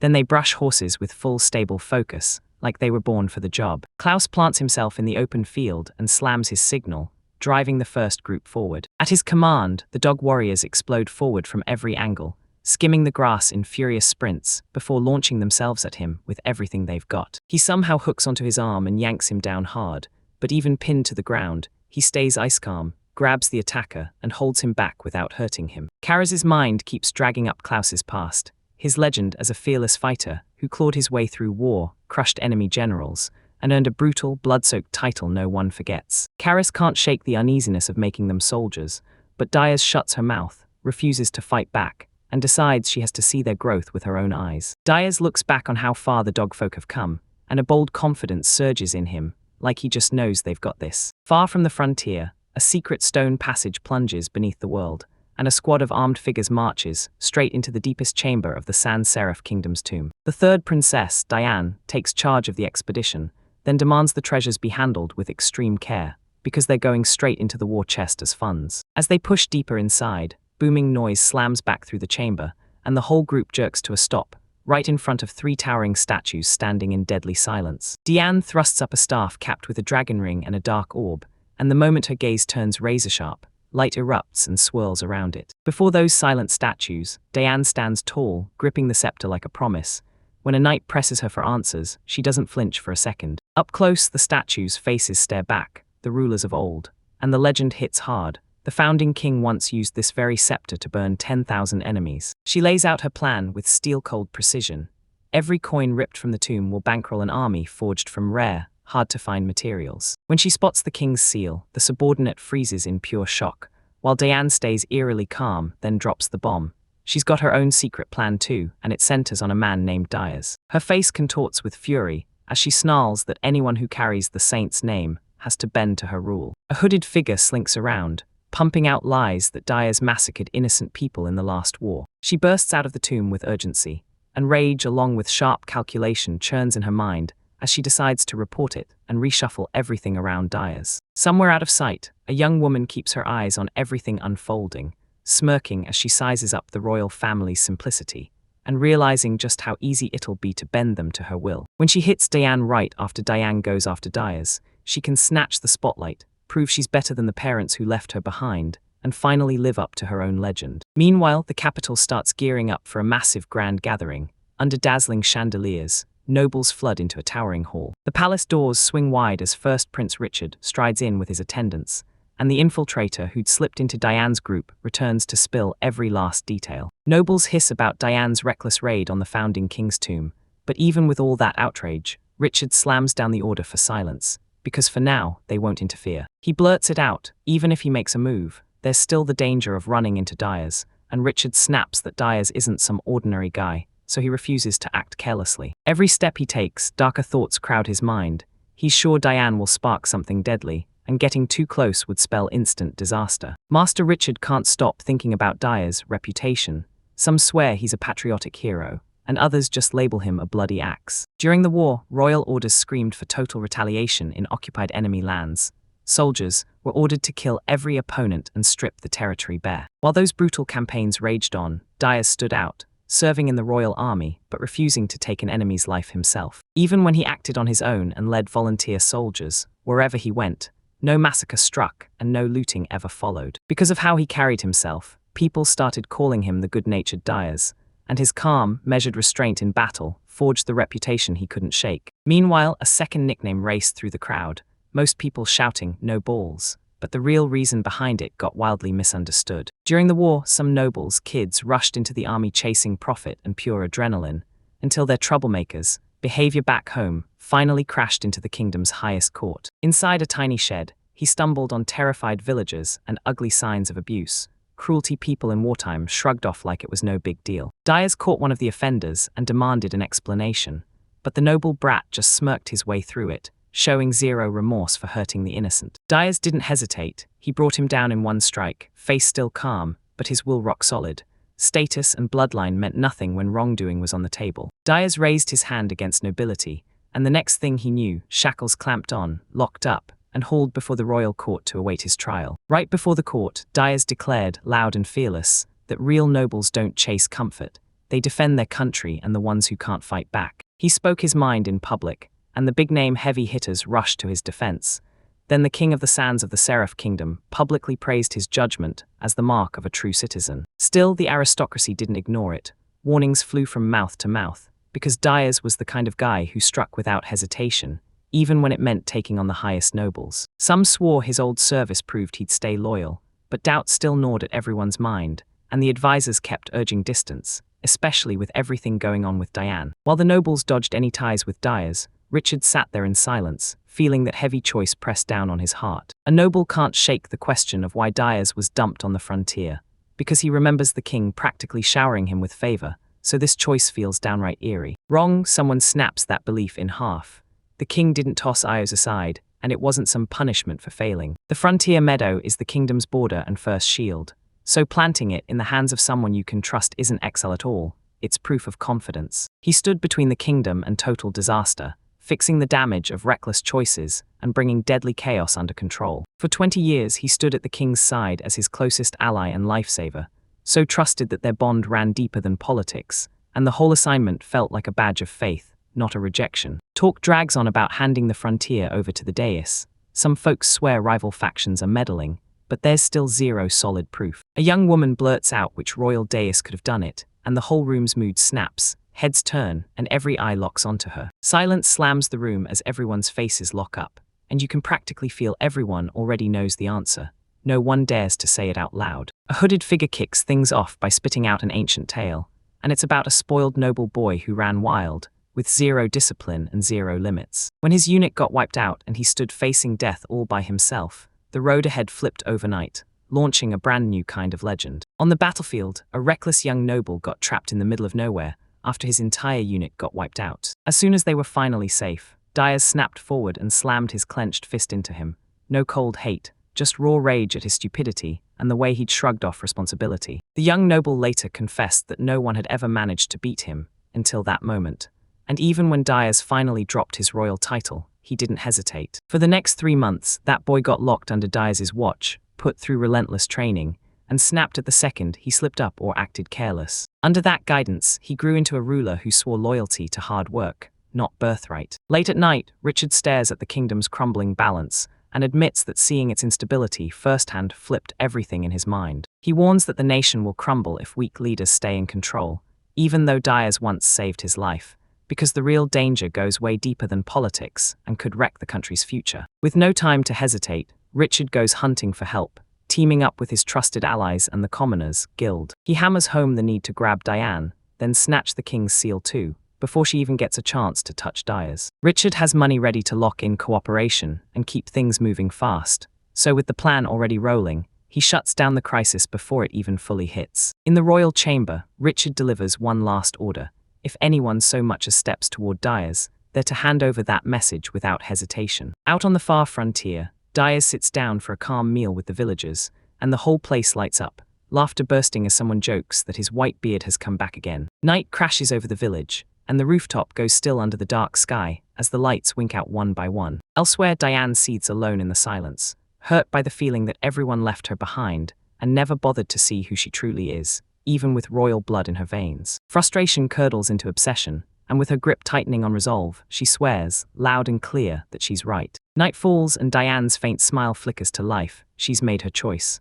Sweat pours down her face, but her eyes burn with certainty, because she's locking in her role as the rightful ruler. Clutching the dragon-ringed scepter, she vows to seize the throne, and as flames roar up behind her, power surges into the orb. He hides it, but something's off. He can feel the disturbance brewing, while that calm table keeps spinning like nothing's coming. A thunderous punch smashes into a massive dog, dropping it hard into the grass, while the smaller dogs nearby yelp and scatter in panic. Dias lunging in fast toward the fallen beast. Her face flashes with shock, eyes wide, worry spilling out, while Dias watches her closely, calm and unshaken. Carissa can't shake it. Heavy thoughts crush her as she wrestles with what it means to be the dog tribe's eldest daughter and a demi-human. Beneath the blazing sky, they stand separated, staring off in opposite directions, trapped in a standoff where the space between them won't budge and neither one fully backs down. By the wooden water gate, crews push the prep forward. A command snaps through the air, and the water surges as the dogs rush in. Everything kicks off in full force. After days of brutal effort, a massive reservoir finally fills to the brim with water, and its shining surface mirrors the sky as small groups crowd around the edge. Beside his horse, Diaz braces himself and weighs their timing. Summer's creeping in fast, and soon the heat's going to turn brutal. Out in the fields, the crops keep marching forward, right on schedule, while fresh buds burst on the fruit trees planted earlier, proving those trees are thriving and the progress is real. The horse shrieks like a battle horn, and heads snap toward it, while Decius watches with unshaken calm, accepting it as his partner and mount. Kira's flat out admits she can't ride, but she still trusts the horse beneath her, because if Diaz, the frontier lord, couldn't handle a mount, he'd look completely unready, so the call stands. Carissa watches as several skilled riders guide their horses, charging across the open land with effortless control. Diaz watches the horses like it's a secret lesson, knowing they're sharp, able to read his tone and follow simple commands. Walking beside his horse, Diaz watches it act like it owns the road, always stirring up trouble, yet he doesn't mind a bit near. Nearby, the tribe's members lie peacefully in the grass, and the whole settlement feels eerily calm, while Diaz and his horse stay perfectly still at the edge. Two kids curl up side by side, grinning in their sleep, their calm faces and cozy closeness whispering one thing loud and clear: they feel safe with the grown-ups keeping watch. Baze twists his body around and locks eyes with the group sprawled on the grass, while the tribe sleeps shoulder to shoulder, and Diaz stands right by the horse. Out of nowhere, a winged messenger swoops down in a panic, small, fast, clutching a case,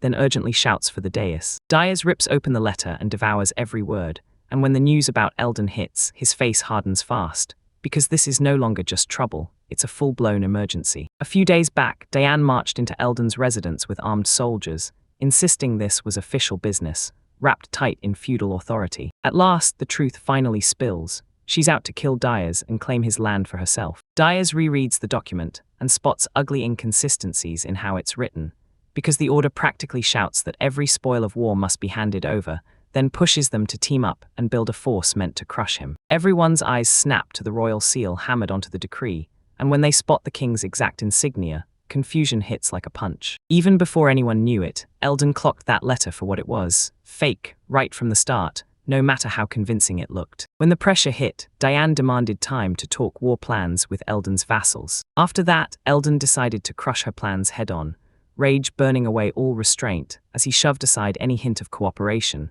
and geared up to fight her scheme. A calm warning lands like a punch. Think hard about what's coming next, and remember, it matters a lot when it comes to Deus. Eldon can't stop thinking about the bigger ripple.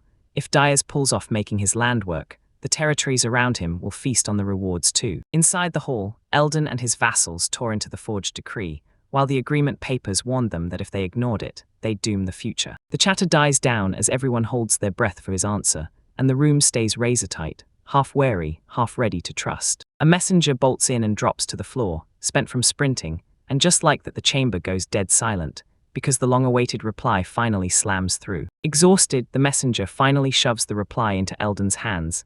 Eldon snatches the letter, braces himself, and the whole room tightens with nervous anticipation, waiting for Diaz's words. The moment the seal snaps open, a wave of tension rips through the vassals gathered in the room. Every face tenses up, and every pair of eyes locks onto the next move. The king's decree spells it out.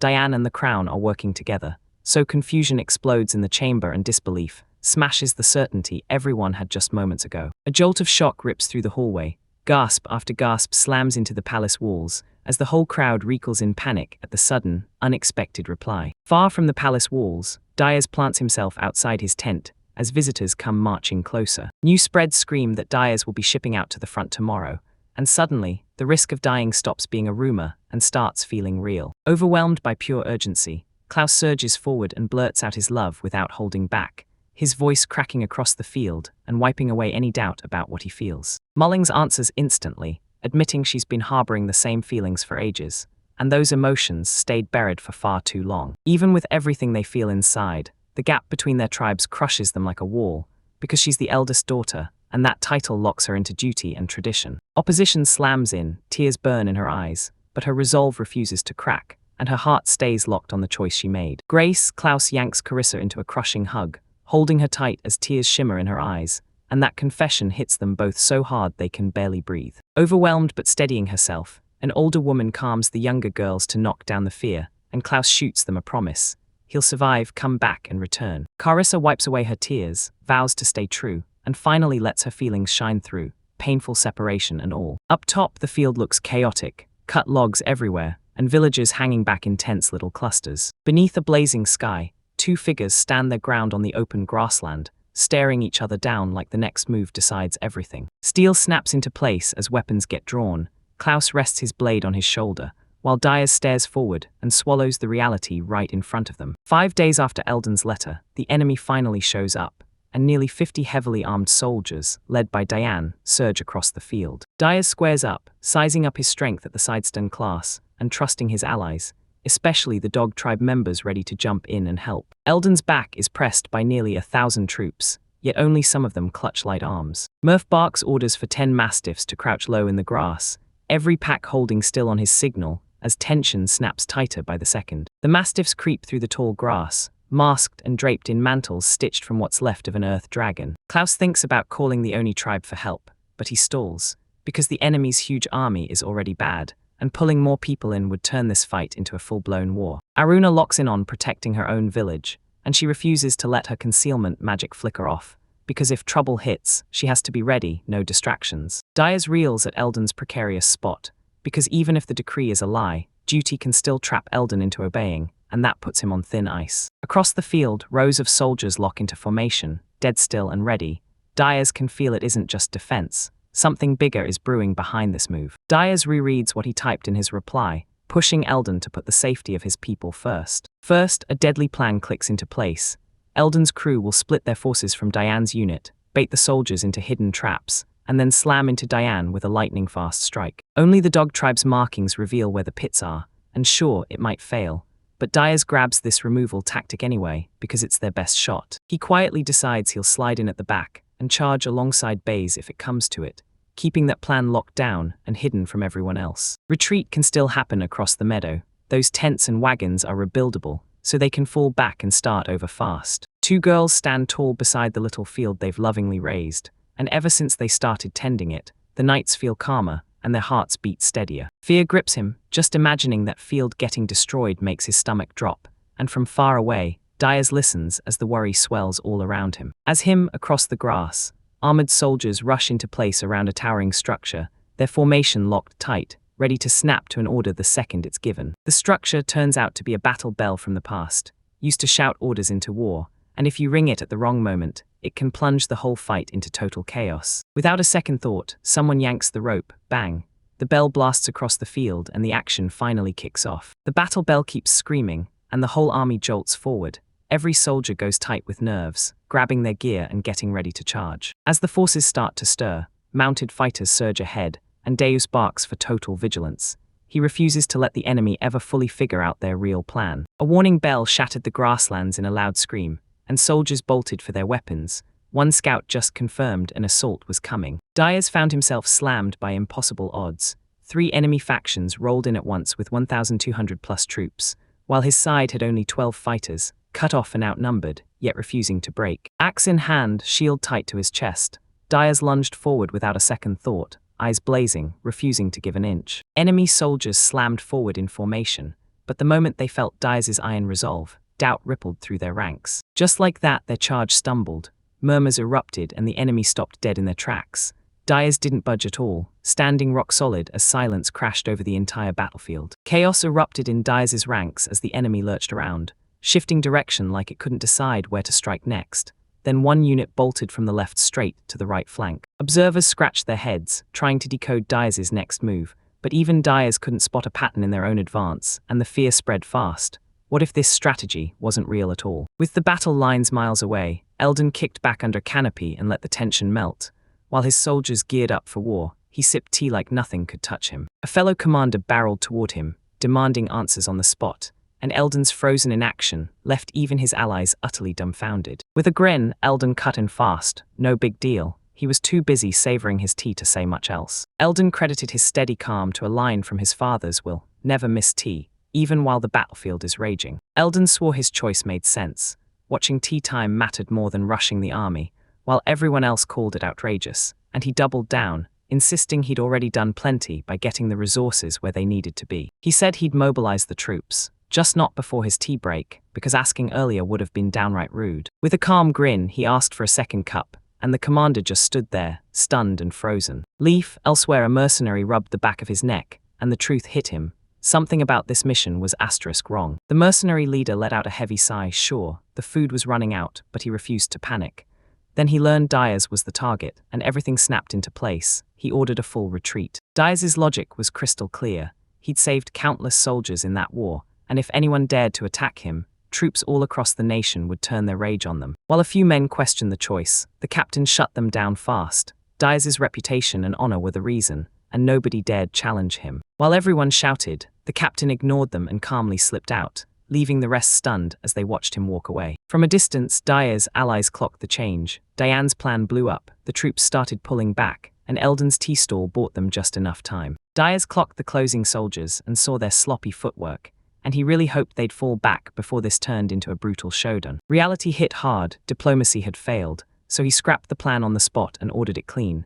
Disarm Diane's unit and smash their advance before it even breathes. Before Dyers pulled off his next play, he shoved Amua's hands up and told her to cover her ears, because he could already feel the impact of what he was about to do. With a snap, a brutal shockwave detonated forward, blasting the enemy soldiers into stunned silence. Only the leaves kept drifting down afterward. Elsewhere, his wife flashed a smile. Right behind him, she backed his play with full trust, while the dog waited, ready to spring. A fearless squad of armed women stood tall, eyes blazing. At a luck village, the Women's Association swore they'd fight tooth and nail to protect their home. Inside a quiet tent, Maya, the village elder, scratched sacred markings into the air, her eyes blazing with razor-sharp focus as she cast the fortune. Faint symbols shimmered in the air, and a nearby dog barked like it knew. Signs of safety, treasure, and good news lit up the moment, and Maya's relief hit hard, but the message echoing in her head left her even more curious. Nervous villagers packed outside the tent, and the second they saw Maya, every stare snapped to her as they demanded the result. Maya stayed calm, told them everyone was safe, and swept the worry away, right when smiles crashed back onto their faces. Eldon peered over the battlefield through his binoculars and demanded a read on the enemy's fighting strength, but his officer hesitated before answering. Klaus and Dyers charged shoulder to shoulder. Klaus kept every gap sealed so no enemy could sneak around, while Dyers tore through the battle with terrifying strength, still holding back enough to stay in control. Even the little beasts shocked everyone watching. At first people swore they were too weak, but their sharp instincts and fearless courage ended up saving the day. He clung to the promise he'd made, to come back alive, and with resolve blazing, he fought like hell to keep that vow unbroken. When Dyers snapped a warning about a snake, Klaus didn't hesitate. He lunged, dropped the enemy in a strike, and fired off questions about why the call came out of nowhere. A sudden snake warning ripped through the air, one warrior snapped into action, and another just stayed locked in, handling the threat head-on without losing focus. Diane's frustration hit the ceiling as she screamed orders from the saddle, riding hard for authority and a legendary artifact, only to get zero obedience. Confusion snapped into fury the moment her power staff refused to wake up. No matter how high the hype was, it simply wouldn't respond. Out of nowhere, an arrow slammed into the scene and startled her horse, sending her crashing to the ground in a clumsy tumble. Aruna crouched in the grass, eyes locked, surrounded by loyal dogs, waiting for the cue to strike back at Diane's crumbling leadership. Aruna mapped out her move. She'd shoved Diane into the eastern woods, while the others raced to grab the horse and the magical staff. The instructions were crystal clear. Stay hidden, dodge detection, and keep your distance from the enemy. Then once the spell finally broke, Aruna exploded forward with laser focus and unstoppable intent. Tall trees ringed the clearing, and Tull's eyes sharpened with pure resolve as she braced to plant a fear that would never fade. Diane gets taken down with a swift strike, but Aruna doesn't finish the job. She holds herself back, choosing restraint instead. She studied the paint with her bowstring taut, wondering why she'd hesitated. Deus hated killing, and that belief steadied her hand, even now. Diane shrieked as she crashed into a tree, and hidden agents snatched her up on the spot, while Aruna, watching from a distance, stayed ice-calm with blade already poised. Diane was tied down, and a man smirked like he'd won. Then he confessed he'd been tracking her the whole time, thrilled she was still alive and right within his grasp. As he tightened his grip on her, he snapped that they were late, but another agent waved it off and blamed the delay on a detour to nearby restaurants. Months of silence had passed when zing, an arrow tore through the air and snapped their chatter to a halt. Everyone jolted, grabbed their weapons and tore into the woods to find the shooter. Uncertainty surged, because nobody could track the attacker, not even a single clue, and the forest just stared back in deafening silence. Months passed, and the moment he realized Diane might still be hunted by Dyers and his crew, Suspicion snapped into place, and anxiety flashed across his face. Race bolted forward, shot his hands up, and swore they weren't enemies at all. He claimed they were just doing Richard's bidding, since Richard was supposedly a buddy of Dyer's. Dyer's, sick of watching the attack crush everything, threw himself forward and begged for it to stop, offering gold coins and insisting they were for Dyer's, like a peace offering meant to prove he meant no harm. He begged for trust, swearing that handing everything to Richard would pay off for Dyer's in the end. He forced a nervous smile, but the woods stayed deadly quiet. His offer landed on the ground, then he fired another arrow, and still nothing answered back. In the dead quiet woods, with danger pressing in, the agent tossed down a second bag of coins and gave up everything. Then his team bolted. Not a single soul fought back. Aruna stayed quiet, but her soul aura screamed with suspicion. She still clocked them as Dyer's old orphans, the ones he'd taken in. There the choice was made. She refused to chase it, and her mind instantly snapped to Dyer's, wondering how badly the fighting must have wrecked him. A juicer spun through his thoughts, painting visions of a warm meal and a comforting song, imagining massages, gentle hands, and sweet words meant just for him. As the days dragged on, her daydreams went into overdrive. She pictured herself caring for him with fearless confidence, then immediately spiraled into a blush over her own thoughts. The night caved in with terror, and he finally understood the fight was already over for him. Bodies lay scattered across the field, and the moment he was done setting foot into that battle, fatigue slammed into him. His heavy armor only sealed his doom. As the enemy finally threw in the towel, the victorious commander thrust his spear into the air and roared for his troops to celebrate their spotless victory. Across the battlefield, enemy soldiers, courage crumbled. They dropped their weapons at once and huddled together, beaten. Exhausted but unbroken, the victors stood there untouched. None of them had so much as a scratch, and even their enemies didn't take a fatal hit. Diane's eyes burned with fury as Dyer's clenched his fists, because the instigator, Diane, had slipped away again, right out of his grasp. The rabbit-like tactician snapped into action, hurling brutal scolding and shredding every single mistake the charge made. Dyer's didn't take the lead. He shoved the battlefield plans onto a loudmouth comrade, the same guy who swore he was the kingdom's best tactician. Diane tripped over a shady pit, lungs burning as she realized the trap, too late to escape. Just like that, Eldon showed up late, and out of nowhere, he dropped to surrender.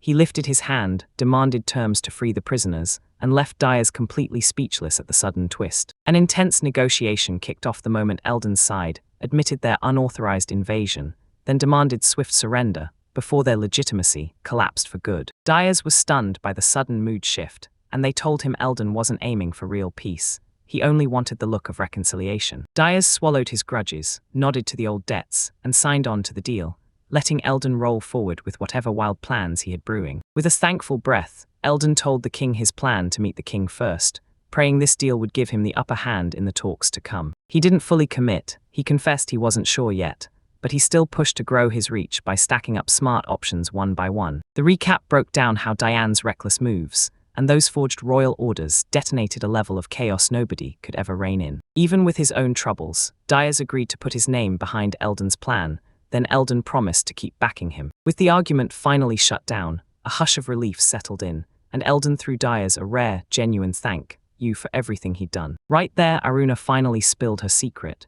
She'd slipped stimulants into their breakfast, turbocharging everyone's edge for the fight. Everyone at the table snapped still at the confession, stunned because their win was powered, literally, by Aruna's fearless prep. Dyer's suddenly cracked the mystery, right as a strange energy surge hit him, and realization lit up his face. Space, and it wasn't just him.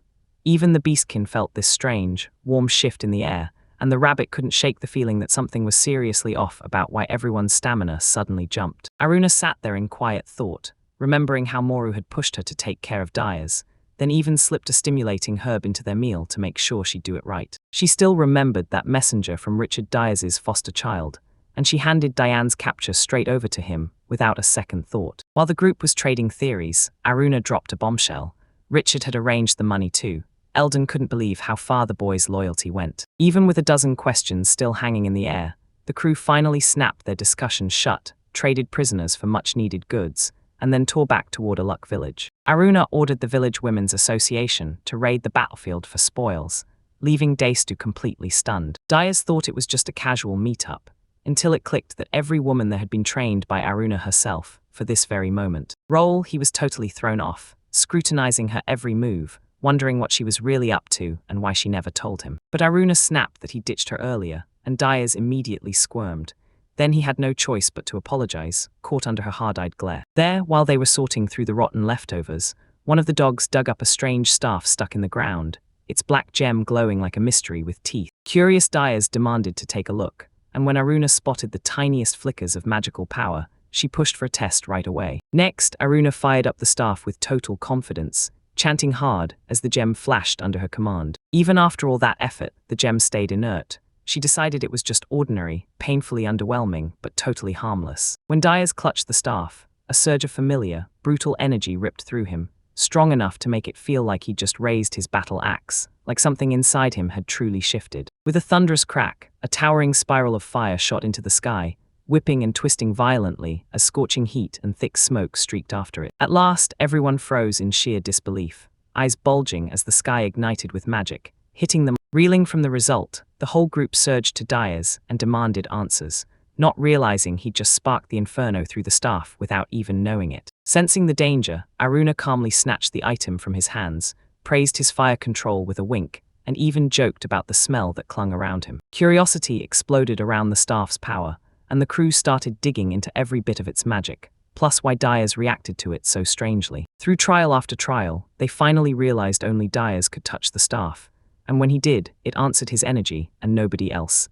Everyone else tried and failed to copy the results, but Aruna finally cracked the code, using her magic to lock that flame into perfect stability. That staff used to be nothing but a mysterious artifact, until they found it and it started doing something simple, lighting fires for cooking, over and over, until it became a true staple of everyday village life. A month slipped by, and as summer crept closer, the royal capital was buzzing with gossip, tension rising in every breath. Every gaze snapped onto Diane, the disgraced noble who stole the king's seal to ignite a rebellion, only to have her scheme get blown wide open by Prince Richard. Eldon's accusations about the stolen honors snapped straight onto Prince Misa's inner circle, and suddenly their whole position in the court turned into political danger. Even after dodging execution, Diane was stripped of her rank and locked away in a temple for daring to defy the crown. Richard's bold moves won the king's trust overnight and thrust him straight into the spotlight as the leader of the kingdom's biggest political faction. Because Eldon backed them up with real information, they rewarded his loyalty, handing him full succession of his territory and the king's trust. Now calling himself the Duke of Castex, he rose into the spotlight and got a rare gift: 3 whole years with no taxes, paid out as an apology for what Diane did. Even after his win, Prince Richard looked tight with worry. He stormed out in silence, brow knitted in furious tension. Whispers rippled through the crowd, baffled by his mood, even after they'd already crowned him the victor. Rumors ripped through the crowd that the real winner was Eldon, and his tax exemption lit a whole storm of outrage among the nobles. Richard realized he was trapped politically. If he tried to rip away Eldon's tax exemption, he'd torch his own alliances. Dread clawed at him, haunted by what he'd let happen, and he finally confessed the regret of enabling every cruel move Duke Castex had been plotting. Meanwhile, stories of Dyers, the patriot hero, tore through the world, about how one man took a cursed wasteland and forged it into hope. They bragged about his dragon-slaying feats, praised his loyal followers, and gushed over his marriage to a woman so breathtaking, she took everyone's breath away. When Eldon vouched that those stories were basically true, the king blasted Dyers with a dukedom and tax exemption, turning him into a living legend. The news kept surging outward, crashing into Dyers and sweeping across the meadows of the western frontier. What started as whispers quickly turned into decisions that rocked the world, sparking unrest and shaking even the most powerful figures across the lands. But under a sky full of stars, a peaceful hush settled over the village where Dyers now lived. Inside, Aruna let out a long breath, finally feeling things calm down.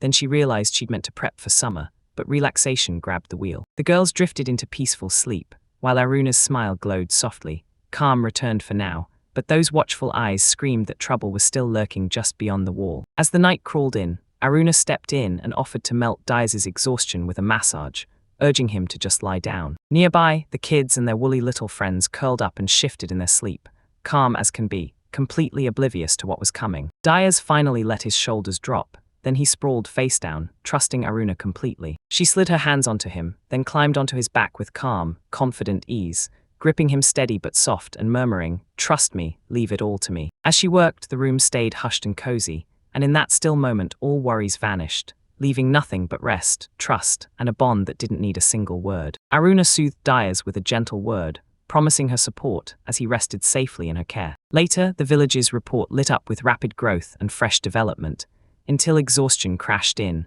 and they finally called it a rest, closing the books on a long, productive day. While Diaz and Diane braced for battle, Francis and Francois slipped west of Alig village, scanning the silent plains like they expected trouble to jump out any second. Even though they were naturally timid, the two dogfolk pushed forward like they were told, until something strange hit their senses and froze them mid-step. Maybe it was me, a sheep, starting to bleat in this weird, off-rhythm way, and Francis just stared, confused, watching their sudden change like it meant something. Behavior, their speech usually worked between species, but this time the words didn't match at all, and confusion slammed down on all four of them. Screamed even louder, those calls were pure panic, and the wind snatched their voices and hurled them across the empty grassland for miles. A wave of power detonated out of nowhere, lighting the sky with a brutal flash and rattling the earth under their feet, while a crushing force thundered overhead. Through the air the voice boomed, waves you couldn't see, but a message you could feel, ancient and commanding, demanding, "Is it time to go home?" The both Maya sheep stared at each other in stunned silence, trying to wrap their minds around what they'd just seen. They thanked the mastiffs for sticking with them, then urged each other to hurry back toward the village and its safety. Knowledge hit them, and the second they heard Diaz had won, pure joy exploded in their hearts. Whatever mystery still hung around vanished under the roar of their celebration. By the stables, Aruna carefully slid the saddle onto Aisha while a man watched in silence. The whole place hushed, just the soft rhythm of brushes against leather. She leaned in and asked Aisha whether that saddle still nagged at her, and the horse, once Diane's trusted companion, answered with a quick, subtle flick of her ears. Aisha's name wasn't just pretty, it carried tradition too. Aruna picked it from the old tongue because it meant **Palomino Mayor **, and the charm behind it was impossible to ignore. They decided not to shove in some new rider on a whim, because Aisha's link to her old master was too real to mess with. Suddenly, Aruna's instincts screamed as a horned menace burst out of nowhere. Aruna's horn blazed a sickly green, and her perception magic screamed that something was closing in on the village's outer edge. One of the dogs barked with pure panic, warning everyone that the intruder looked shiny and slick. Then the alarm ripped through the group in seconds. Aruna sized them up fast and guessed it had to be Pajandu, the weird frogman with a mouth so big it practically stole the show. Pajandu had already been ordered to recruit settlers, and now his slow, clattering caravan inched toward the village with every step. As the wagon rolled up, Diaz and Aruna leaned in, staring hard, praying this time he'd actually pulled in a whole batch of new citizens. A frog-like figure strode into view, blared that the Diaz-ordered deliveries were coming, and couldn't help gushing as his reputation skyrocketed. When Aruna leaned in closer, she spotted the truth. This visitor wasn't the same anymore. He claimed his name was Pajan and said he was the younger brother of Pajan Duke. He proudly dug into his roots again, one of 7 sons from the merchant frog Pajan family, a line so famous for trading that everyone knew their name. He admitted Page and Do had overworked themselves running the trade, so he'd stepped back to recover, leaving Erie to take over all the affairs in his place. Before going any further, he dragged the earlier plan back to the table, gather settlers, and demanded answers after an unexpected twist popped up. The pageant made a shocking comeback, and this time it revealed the truth.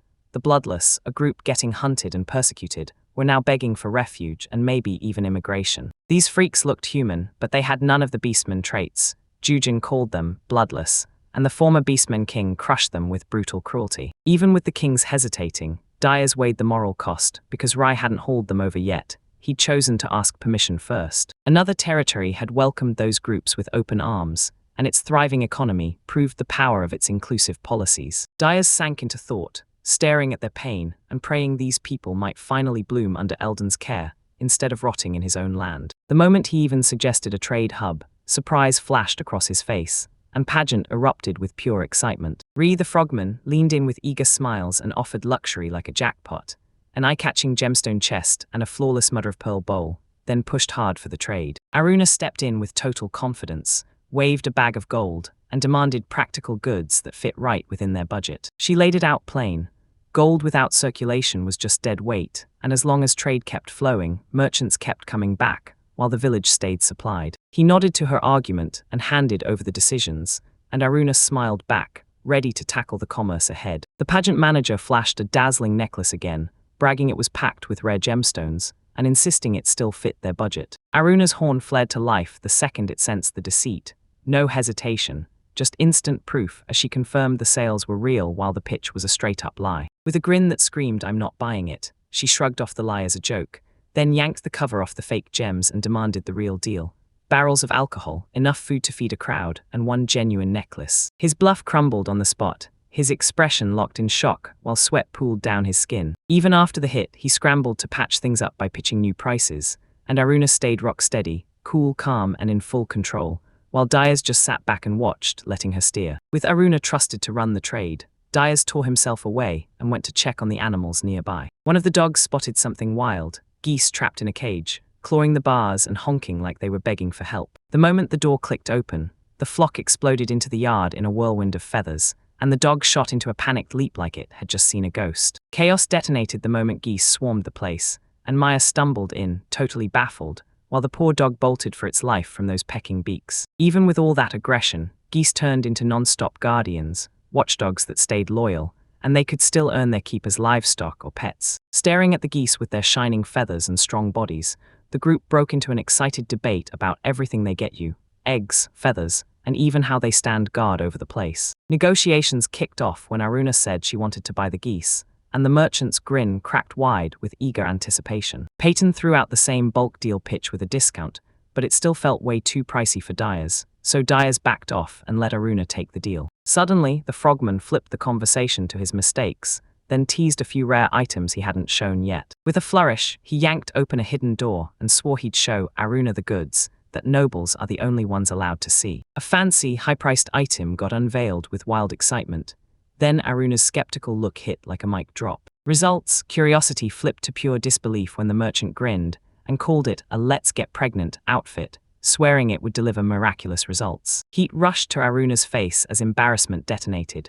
She demanded answers and pointed out it was only a string, but the frogman didn't flinch and swore it worked on nobles. Even with that shaky pitch, the talks finally wrapped up. Supplies shot higher, discounts locked in, and on the surface both sides looked satisfied. Even though it looked like a draw, Aruna's smug smile and his flustered stance screamed the truth. She had totally taken the day. Today, Aruna drove the negotiations with surgical precision, using just her own appraisal, while Pageant, even after selling more than half his goods, still walked away with a hefty profit. Yeah, every time they tried to scam her with overcharging or dump worse products, she clocked the tricks instantly and shut them down. She didn't chew him out, she just calmly floated a lower price, letting him save face and still seal the deal. Hand in hand, they headed back with bright, satisfied smiles after nailing that perfect moment of understanding. They pulled in a massive haul, 6 geese, daily supplies, one-of-a-kind crafts, and all the essentials, showing off how sharp their trading was and how right Aruna's instincts had been. Along with the supplies Aruna requested,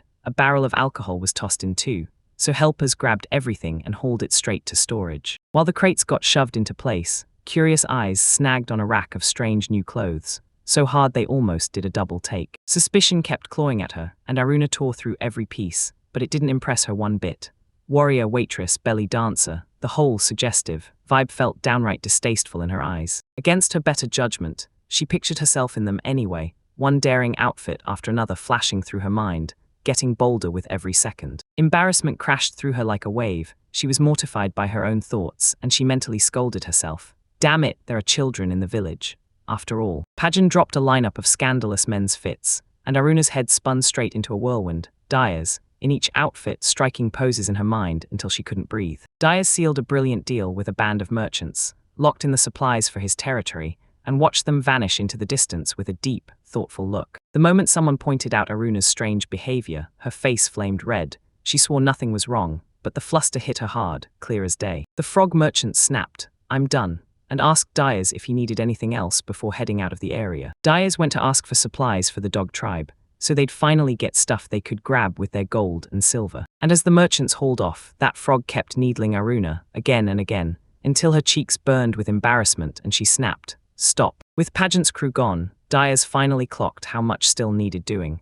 Those domesticated geese still needed to be properly prepared, and the work hadn't even started yet. He huddled with the frog merchant, laying out the plan step by step: build a coop, secure a steady water source, and start the arrangements immediately. Later, Diaz spotted a group closing in, faces he recognized, and excited shouts rang out from far across the distance, calling his name. The dog tribe pups sprinted up with their chests puffed out, bragging about what they'd done and begging for praise after they'd helped an elder. Seeing them smeared in mud, Diaz couldn't help wondering what kind of trouble they'd cooked up. Granny Maya said the pups had been quietly busting their tails behind the scenes, helping with the geese preparations. Friends were thrilled with the results, Then the elders turned to Dyers and thanked him for buying those powerful geese, explaining how they'd tweak the little hut for shelter while the dogs helped haul and build. Dyers watched the coop rise, the water pit come alive, and the teamwork lock in. Then gratitude lit up his face as he praised every single effort. With muddy dogs all around him, he looked them in the eyes and gave his heartfelt thanks for every ounce of effort and dedication they poured into the work. They mapped out a big celebration in a luck village. Everyone would get rewarded for how they'd held it together through the recent chaos. At the reward ceremony, Dyers stepped up and praised the dogfolk for how they turned the tide against Diane, and everyone walked away with gold stamped out for their exact contribution. When the gold finally got handed out, the villagers, and even the pups, broke into genuine, tearful gratitude, and then one young one tiptoed up to Dyers, nervous and unsure. The little pup hesitated and asked, worried, if it was really okay to poke a hole in his coin, clutching it like it might break his heart. Dyers didn't argue, he demanded to know why, and before the moment even cooled, everyone else piled in with the same request. The pup told him he wanted to hang that coin around his neck, so Dyers' gift stayed sealed tight. Close, Dyers leaned in and said the gold wasn't for hoarding, it was for spending, and he prayed they'd use it to grab exactly what they needed. His words snapped the room into panic. Pups wailed that they'd never give up their coins, and more joined in, drowning in raw emotion. Trying to steady them, Dyers remembered how gold for past work had worked before, yet this time their reaction felt totally different,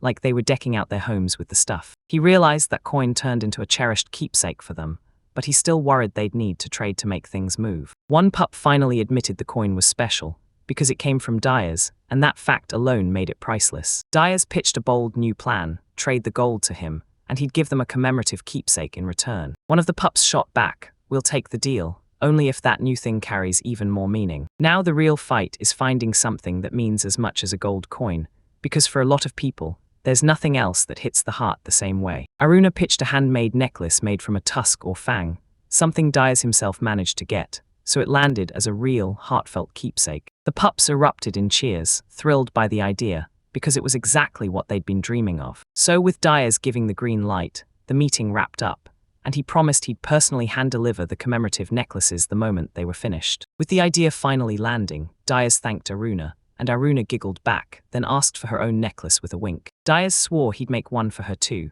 Then the room exploded as 3 kids burst out from behind the door, having listened to every single word the whole time. At the doors, the girls blurted out that they wanted necklaces too, then the truth hit them.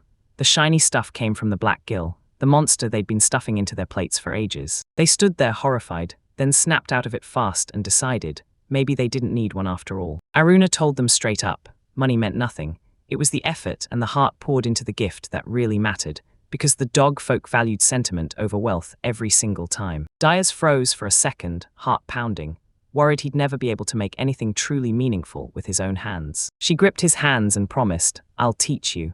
Aruna's real talent was her craftsmanship, and she'd push him to improve fast. Touched by her support, Dyers accepted the challenge, and with a small, calm smile, he thanked her from the heart. He blurted out, can you read my mind? Then froze, because somehow she nailed his every thought without him saying a thing. Forward, laughter erupted as the girls burst into giggles, clearly caught off guard by the Dyer's sudden fluster, and Aruna even chuckled softly at his reaction. Blushing, beads of sweat on his brow, Dyers admitted to himself he finally got it. He could read their intentions way clearer now, and every ounce of their sincerity hit him like a spark. He hunkered down inside his tent, then carved and threaded that pendant by hand, pouring every ounce of effort into each careful move. When he finally stepped back, he stared at the necklace, and wow, it looked way better than he ever expected. Plain, but packed with meaning. Aruna pushed inside and demanded to see the final result, and Dyers immediately slid it to her, burning with excitement to hear what she thought of his work. She gripped the finished work, stared at the necklace like it was magic, and couldn't stop praising it, sure that the dog folk would be absolutely thrilled. Dyers panicked about how long it would take to craft one for everyone, but Aruna shot him a calm look after the very first, and once that one was done, the rest came rolling in. Then she tossed the conversation another way, nudging Dyers to show her how to build a Kamadoba stone hearth oven, so they could keep rolling and stay productive. Dyers got blindsided by her sudden request, but once she started explaining, everything clicked instantly. Aruna laid out her plan to upgrade the village kitchens, praying it would crush the crowding and speed up every single meal prep. She grinned as she pitched her dream, how a roofed kitchen with a stone hearth could slash cooking time and unlock a bigger menu, and she leaned in, asking, what do you think? Dyers nodded in agreement, but he still had no clue how they'd even snag the roofing materials. yet the thought of the delicious meals cooked in a komodoba kept pulling him forward. Someone pitched a plan for co-mallets that can lock down stable roofs, and then even repurpose them later, with a letter ready to be drafted during the next grant. Cannies, right before leaving, would carry the request herself, and when she came back, she proved the dogfolk were settling into village life just fine. Before Cannies rolled back in, Klaus grabbed control, pounding plans into place to build a bigger yurt and handle every prep they'd need. Aruna was ready to bolt, and she fired up Dyers to keep crushing it. Then the second she brought up Klaus needing a bigger yurt, shock detonated behind her. Her heart lurched, confusion hit like a wave as a shocked voice demanded answers about Kana's coming back. But all she got was one blunt truth. Her bond with Klaus had been obvious for ages. That revelation slammed into Dyers. He barked, "No way," in total disbelief, reeling that Kana's had rushed home to tell her father about their relationship. Everyone else had already clocked their feelings, especially at mealtime. Turns out he had no clue at all. He was so locked in on savoring every bite. Over dinner, Aruna dropped the bombshell. Klaus and Canny were gearing up for their wedding, and they planned to move in together in the village right after. As she stepped away, she teased them about having kids, and Dyers froze in shock, then burst into genuine joy for the couple. Everyone around them overheard it and gawked at the necklace Aruna got, and you could hear them wishing, "I hope mine shows up next." Seeing her smile, Klaus panicked. He had no clue what to give her as a real wedding gift. Dyers hunched over his workbench and carved another necklace with iron steadiness, and ever since Aruna slipped him a few tips, his craft had jumped so fast you could practically see it grow. While he worked, the door creaked open and two girls slipped in, peeking around the edge shy, but dying to know what was going on. Their hesitation crumbled the moment Dyers said he was already making necklaces for them too, and their faces lit up like they'd been secretly craving one this whole time. Joy exploded on their faces, and the girls sprinted outside. Then they completely forgot to slam the door shut behind them. Dyers let out a heavy sigh at the open door. Then, out of nowhere, a man burst in like a storm, shouting his name with sheer panic. Klaus stormed into the house, shouting that he had something huge to say, and Dyers, still stone calm, told him to slow down. Outside, Aruna and the talking beast froze mid-step when they heard that loud voice, both hooked by the chaos spilling out of the house. Across from Dyers, Klaus leaned in and admitted he just had to prep a gift for Canny's parents, despite them insisting it wasn't necessary. He did, and when he looked back on it, his own memories hit hard, because he'd felt the same way too, like he truly didn't have much of a choice back then. Then he pitched a wild move, hand over the materials from an earth dragon as a gift, and Klaus went completely speechless. Dyers remembered the gift he once got, worth a jaw-dropping 30 black cows, and Klaus started weighing his options, desperate to match that same value. Told him to slow down, pick a gift that matches the recipient's culture and values, not something you shove out just because you suddenly have money. Klaus clenched his fist and swore he'd give his own hard-earned work. No money, no shortcuts, just strength. With fresh fire in his chest, he finally figured it out. He knew the perfect gift for that couple. The couple nodded to the idea, but he couldn't shake the fear of how deadly it was to hunt earth dragons just to win that gift. Two girls raced through the open field with their goats, laughing as they spilled blood everywhere. A life-saving answer finally surfaced: goat's wool, something you could haul from a black G-hunt and trade up into a priceless gift. As he clutched the gift, the idea of offering the wool as a wedding betrothal lit up his face, because you could feel the love and hard work packed into every thread. Top-notch camelots will have your future in-laws staring in awe, and you'll get clear guidance on how to gather them safely. Determination ignited as Klaus geared up to master fighting techniques, promising himself he'd earn that gift with his own hard work. 5 tense days flew by, and then the box finally opened, revealing the results of relentless work and careful progress. Inside the yurt, practice kept pushing them faster and faster, until only a few days were left to finish the job. Then two girls slipped in quietly, whispering that Canny's was back. A direct report was slapped together, admitting the other person was slammed with a busy schedule, but making sure Dyers got the news straight from the source. Canny's couldn't hide her joy. She'd been given permission to stay, and with a bright smile, she vowed to prove herself and contribute as part of Klaus's family. Encouragement rang out, and the reminder hit hard. The work wasn't done yet, but everyone trusted in the skills and grit of the people standing right there. Excitement practically burst onto Canny's face as she gave the nod, big grin, and the whole room lit up. The moment someone asked about updates, my mind snapped to a quick flashback, and suddenly I had news that absolutely had to be told. Turns out Eldon and Camelots had already slipped off to the royal capital, so the feudal lord was left to keep all the crucial work moving. Once wedding plans kicked into gear, it hit them fast.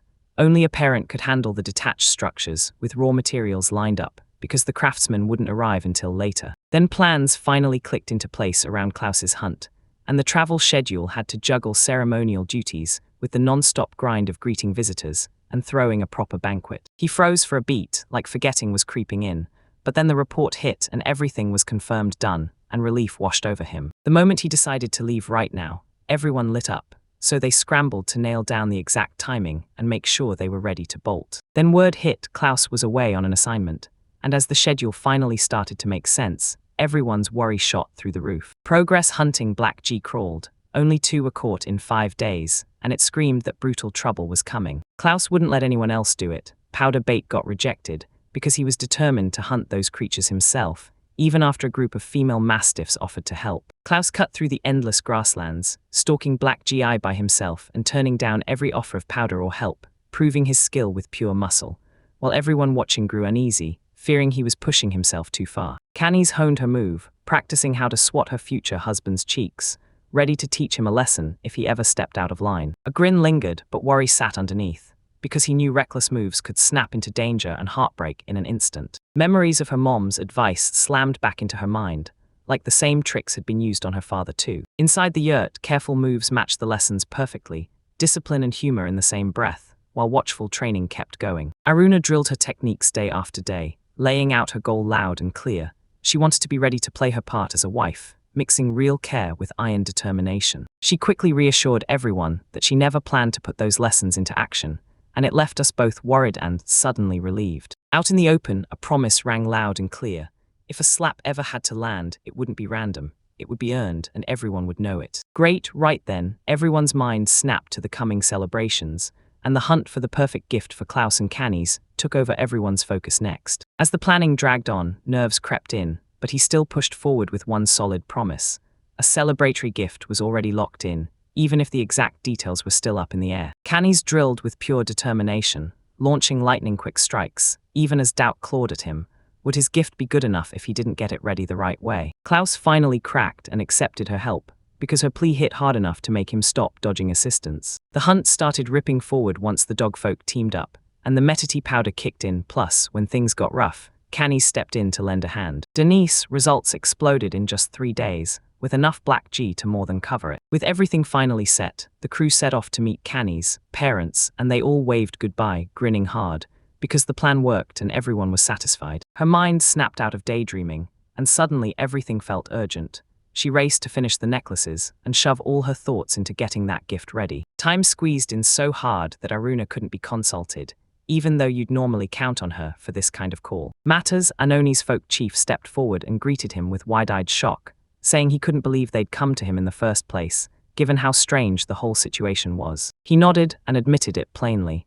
Everything he'd learned from past advice and guidance is exactly why he was the obvious pick to handle this situation. Old memories of rough negotiations, hardened farming advice, and the way war spoils got divided all slammed home one truth.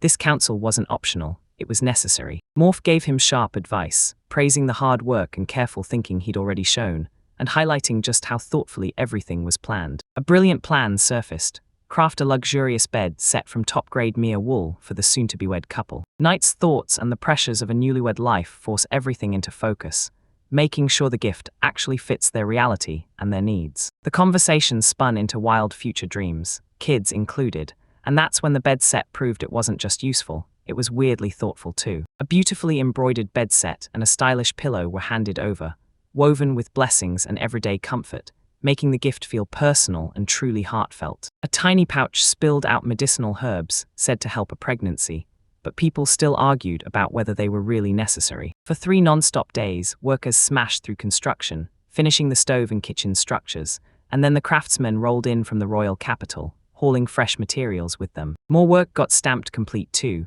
There was even a toilet built and a tiny goose hut set up, so every task wrapped up fast and clean. Everyone who worked got 10 gold pieces each, an upfront reward for the raw materials and hard labor that somehow pleased the whole crowd. The moment the craftsmen were gone, the group turned around and headed back, only to be greeted by a swarm of kids who burst into joyful cheers, thanking their lucky stars that everyone made it home safely. After that tense beat, they headed out across the plains, quiet on purpose, as the world stretched forever in every direction. When they finally made it home, they rolled in a wagon packed with luggage. Right there, Klaus' journey came to a hard, triumphant end. A steaming cup of tea was held out to them on the road, a warm little kindness that made their journey feel less lonely. They bust their tails as foster parents, shearing sheep, running the farm, and carrying the whole load like it's their own. That sudden urge to meet them fast hit like lightning, and the wait for a reunion, finally feeling connected again, burned brighter by the second. A young man leaned in, eyes locked as the elder finally spilled the truth about the family,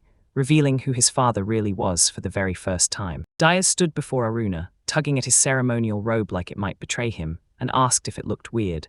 Then Aruna met his eyes, smiled softly, and gave him a nod that said, "Perfect," urging him to lean in even closer. Closer, she set something gently on his head. Then Diaz bowed as she made that last, perfect adjustment, and her smile sealed it. When the church bells blared, the townsfolk poured into place in tight rows, and Diaz with Aruna pushed forward, straight into the spotlight at the center. Today was the big day. Klaus and Canis tied the knot, and the whole town showed up to watch. The ceremony fused the kingdom's age-old traditions with the dogfolk customs, just like Klaus had demanded. Kenneth's family rolled in from her side, and when she demanded they honor the Oni folk traditions, the ceremony exploded into a one-of-a-kind village mashup. As the couple stood right in front of him, Diaz fired a reminder into the crowd. Humans weren't made to live alone, and that hunger for connection birthed the idea of family. He chanted sacred verses flawlessly, words he'd memorized since he was a kid, turning this moment into a roaring toast for Klaus and Canny as they finally began their new life side by side. Remember this: when he delivered blessings, mourned the fallen, or praised new life, the battlefield memories crashed back like a haunting roar. Klaus clung to those memories and begged Diaz to grant his blessing one more time. The teachings of St. Dia were simple, but hit hard, guiding people through everyday life with nothing confusing, just clear purpose. Guidance pushed him to lead with kindness, love people, guard their space, steer clear of harm, and show respect to everyone, no matter where they're from or what culture they carry. St. Dia, revered for his unmatched wisdom, never chased companionship at all, but every lesson he delivered quietly forged the kingdom's spiritual core. Standing before the gathered crowd, Diaz faced them all and spoke with iron calm, even as his nerves raged. With his arms thrust up high, he urged everyone to sing, feast, and pour out pure joy as they cheered the couple on toward a bright future. Joy burst through the crowd as cheers erupted, faces lit up with massive smiles, and the feast kicked off. A long table sprawled across the courtyard, packed with dishes someone clearly labored over, and every guest was told to dive into that unforgettable grand meal. Food flew from hand to hand as the plates passed around, and beastfolk, elders, and their animal companions dug in side by side like it was pure harmony. At the ceremony, the newlyweds sat close and peaceful, soaking up the moment as laughter rolled through the air, while Diaz and the others dug into the meal with warm smiles and full hearts. He tore into the walnut bread, testing every bite like he was hunting the perfect flavor, until it hit him. Don Cena and Aineen made it, and that small detail instantly turned the whole moment into pure joy. Joy handed out compliments with that walnut bread, and the girls' faces lit up, sparkling eyes, pure joy, no hiding it. His sudden burst of excitement shot his voice up, and he barked at the kids to mind their manners. Then every single one of them froze on the spot. Bubbles of laughter popped between them, and moments later they scooted in close, trading bites and grins as the whole warmth of the gathering wrapped around them. Klaus and Kanna braced themselves, and once the signal hit, they jumped straight into the next round of the celebration prep. Shouts tore through the crowd as the dogfolk hurled one of their own up into the air. Then cheers exploded, because the ritual celebration was finally here. Tossing the groom around the village wasn't some random game. It was the whole neighborhood announcing, loud and clear, "You're married now," so trouble would think twice before showing up. Even with the crowd already packed in, tradition still mattered. Dogfolk threw the groom through the air again, and did it with pure, unstoppable enthusiasm. Grimm's rituals didn't just creep through the dark. They also kept the single folk announcing, loud and clear, that they were still up for grabs, because beating Grimm was said to be how they dealt with envy. Laughter exploded as the friends hauled the fallen groom into the spotlight, poking at his disaster and mocking his bad luck. In the end, he found himself ringed by joyful friends, and he welcomed the chaos with open arms and pure, roaring cheer. Contentment spread across every face, and friendly smiles flew between guests and hosts as the whole room settled into calm, satisfying peace. Gratitude spilled from both the bride and groom as they faced the crowd, and with trembling voices they vowed to forge a warm, love-filled future in their new home. Applause thundered through the crowd, and people from every corner leaned in with wide, supportive smiles as they watched the couple bask in their admiration. Music blared, villagers clapped in sync, smiles lit up every face. Diaz stood there quietly soaking it in, his heart overflowing. As the voices soared in song, bright notes whirled through the air while the dog folk spun across the floor, celebrating a wedding, sure, but really sealing a whole village as one. Aruna shot her hand out, inviting Dias to the dance floor, and when he froze mid-step, you could see the panic in his eyes as he tried to figure out how to move. Her soft words and steady touch soothed him, and even though no one in her Oni tribe did that, she still stepped up to try. Surprised but already swept up, he grabbed her hand. Then they stepped in together, letting the music wrap them in a calm, shared pocket of silence. The music rolled through the air, and the newlyweds danced side by side, moving in perfect sync, like their rhythm was pulling the whole village along. Dias, once unsure, froze in awe as Aruna leaned in close, her smile glowing with gentle warmth. Warmth lingered in the air, but as the hours dragged on, the music died out and the chatter melted away. Then once the dancing and feasting were done, a quiet, peaceful hush swept over the whole village. As evening crept in, the kids yawned one by one, while Dias quietly slipped into the back and started cooking up something big. He blasted into the room and called everyone together, then declared a special gesture, matching necklaces as tokens of gratitude for their bravery in the war. Excitement surged in his chest, but he begged for patience, because those rewards were already forged, and the perfect moment to unleash them finally hit right now. They clutched the gifts like treasures, beaming as they whispered that Dias had handed them a memory to hold dear long after the celebration ended. Each young and old was handed a necklace, and with every gift, heartfelt gratitude lit up their faces, surprise and smiles bursting wide open. Gift, Kenny's eyes softened the second she held it, and Dias leaned in to say it wasn't just a present. It was the mark of her new place in the fiefdom, handed over with real sincerity. Sina and Ihan proudly handed over handmade embroidery as a congratulatory gift, and the heartfelt gesture was warmly welcomed. More people threw their support behind him too. Villagers chimed in with poems, rare horn fragments, and gorgeous stones, each gift flashing a clear message of cheering celebration and unwavering help. Klaus stared in awe at a chunk of rock salt, shocked by just how rare it was, and then he thanked everyone over and over for their kindness and warmth. Seeing he still hadn't handed over his gift, Dias strode over with fierce intent as the couple sat there, surrounded by everything they'd offered. Offerings, he hauled out a stack of embroidered bedsheets and practically begged Klaus and Cannies to take them as his personal gift. Their surprise melted into heartfelt gratitude, because they realized it wasn't just a bet at all. It was a real, thoughtful gesture with meaning behind it. The elders' gentle praise poured out, and that gift wasn't just pretty.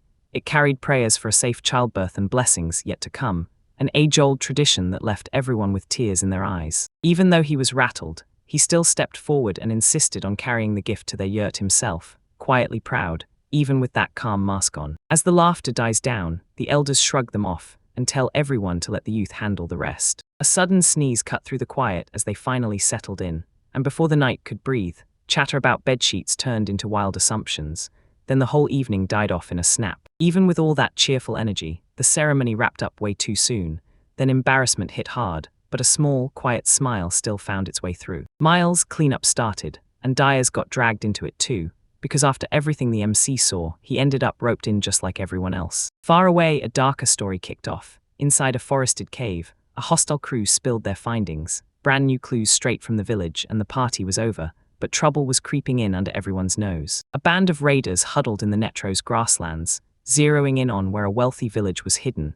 Then they spotted a wagon and decided to trail it. Their leader nodded and declared it plain: the strong get to rule, and the weak have to bow. Huggus the warlord stepped forward, and his followers erupted with battle cries, itching to strike, while Dias stayed clueless. Two women headed west of Castex, hunting for signs that people had settled.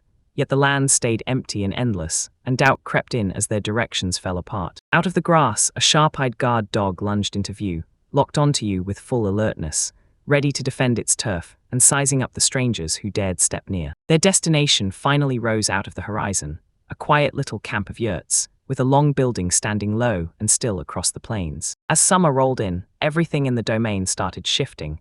Routines snapped into the season's faster rhythm. Dias soaked up peaceful days with his companions, trading stories, cooking together, and forging a bond that felt calm, safe, and real. Francois, counting down to her baby's arrival by fall, spent most of the day curled up inside the yurt, resting up even though she felt perfectly healthy. While she rested, Francis sprinted back and forth to the meadow, hauling soft grass to her like it was the only way he knew how to show he cared. With the due date creeping closer, Dias rewired his days. Every evening, without fail, he sat beside Francois and soaked in those quiet moments like they were lifelines. A dog came bursting in with urgent news. Visitors had arrived, and they came with a huge crowd. Staring in tight, he counted them down, 6 total, and saw how tightly they clung together. Aruna read Francois' message and decided she'd meet the visitors herself. Then Diaz followed right behind her without even pausing. Francois said that if you were on my good side, the Lord himself would personally roll out the red carpet for you, and her logic was rock solid. From far off, Diaz spotted the familiar faces closing in, and his eyes widened. Arza and Eli. Once those names hit his mind, the shock hit right after. At last, Asa and Eli crashed into reunion and shouted for their father and brother, and the air instantly crackled with emotion as old memories and fresh updates came pouring out. One more voice tore across the field. She sprinted toward it, sobbing, "Father," and this reunion was only just getting started. Diaz burst into relief when he spotted Eric sprinting in, then greeted him warmly. Thank goodness he was safe and doing great. Eric corrected him on the spot. She'd moved on to the name Ellie now, and that sudden emotional spill had everyone immediately worried. With the others closing in, Ellie steadied everyone. "I'm okay." Diaz saw it too. Even with her changed look, her kindness hadn't gone anywhere. Out of the caravan stepped a familiar elder, and Diaz's jaw dropped. His long-lost Uncle Ben was alive, and somehow looked exactly the same. While Aruna watched from the side, she was completely thrown, staring as family members suddenly flooded in, stunned by a reunion she never saw coming. Diaz froze in shock when the truth hit him. His kids had grown up, and all he could think about were burning questions about their mother. Aruna's bold declaration hit like a lightning strike. She stood her ground and claimed she was Diaz's wife, and the whole crowd instantly froze, torn between disbelief and a brutal clash of cultures. The moment the misunderstanding hit, Aruna and Esau both snapped to it and apologized, wiping the tension clean off the room, while Diaz quietly nodded, impressed by how mature they'd handled it. Right when the tension finally eased, a shadowy presence slid into view, so the whole crew snapped to attention, eyes blazing as they swept the horizon for where it came from. From a distance, a warrior standing beside roaring beasts loudly hailed Aruna, because she clocked them instantly, even while they stayed hidden in the shadows. Hugo, an armored warrior with a wicked grin, lunged into the spotlight and blared his identity with arrogant swagger. Then he raged at the group for hoarding wealth and shoved a brutal ultimatum down their throats, demanding they kneel. Diaz didn't flinch. He shot back with sheer confusion, like he couldn't care less about Huggis's twisted logic, or what he was even trying to do. In the blink of an eye, Huge's enemies were gone, vanished from sight. His men stared in shock, racing their eyes across the plains, but they couldn't find a single trace. They finally confirmed it. Concealment magic had been used, and Asa's mind flashed back to Huge's. Once a betrayed knight, now a ruthless bandit. While the enemy was thrown off, Aruna leaned in and hissed a plan to Diaz. Then their next move kicked off immediately. Diaz strode forward like he owned the battlefield, daring Huggis to settle it one-on-one, and he even proclaimed himself the lord of the land. And then it hit. Huggis froze as recognition slammed into him. Diaz wasn't just a name, it was a legend, a hero the kingdom once worshipped. With Aruna backing him up, Diaz got ready to follow her every move, fully trusting that her plan would carry him through. He threw down clear terms. If he lost, he'd submit, but if he won, Huggis would have to surrender, and the challenge was laid bare. Diaz leaned in and snapped out at Huge's hesitation, daring him to toss his sword and prove he wasn't scared. Parade, Diaz goaded him, and Huggis snapped. He hurled his weapon aside and roared back at the challenge, and Aruna, watching from the sidelines, just knew he'd take the bait. Hugas unleashed a storm of wild punches, screaming pure rage, while Diaz stood his ground and just laughed, calm as ever, through the whole beating. Diaz snapped back with a thunderous counterstrike, driving Hugo stumbling backward, and shock hit the masked man's face like lightning. Panting hard, Huggis stared in disbelief, wondering why someone as powerful as him had buried himself in the shadows, lost, as if he couldn't understand his own purpose. Diaz hit back hard. True strength isn't domination, it's protection, for the people you share your life with. With a decisive blow, he struck down the moment, and his words sealed it. No tyrant would ever find a home in his land. With relentless fists, he hammered the husks, and every single blow taught that honest labor is the only way. So Diaz roared, shaking the air as he hammered the truth. Strength is nothing if you don't put in the effort, while Huggis staggered under the brutal impact. The bandits stared, stunned as their leader crumpled to the ground, and panic snapped through them fast. Nobody dared stand up against that kind of power. From afar, Aruna, Asa, and the others stared on with proud smiles. His raw strength and unshakable spirit had pushed the enemy back, while Diaz stood guard and defended his people. Again, Aruna and Isa locked eyes and broke into smiles, choosing to bury their differences for Diaz. After all, they're both part of his family now. Then the kids spilled the truth. They were orphans, and they came to see Diaz like a real father, calling him Dad with pure affection. People fretted about the danger Diaz had gone through, but Aruna stayed icy calm and promised she could have taken over anytime if it turned ugly. But she never wavered. Dayas was locked in her mind as the one. His power was unmatched, and there was no universe where he'd ever lose. Even though Dayas was an orphan, he busted his tail, proved himself, and won the love of so many people. Long ago, Dayas gathered starving orphans from filthy streets, taught them to read and write, pushed them toward honest work, and built a guild where every hand helped the others survive. His guidance flipped lives upside down, misbehavior crumbled, the townspeople's trust slowly blossomed, and those orphans finally found purpose and dignity. Now, with peace finally settling in, Aruna flashed a warm smile and gave the meaty a cheerful pat, while the meaty, still under arrest, sat content in the quiet Dayas had fought to secure. Dayas stared into the past and remembered his teacher, Uncle Ben, the man who molded his whole youth, before Ben vanished without a trace. Kids in the crowd couldn't help it. They begged for answers about Dayas' parents, dying to know what kind of people could raise someone like him. Dayas vaguely remembered his parents as gentle, humble souls who served quietly at the temple. Uncle Ben snapped at him. No, they weren't just temple workers at all. They were the very first and second chief priests of one of the 5 great temples. Everyone stared in stunned silence, scrambling to understand what Dayas' bloodline really meant, while Dayas himself hesitated too before explaining. He broke it down for me, tracing how that ancient temple spread divine teachings, and the sacred tools that ended up shaping the kingdom's whole history. Even with all that backstory, one truth hits you hard. His parents steered people with wisdom, and now Dayas is doing the same, leading by example. Even with Dayas acting like it was no big deal, Uncle Ben slammed the truth down on everyone. Dayas came from serious power. His parents were high-ranking chief priests at the prestigious East Great Temple. People started whispering the moment word hit about the temple's reputation. Once honored above all, its leaders had crumbled into disgrace, dragged down by corruption and brutal fights from within. Life got messier fast, because the priesthood tore itself into 2 raging factions, the ancient school clinging to the original teachings, and the modern school twisting doctrine like it was a weapon to grab power. Ben broke it all down.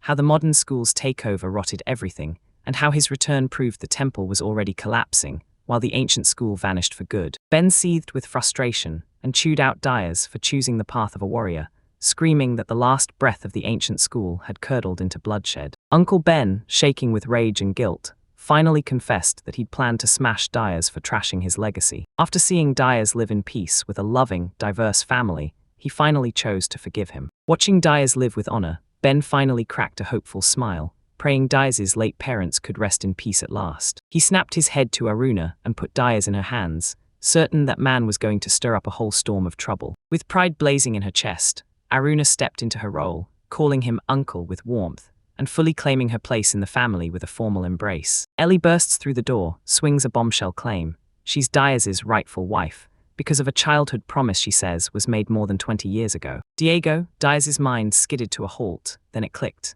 Ellie didn't want some random gift, she wanted a birthday memory, the one he'd promised himself to give her after he bought her that ring. He took it as a proposal and swore it was a serious vow.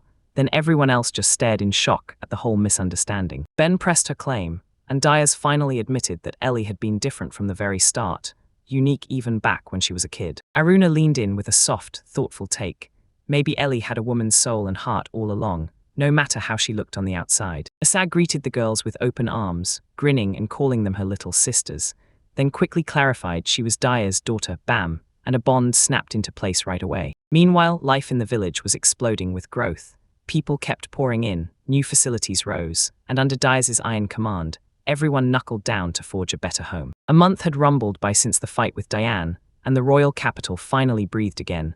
Officials snapped back to their duties, but that unsettling feeling still wouldn't let go. As Richard's world heated up with political tension, Prince Richard threw himself into rebuilding and hardening his factions, while Prince Meza went all in on funding at the cost of stability, enough to spark real worry. Diane didn't even flinch after everything she'd done, so the authorities seized the moment and banished her to a lonely remote temple, cutting her off for good. He guarded his reputation and stayed loyal to his alliance with Dayas, so one noble swore himself to Prince Richard, convinced it was the only path forward. He thought Richard could shut down Misay's moves, then his doubts cracked when Richard stepped up with surprise leadership and spotless fairness, slowly forcing even the court to grudgingly respect him. In secret, alarms started buzzing over Prince Meza.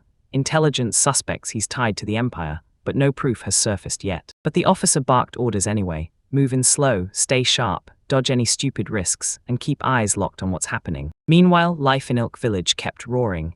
New homes, thriving farms, and solid meeting spaces had all been carved out, and you could feel the village's growth in every corner. Fresh arrivals, Asia among them, slipped into the royal dresses, and yeah, they looked stunning, but once they tried to get down to village work, the gowns just didn't hold up. Even after the work piled up, daily life stayed electric. Villagers laughed through simple routines, and that calm rhythm shaped every single day in Ilk. While fresh friendships started to bloom, Aruna and Eric's bond hit different, strong and fast, yet Eric kept wrestling with insecurities about how he looked. Eric suddenly burst out that he was Diaz's rightful partner, and jealousy hit Aruna like a punch. Unfazed, Aruna calmly stood her ground and told him she knew she was inexperienced, then swore she'd prove her feelings with actions, not words. Eric felt totally swallowed by her calm, and rage boiled up as confusion spiraled. Her silence to his cruel words just left him more lost. Aruna answered in a gentle voice, full of empathy, because she understood his pain as another woman, not with blame, but with real, heartfelt understanding. Moved to the core by Aruna's sincerity, Eric finally dropped his guard, saw her unwavering devotion to Diaz, and decided to back her. Day by day, their bond kept getting tougher and truer, sharing the daily chores, then cracking open their hearts and trusting each other with the stuff they'd never said out loud. Meanwhile, Eli got ready to bolt from Ilk village, and when he saw they'd pulled it off, he felt every step of his visit had hit the mark. His brother leaned in with warm encouragement, reminding him that grown children always circle back and live their own lives. With a steady, warm smile, he nodded at Eli like, "You're grown now," and pushed him to hold on to that trust and carry his responsibilities forward. Forward, Eli's brother snapped, still grown, but forever their father's shadow, ready to scold or step in the moment things went wrong. Eli's heart caught on his words, then a real smile spread across his face, because he knew his brother's support carried real weight. In the quiet of the court, Diaz didn't speak, he just stared, thinking. If he wanted to stay a real father figure for everyone, especially Eric, he couldn't let those feelings run free. Personal emotions had to be shoved aside, no matter how heavy they felt. With a steady, calm face, he accepted the decision as if it didn't sting, because Eric's feelings had no answer, and never would. Just as they caught their breath, chaos detonated. Eric threw his scream into the air and lunged for Diaz, right as danger crashed down on them. Diaz poured out her hope for Eric's future, praying that one day he'd meet someone special, someone he could love and who'd stand by him. Laughter burst back in nearby, and the kids came sprinting up to soak up Eric's attention. Sure, the earlier cries were just some goofy, playful drama. Eric, with affection in his eyes, scooped up the little ones and soothed them one by one, holding the whole chaotic crowd together. Right after that, farewells started spilling out. Then a shepherd stepped in, sensing the whole mood flip as everyone rushed to get ready to leave. Even with goodbyes ripping at their hearts, DS steadied the kids with a warm smile, promising they'd reunite again. No sorrow, just hope. Uncle Ben chose to stay in the village, shut the temple door behind him, and threw himself into watching the sheep, while keeping a sharp eye on everyone. Eric followed her lead. Since every tie was gone in town, she stepped in with her negotiation skills to keep village life afloat. The moment the others heard it, the whole place lit up. Ellie was staying too, and pure joy exploded across the field. Fresh faces rolled into the village, and even 6 fluffy me showed up, turning the calm community into a place that kept growing and thriving. 5, their road had been brutal, captured by enemies, they broke free, and with kind travelers leading the way, they finally found sanctuary, huddled in safety. As the village cheered for the new Mia, trouble hit hard. Francis, the herd's longtime chief, was the one caught in the dilemma. Now I had both the original crew and the fresh arrivals under my roof, and every group had its own leaders, so we had to decide who takes charge from here. Sure, a dual chief solution sounded within reach, but Maya tradition dug in its heels and made any compromise nearly impossible, so the whole village packed in to watch how it would all shake out. Come on, tension kept cranking up, because the villagers weren't only scared of the decision, they feared how Mia would pick their next leader. Later, everyone could feel it coming, as the herds kicked off their heavy, ritual routine, setting up that strange yet sacred standoff between 2 unwavering chiefs. AA let out a sweet, heart-stopping cry as one Mia launched into song, filling the air with a bold promise of leadership. Their song wasn't just sound, it blasted strength, conviction, and a clear vision for the herd's future into every single note. The opposing chief fired back with the same raw intensity, throwing in his voice and his heart for a performance that landed straight in the soul. With every melody, each chief bared their real feelings, showing their grit, their devotion, and the dreams they fought for their herd. The choice wouldn't come down to skill at all. It would hinge on how deep their hearts went, and how real every song sounded as it hit Ava. Victory would go to the Maya who raked in the most support, and then everyone would throw in their voices, chanting in a massive chorus behind their picked chief. People kept asking why Francois didn't back Francis right away, because loyalty as a wife didn't automatically equal good judgment for leadership. Even the sheep knew what mattered most. If they wanted the unborn child and that hardworking father safe, they had to pick the right leader. The frozen singing kept building in power, and every choice they made from that moment would decide the herd's future, no matter who they loved. As dusk rolled in, exhaustion crept into their bones, their voices faded into the night, and yet their spirit refused to break through that long, soul-stirring contest. Though neither side ever claimed victory, the singing never once stopped, and the stayed trapped in a blazing, unbreakable standoff. Right in the middle of the deadlock, one sheep from that thick-eyebrowed herd finally made the first move, breaking the silence with bold momentum. Another one followed, then another, and the momentum finally swung, until Francois stepped forward too at last. Momentum exploded as Francis' supporters surged into a full-throated chorus, and then his side finally seized the lead. With the last note ringing out, the truth snapped into focus. Francois had bided her time on purpose, making sure everything stayed fair while shielding her husband's dignity. Even with the odds stacked against him, the lone challenger refused to give up. While his voice slipped away, fire and grit kept burning in his chest. A wave of heartbreak hit the herd. Tears spilled in every eye as emotion surged, fueled by the way his resolve never wavered. Silence crashed in, his breath held steady as he locked his eyes forward. Then he chose to stop chasing the night all by himself. Alone, he slammed the brakes on his own voice, then stepped up beside Francis, raising a signal that screamed respect and solid support. Voices locked together in perfect harmony, everyone threw themselves into Francis' melody, singing as one, and that chorus made it clear. The choice for leadership had already been sealed. A single, unified cry ripped through the sky. Every Mie snapped into line behind Francis, screaming their total loyalty with every step. Cheers exploded across the village as the people celebrated. Francis was finally official, the new chief at last. A shocked buzz ripped through the crowd. Some had never witnessed anything like it, blown away by my sharp wisdom and fearless choices. Joy turned to pure confusion when one figure vanished. While the thick-browed man stood there, a single person quietly slipped out of the crowd. Alone under the stars, he turned his back and drifted into quiet peace, a soft smile lingering as he finally accepted how it all ended. Beneath that calm night sky, everyone couldn't help but admire Mio's unshakable resolve. His actions left a mark that wouldn't fade. Choosing a rival over quitting, and doing it without bitterness, took a rare kind of strength most people can't pull off. While they were tossing around names, someone blurted out a suggestion, and even though regret for his inexperience strung, the sheep kept its cool. Closed, then the name Exiled was thrown into the mix. There was a beat, and the room erupted in an excited cry of approval, like everyone just knew it was the perfect choice. With one soft pat, the name became official, and smiles burst across the faces around them.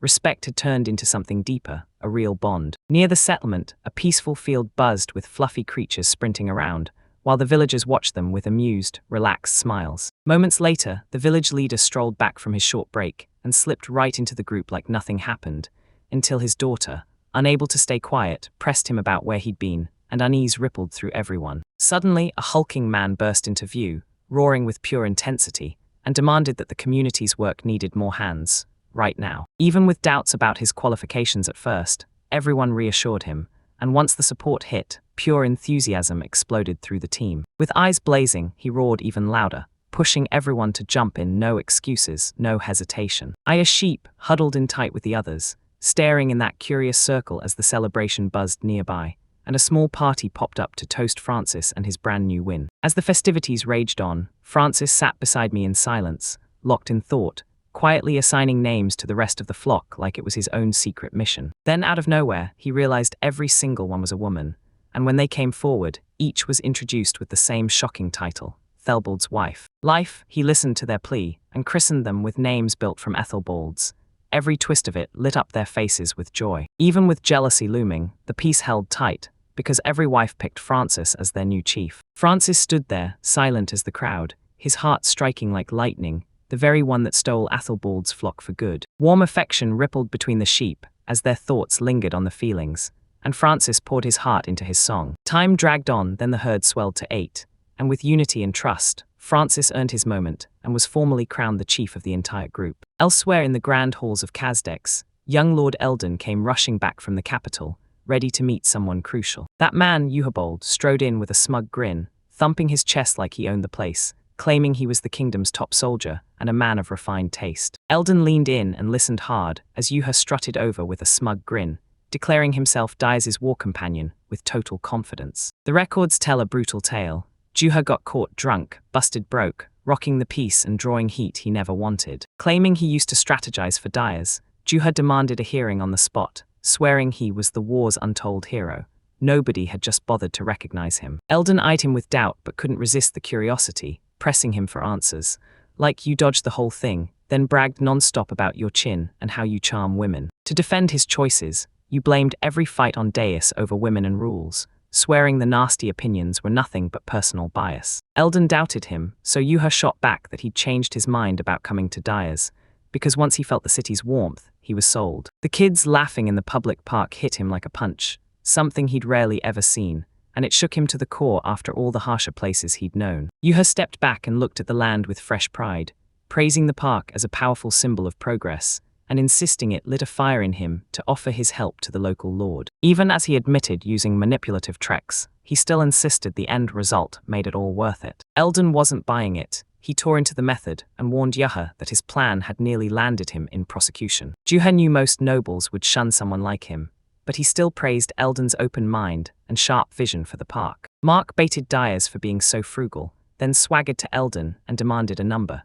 sure this new leadership would rake in the money fast. After a quick pause, Eldon nodded and signed the deal.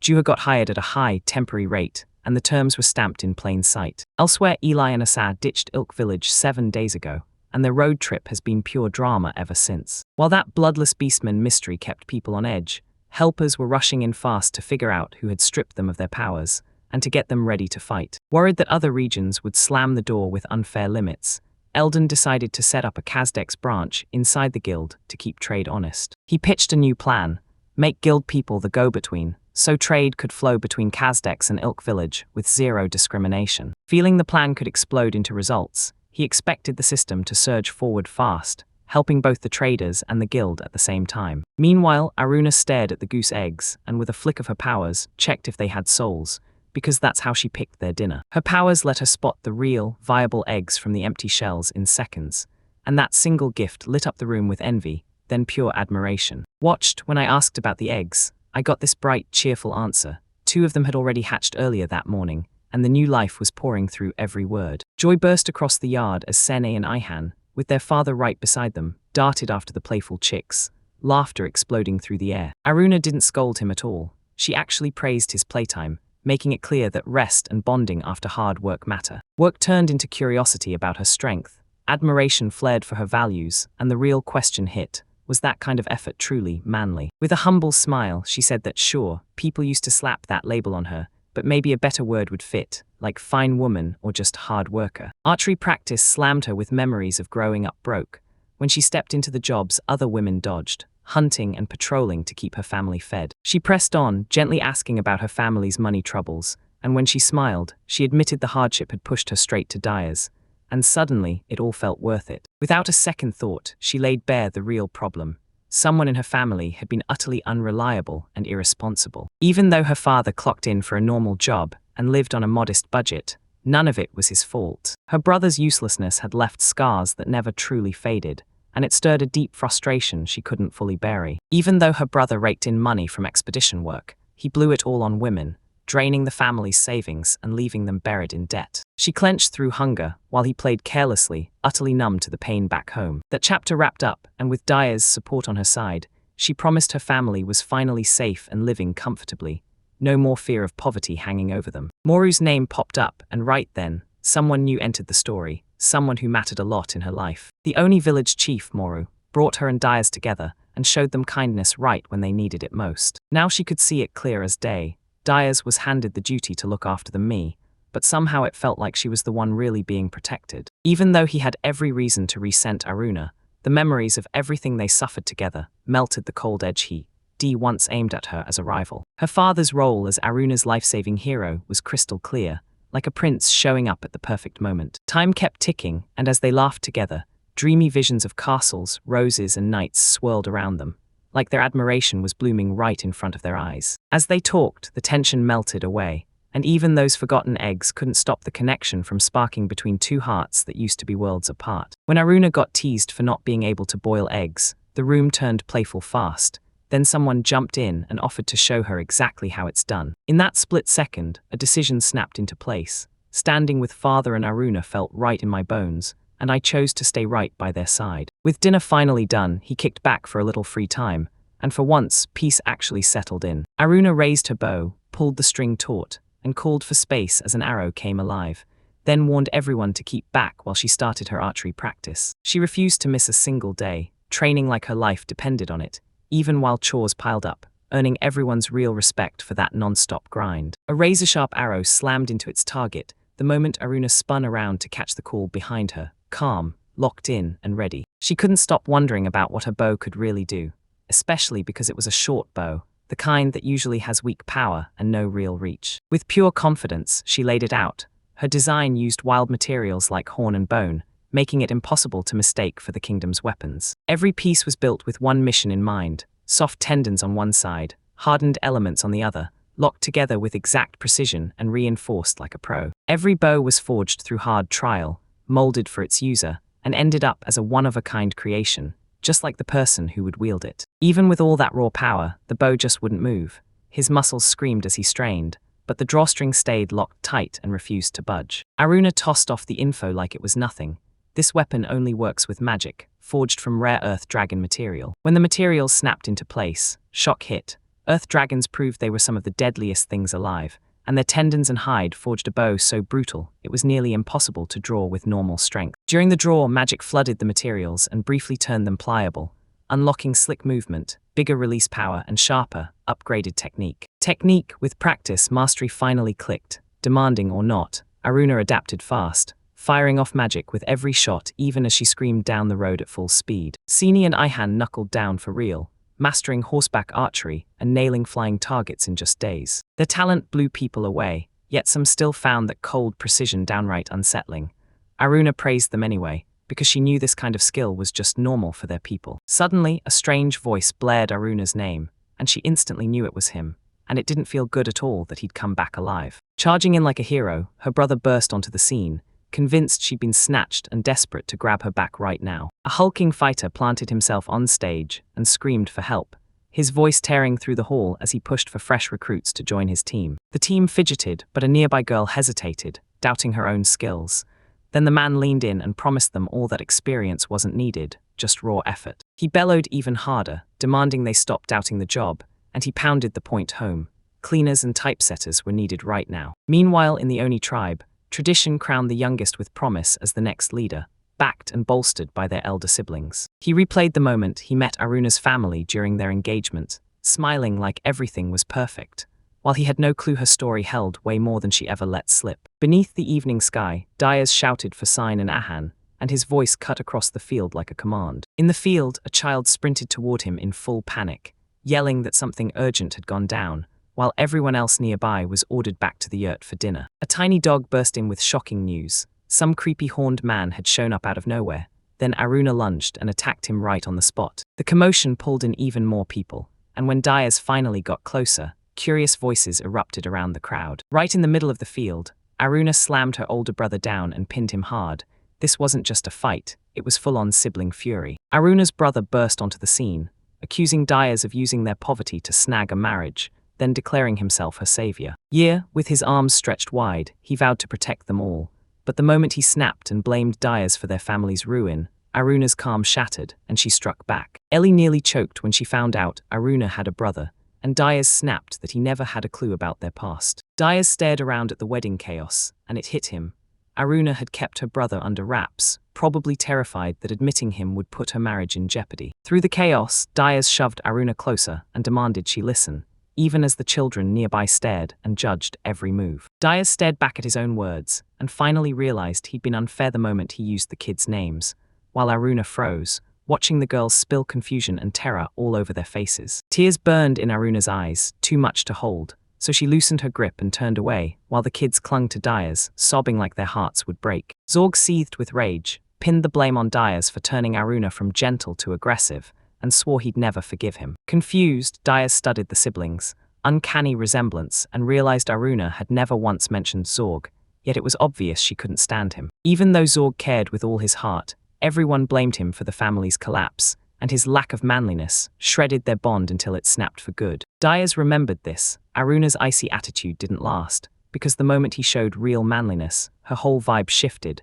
just like her brother's influence had been steering her. The crew stared at the horizon, stunned by the fact that Zorg had truly come to crush Dyers and take Aruna back. When Zorg finally came back from his journey, he found out Aruna had tied the knot with a much older noble, and it sparked a brutal misunderstanding. Believing she'd been tricked and traded for cash, Zorg's rage exploded through him, and he stormed ahead, shutting reason out completely. He tried to protect everyone, but his move detonated chaos instead, so the only way forward was clear the truth, and Aruna had to speak up. Truth, everyone clocked Zorg's silence and strange behavior, and you could tell something deeper was eating at him. Jealousy reared its head, but he snapped back hard. He was furious with the idea and swore he couldn't possibly envy his sister's partner. He finally admitted it crushed him. He just couldn't swallow that Aruna fell for someone else, even after he'd planned to pick her future spouse himself. Ellie snapped back at him, calling out the brutal contradiction. How he could hurt his own family and still claim he cared, while the dog folk shared her crushing disappointment. Guilt crushed Zorg. He broke down and poured out a real apology to Aruna, choking on regret as he admitted it was too late, even though he knew it all along. Too late, furious, Aruna snapped, driving home how everyone tried to stop him, but he bulldozed right past every warning. Morning hit and he shot back in his defense. The woman said she was sick, and that her soul had appraised blue, which left him even more baffled. Dyers stared at the blue appraisal and wondered if it could still lie, and Aruna shot back that even a single appraisal can be twisted with the right kind of magic. Magic that hides the truth, concealment, repelling tricks, or even stronger spells could twist the outcome, and if you're not careful, you'll get fooled instantly. No matter what, Asas still popped into my mind, kind, powerful, and drenched in that deep blue aura, yet she held the illusion so steady and perfectly that it felt real enough to fool anyone. Surprise hit the group when they finally saw it.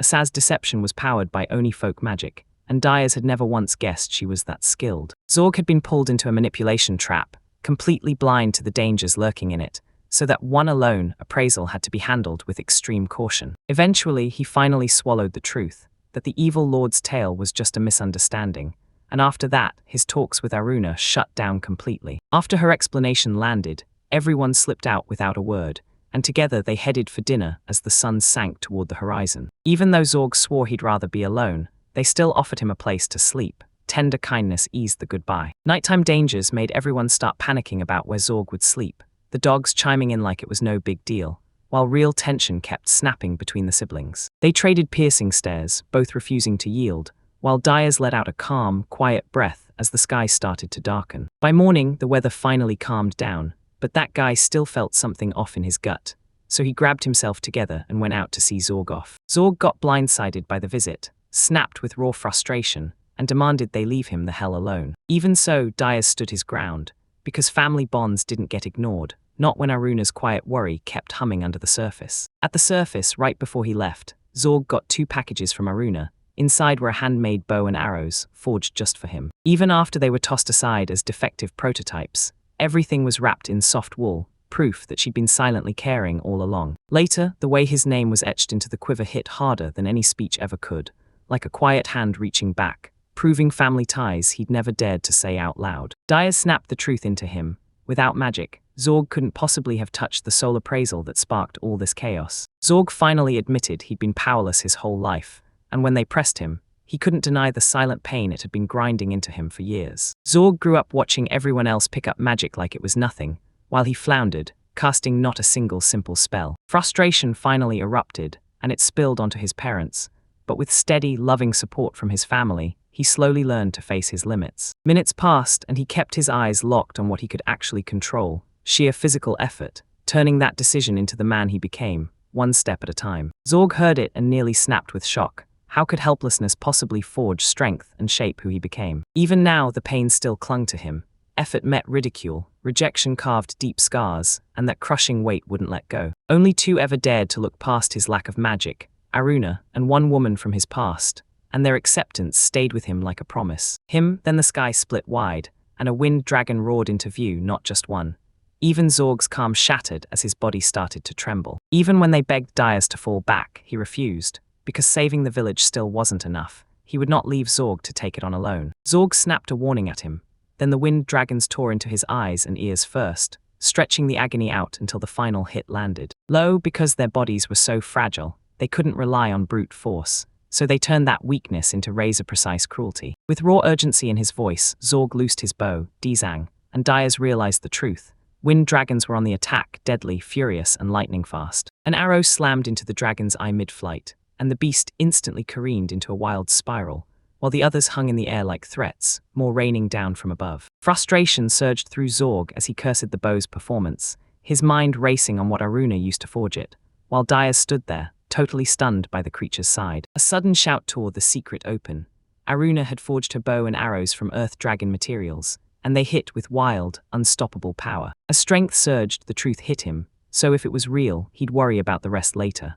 Right now, survival came first, and his eyes snapped back to the threat charging closer. Zorg loosed another arrow with razor precision, slamming it straight into the dragon's exposed eye, and the beast crumpled from that one deadly shot. The moment the body dropped, the rest of the enemies snapped into action, surging forward and locking into a tighter, deadlier formation, pure rage burning in their eyes. One monster came roaring at Dyers, ripping across the distance at a terrifying, lightspeed pace. He moved like lightning.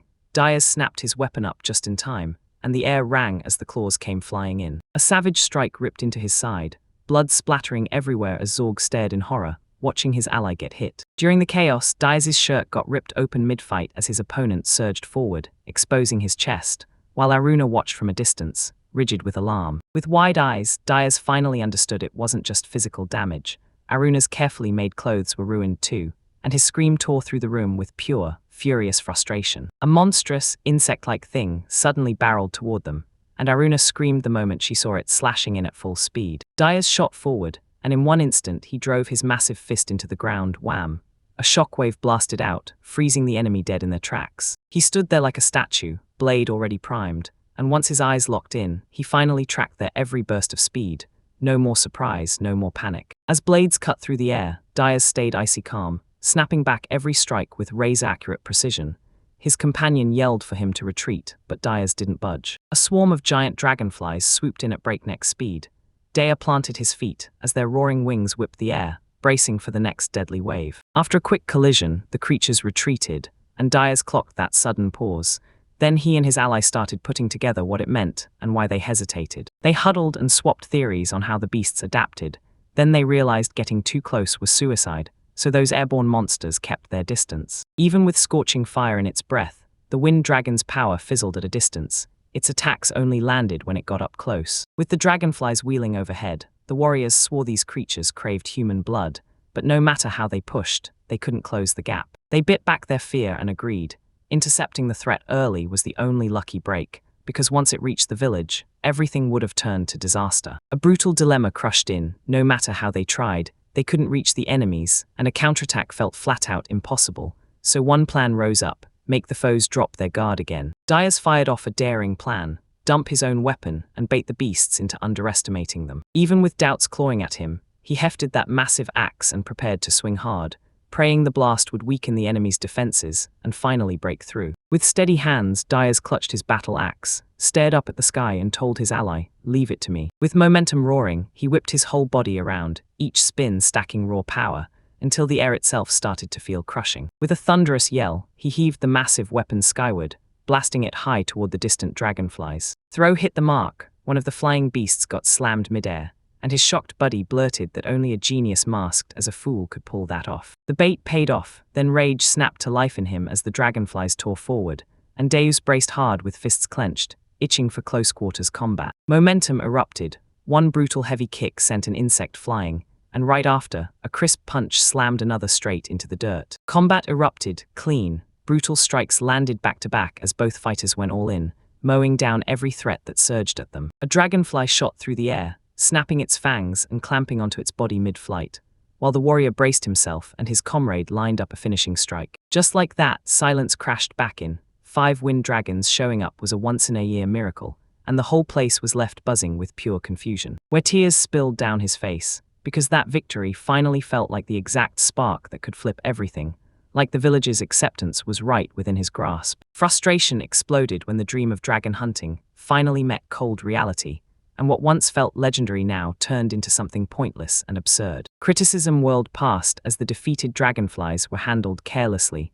One treated the wrecked creatures like treasures, while the other scoffed at the whole idea. They hauled the fallen creatures together in total silence, one storming forward, the other trailing behind, both stunned, asking how this man could possibly be Ilok's lord. Rushing on, his mind only fixated on winning Aruna over, clutching his dragonfly trophies like proof, because he truly believed victory could finally change how she saw him. Regret clung to him, and the ripped clothes screamed that it cost more than the fight, because his real terror wasn't the battle he just won, it was Aruna's reaction. Surprise hit the air when one asked why the lord was so worried about ruined clothes, because if it was that serious, then how much did he really care about Aruna? A warm smile crossed her face, and in that moment her gratitude hit like a wave. Her care and support meant everything, because without her, survival wouldn't have been possible. Even if everyone saw her as unlordlike, he still remembered the grit woven into every thread she stitched, because to him, it wasn't just fabric, it was her. People cracked up at the comments about his name and weird behavior,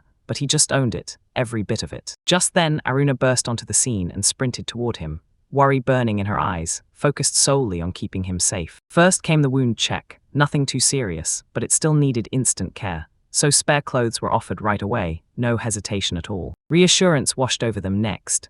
Battle winds mattered more than the torn fabric, and she proudly called out his strength as her husband. Zorg threw his name into the ring, craving the spotlight, because winning together meant he bagged half the spoils and got stuck with hauling it all back. Something about this felt wrong asterisk, and when Aruna pressed him with questions, hesitation crawled into every second until the silence finally said everything for him. Williams, later, while Zorg finally rested, a quiet thought hit him. His actions weren't foolish at all, they were his way of proving he mattered, and that kindness was long overdue. So there was no one left to watch Zorg flex his power. Then his own strength tied him, for good, to die as his family in that cruel new place. They pushed him hard to stop chasing his own path and pour everything into his younger brothers, especially Rufira, the one whose power held the family's future, even if it meant serving the Oni tribe when the time came. Even with doubts gnawing at him, he hauled his share of the bounty back anyway, because no matter how small it was, a dragon still meant big value. That win lit a fire of pride in his chest. Aruna's face brightened with real joy, and then recognition started spreading everywhere. Then her voice softened, almost like the world shifted, and that gentler tone told him his efforts finally hit her straight in the heart.